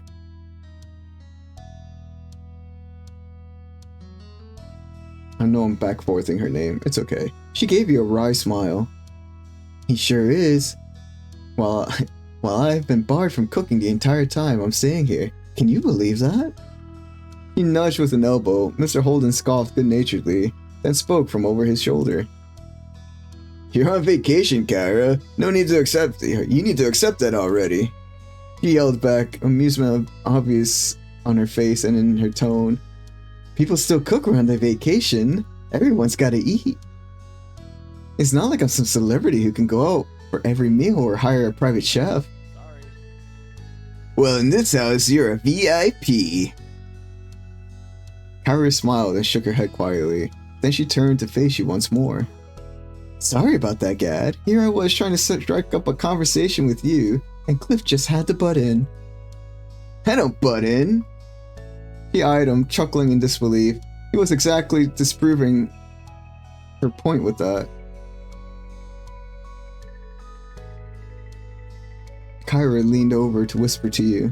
It's okay. Sorry, that's not her voice. It's okay. He likes to be included. Since Clifford insisted on cooking all by himself, he'll have to wait. The two of us can chat. Her next question continued to be said in a hushed tone just to be safe. So, how are you doing? I'm doing good. Oh, I'm good. Things are okay. I'm not really sure. He didn't reply to her question. I'm doing good. That's what I like to hear. She opened her mouth to say something more, but some lightly pounding footsteps caught your attention. You checked to see Cove emerge from the hall a few moments later. He might have heard all the commotion and left his room to see what was going on. He quickly took stock of the situation. His cheeks tinted pink at the sight of you standing in his living room, and his hand came up to rub his arm almost bashfully. Gad, you made it. Thanks for coming. Cove's voice was unnaturally loud, as if he thought you wouldn't be able to hear him from where you were, only a few feet away. Hey, weirdo. Cove frowned at your playful greeting. Weirdo? Yeah, because you're being all weird. He huffed, but he didn't deny it, which meant that he knew he was acting off too. It was when you glanced away from Cove that you spotted his parents watching the two of you interact. Cove noticed their stares too, meeting them with narrow eyes. Are we having dinner now? Not yet, bud. I'm still cooking. Alright, I'm gonna go back to my room. As he turned to leave, he bent his head to the side to face you. You coming? The question was quiet, but you heard it clearly. You smiled, pleased that he asked, and nodded in the affirmative. Cove turned fully and made his way down the hall. Have fun, you two. We'll call you when food's ready to go. With that, you followed after Cove. The two of you made your way down the hall. This is the first time you were invited to see Cove's room. You had visited Cove's room before, but only rarely. Going over to Cove's room was a standard occurrence for you nowadays.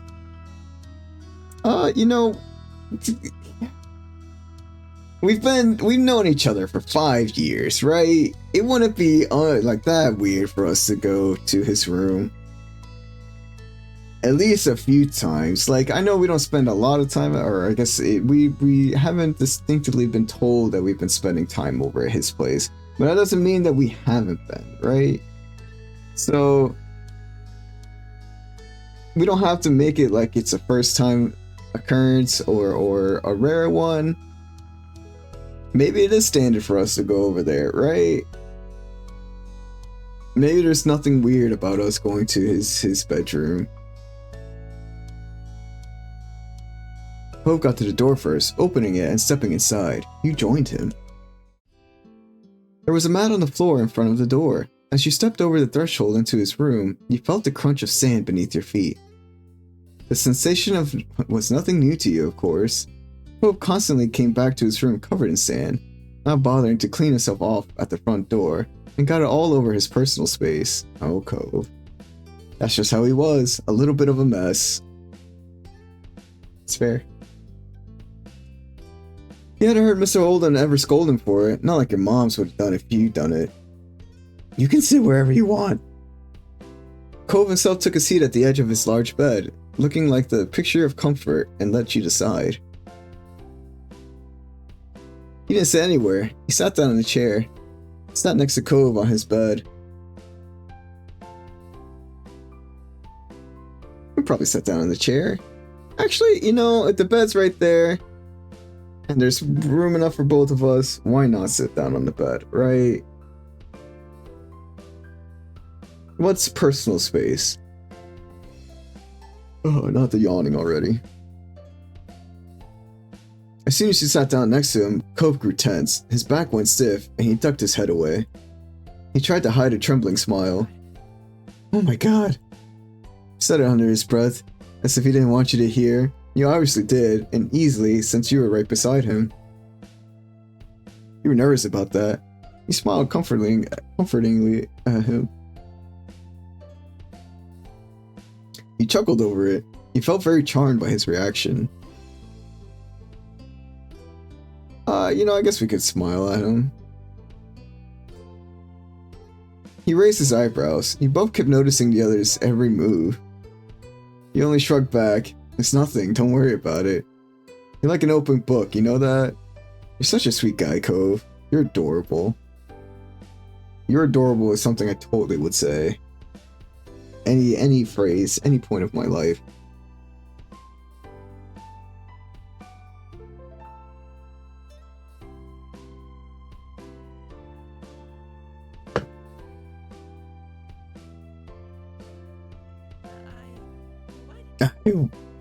What? Clearly, he hadn't expected the compliment. Somehow this flush grew worse, spreading all the way down his neck. He fumbled for words. I'm not. That's... He gripped the blanket underneath him and searched for something more to say. Did you see my fish? I've got some in a tank right there. Cove threw both his hands in front of him to direct your eyes towards his pets. He was trying pretty poorly to change the topic. That much was clear. You decided to show him mercy and allow it. He started to watch the bright fish swim. There was a bunch of them, floating to and fro in the open space. They stood out starkly against the green aquarium plants. How long have you had those fish? Did he just say yes? I guess. Oh, I guess. My dad bought them for me not very long after I moved here.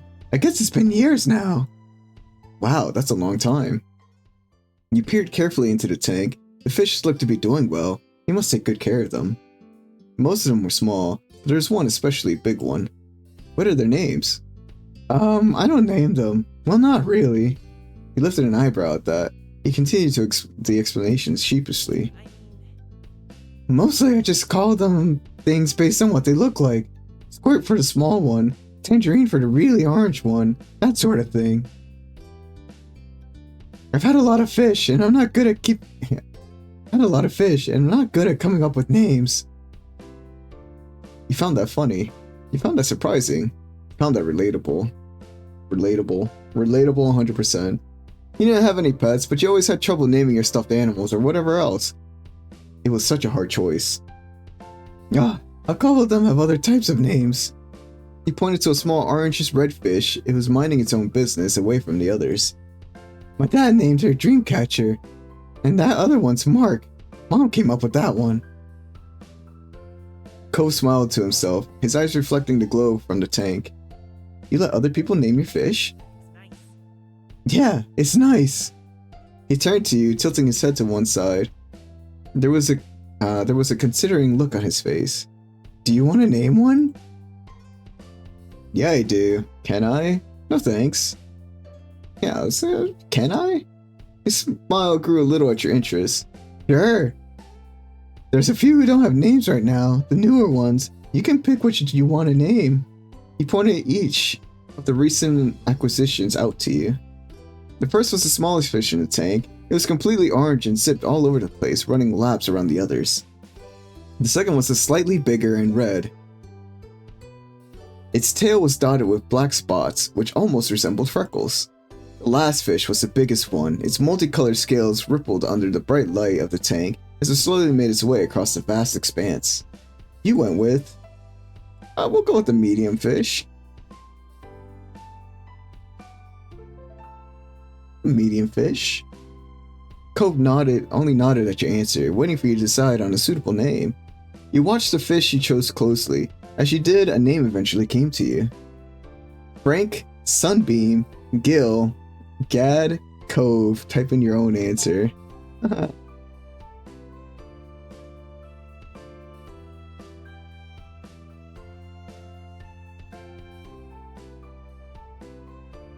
We could go with Sunbeam. I'm okay with Sunbeam. Sunbeam's a pretty good name for a fish. Cove laughed unreservedly at your choice. It was affectionate rather than insulting. You name things like my dad. Alright, it's Sunbeam. With that, his attention moved from you to the tank. He peered fondly at it and its inhabitants. He smiled proudly at Sunbeam as it swam through the tendrils of the plant, disappearing, then reappearing soon after. You noticed then that Cove was sitting closer to you than he was before. He must have scooted over at some point during the conversation. Are bluebirds singing from the sycamore tree?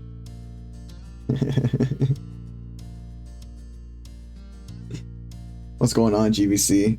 How's it going? How's your night been? You playing Rivals? Or Overwatch? Or are you just chilling?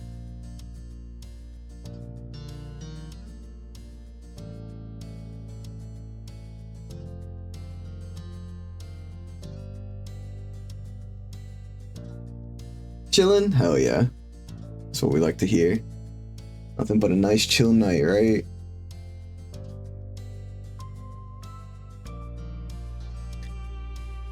This close, your shoulders were almost brushing against each other.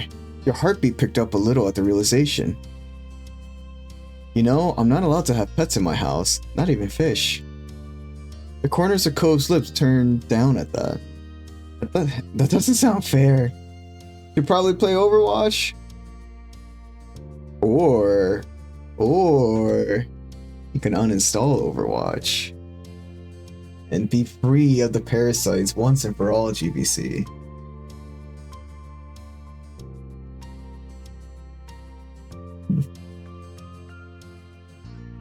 Wow, no.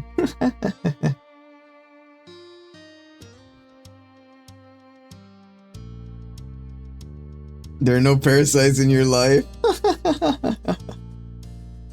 It's not like fish will make a mess of your house or anything. You just gotta take care of their tank and feed them and they'll be okay. At least not in the digital world. That's fair. That's fair. Right? My moms can be strict over the weirdest things sometimes. I don't mind it too much. I get it. I'd probably say the first one. They trust Elizabeth and me to go around the neighborhood alone, but they won't let us have pet. It doesn't make sense. Plus Tiny Diva, yeah, that's true.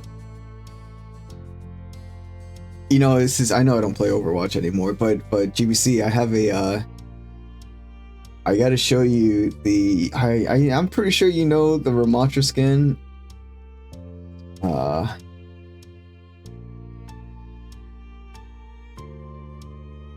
I'm talking about here.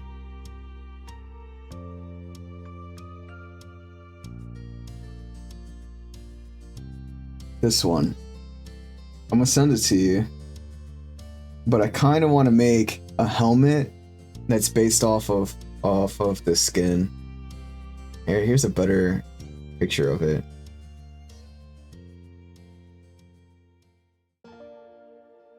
Hold on.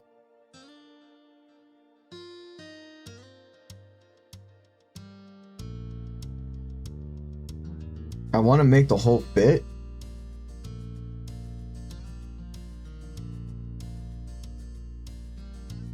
But like the helmet for sure, you know? I'm not exactly sure how I would go about making the arms and the legs like beefier. Right?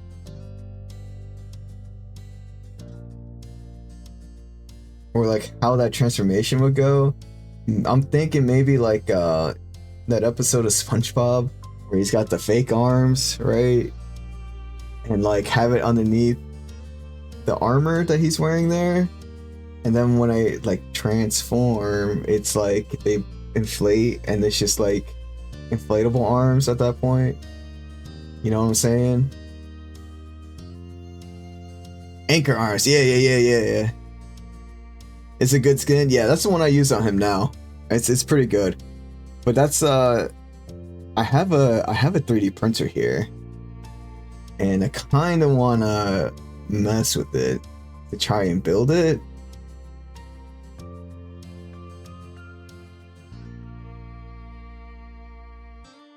Like, I know I would have to find a 3D model and then like model it and then have it printed and stuff like that.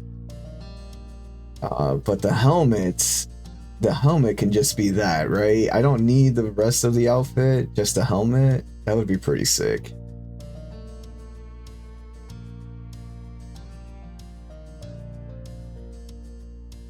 And of course, you know, it'd be like a project to start on and to work on it. I would need to work on that thing a lot.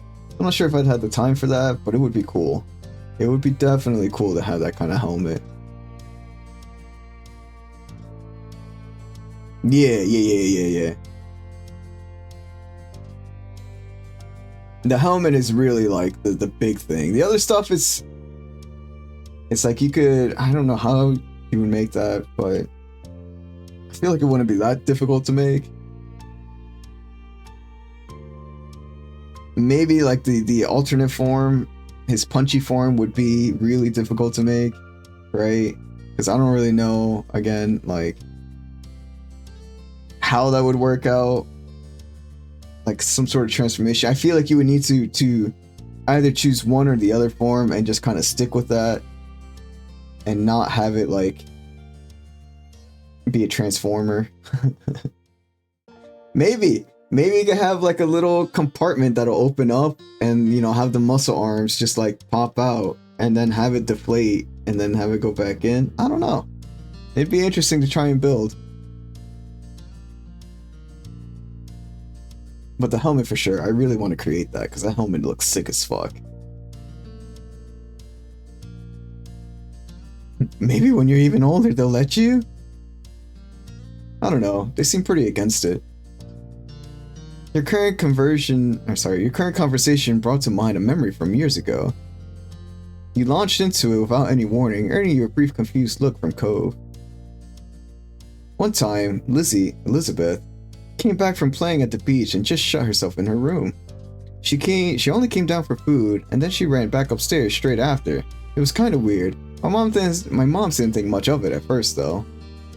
But then at night, Mom went into her room to say goodnight and started screaming. Mom and I ran over to see what happened. Lizzie had this huge lizard in her arms. Cove's eyebrows rose at that, and he leaned forward in interest. A lizard? Where'd that come from? What you could do is use one of those helmets that they have, like the lines going down it, and in 3D print some of the dreads and everything. You can stick out. Yeah. Because the helmet, it kind of looks like a Borderlands helmet, right? Or like a Star-Lord's helmet a little bit. Yeah, like a Psycho Mask. Yeah.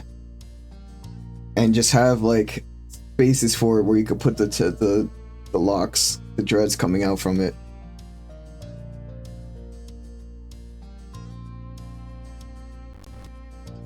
That actually might not be a bad idea. Maybe we could start with a helmet like that. And then of course, you know, paint it and stuff like that.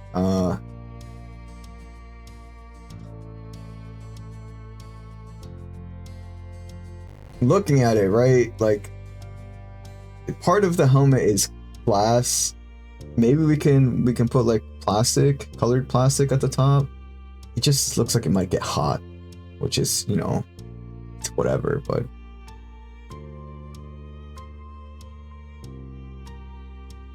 the outfit itself and his Hulk form, in his non-punchy form, that wouldn't be hard to make, right? That's just like a white top with like ruffles on the sleeves and gloves that come up to here, right?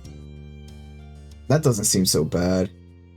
Then like a utility belt with the ooze canisters and like maybe, you know, those pants look normal, like normal white pants. His legs and kneecaps being robotic, that could just be like an add-on. And then like he's wearing some sort of, I don't know what the hell that's called. That piece, that white piece that just goes down in front. I don't know what that's called. It's like I have no idea. The staff would be something else too, right? The staff would be another intricate part to make.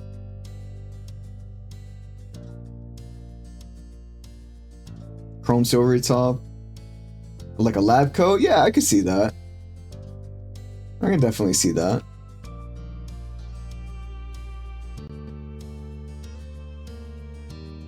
You know, GBC, that's fair. We can use, it's like the Emperor's New Groove, right? It reminds me of that. Lab coat, yeah, that actually, that could work out.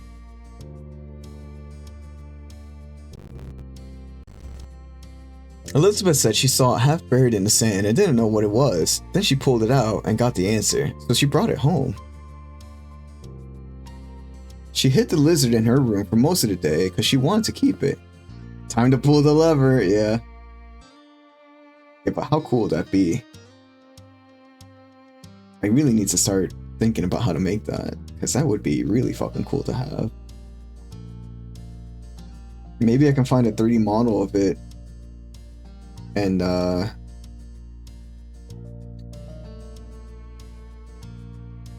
would have to do some homework on it. One idea at a time. I know, dude. I know.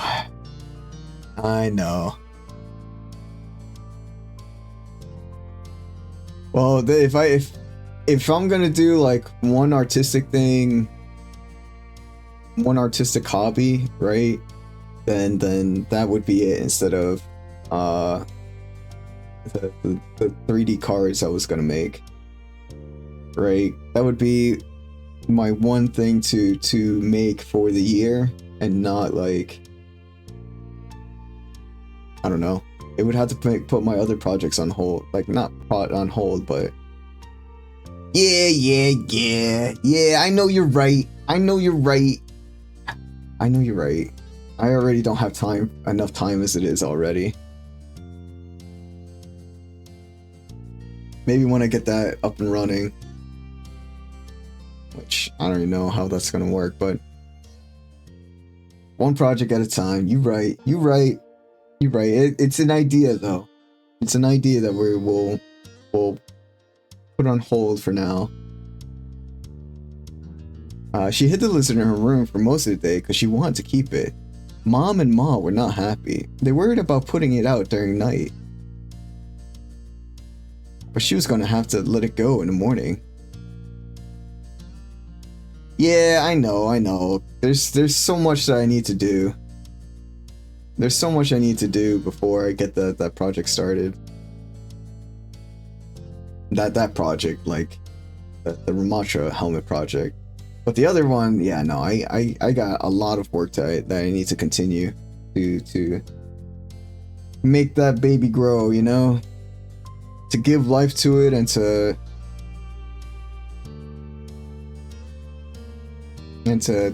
make it happen.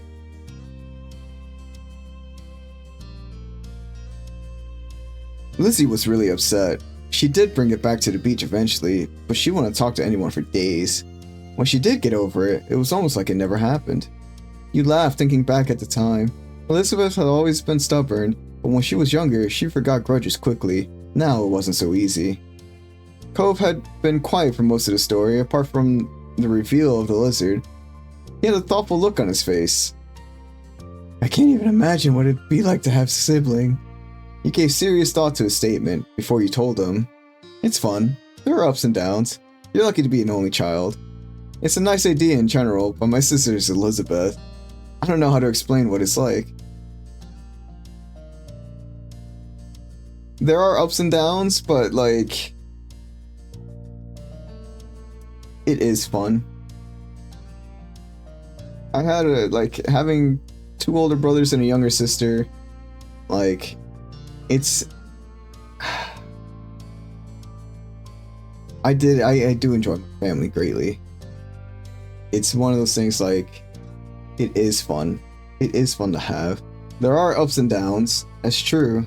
But I mean, this is just like, there's ups and downs to everything, right? There's ups and downs to being a single child too. There's ups and downs to have family, so it's just kind of like, that's just life. It's more of it's a fun kind of thing. When we were younger, Lizzie and I played together when our parents were too busy. I probably would have been really bored if I didn't have her. Hope pursed his lips at the words, considering them quietly for a while. That's interesting. I think your family's cool. He didn't have much else to say, though while on the topic of your family, you considered your relationship with your moms too. They were absolutely the best. You got along with your moms. You thought your moms were okay. You found your moms to be difficult to deal with. Being a single child is nice when you're a child, but when you get older, then it's like, oh, you need to continue the bloodline. That's fair. That's fair. We, and we've been told that too, right? Even us siblings, none of us have kids. None of my siblings have kids. But, like, it was one of those things, and, you know, we kind of made it clear that I don't think any of us are gonna have kids.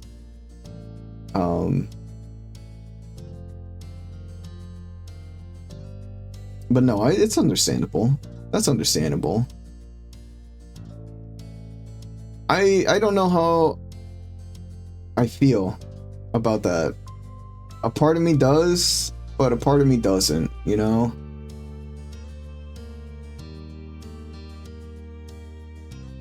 Like, Shay said she didn't even date. Hey, I get that. I get that. I don't know. The topic of kids is like I don't not want them because like for the longest time I've always wanted to be a father, right? But I guess it like what does it mean to have a kid, and like is having a kid like an adopted kid any different? And it's not, right? And I also know, like, you know, I know I'm trying to get my life in order too, and you know, all that stuff, and try to have a life that if I did have a kid at one day, to be able to support them so that they didn't live the kind of life that I did. But at the same time, it's like I wouldn't mind having a kid. I would love being a father. But I'm just not in that position in life, you know? I want to say I'm not ready. I'm just not financially stable to bring a kid into this world. And like, I sure, you know, I could always like, it's never going to be, the conditions are never going to be perfect and all that stuff, but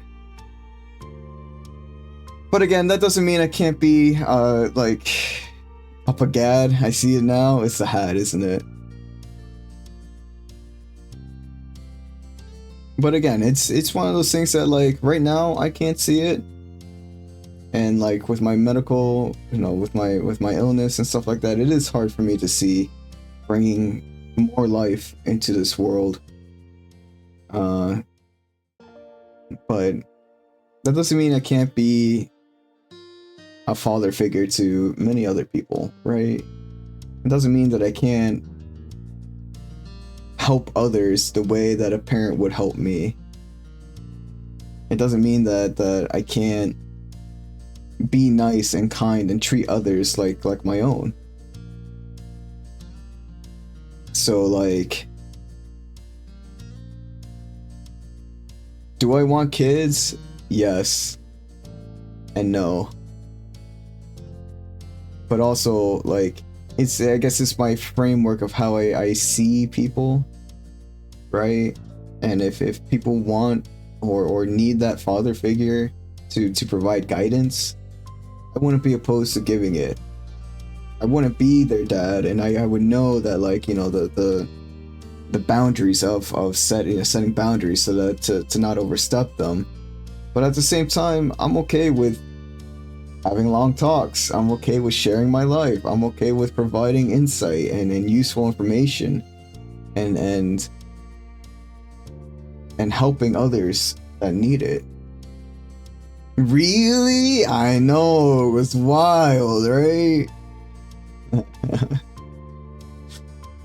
But yeah. Fucking nuts. I know. I know.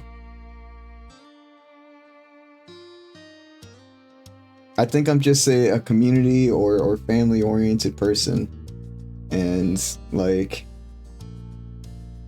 I would give my whole life to help somebody, and I do it again.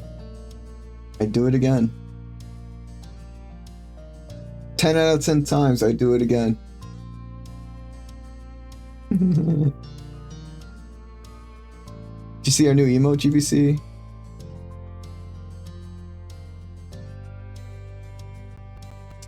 Oh god, why is this page so bright?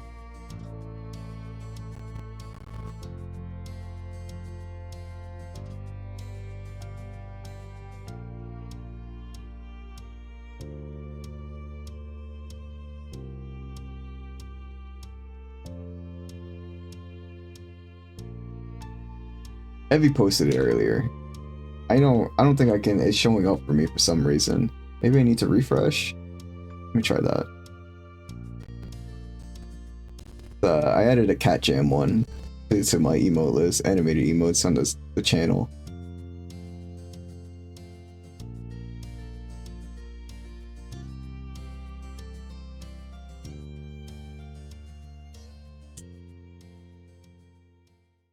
Not that one. It's not that one. It's this one. This is one of my channel point emotes now.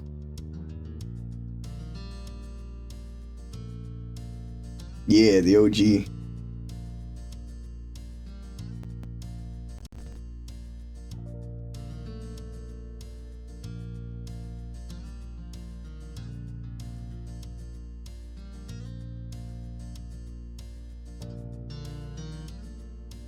Let me get bursting up real quick.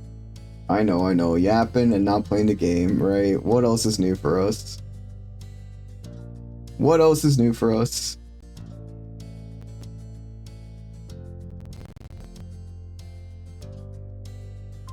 Michael's live too? And Seth is live? So many good people live right now.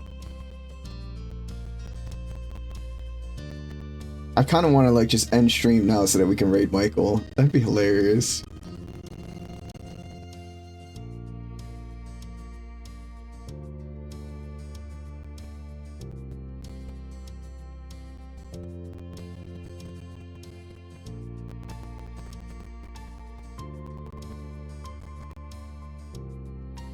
What if I was just like, Michael, I'm coming to raid you right now. We're stopping stream right here, right now.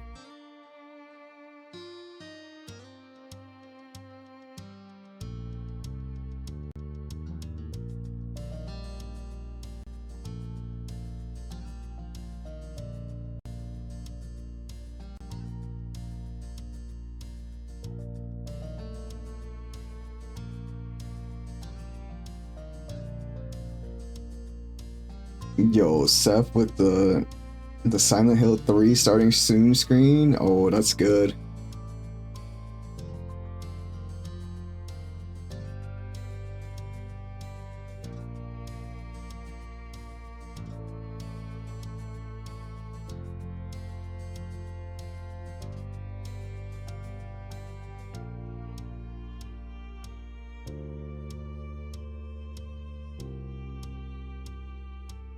In the game that made you shit your pants, yeah.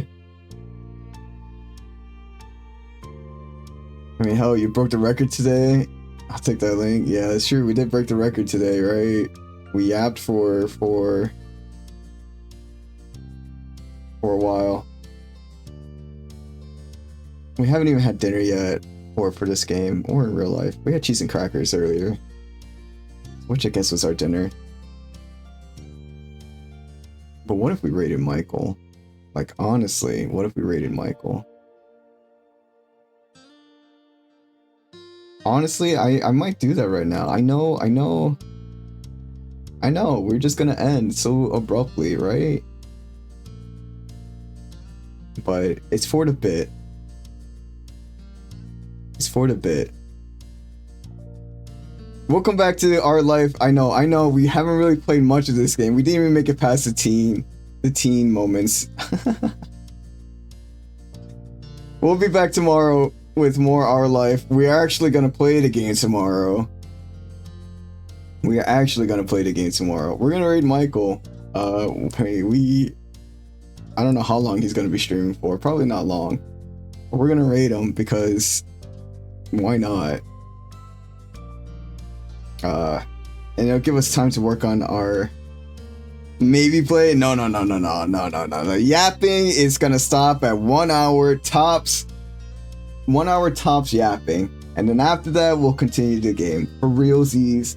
1 hour you can hold me accountable for that. 1 hour tops, no cap. 1 hour tops, and then we'll play the game. 1 hour tops. And we'll play the game. But that's gonna be it for stream for today, guys. We're gonna go raid Michael. He's a friend of ours. He's playing WoW right now.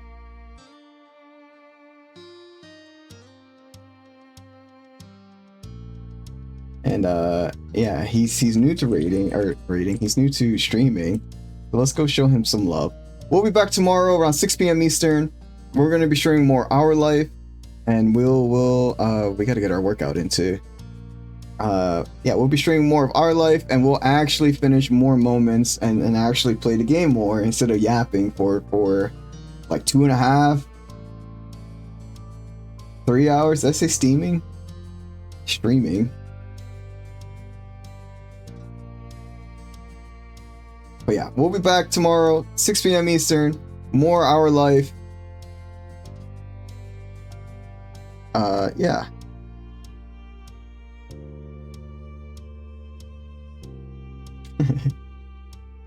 Streaming. Oh, okay. I see.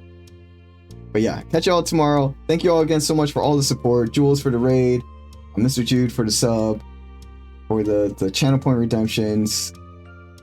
For just being here, for lurking, for the follows, for everything y'all provide me. Thank you so much. I appreciate it. Let's go raid Michael. As far as the raid message goes, we don't really have one, so just be kind, be courteous, and yeah, we'll see y'all tomorrow for more Our Life. We're gonna make it through the teen years tomorrow. I'm good feeling about it. It's gonna happen. We got things we gotta work on right now, so we're gonna head out. But yes, thank you again, everybody. Not a bad 5-hour stream, not terrible, but a little 1 hour shorter than what we wanted, but that's okay, right? It's not a big deal. He's lying, I'm not lying. We're gonna play this game. We're gonna make it. We're gonna after 1 hour. 1 hour is the cap. No more after an hour. No more yapping after an hour. Like, it's okay if we yap while we play the game, but we're gonna be playing the game. All right, the gameplay is gonna be there. But have a good night, everybody. I'll talk to you later. Yeah, have a wonderful evening. Or time zone, wherever you may be. You know a lot about capping. It's true, I do. But have a good one. Bye. Bye.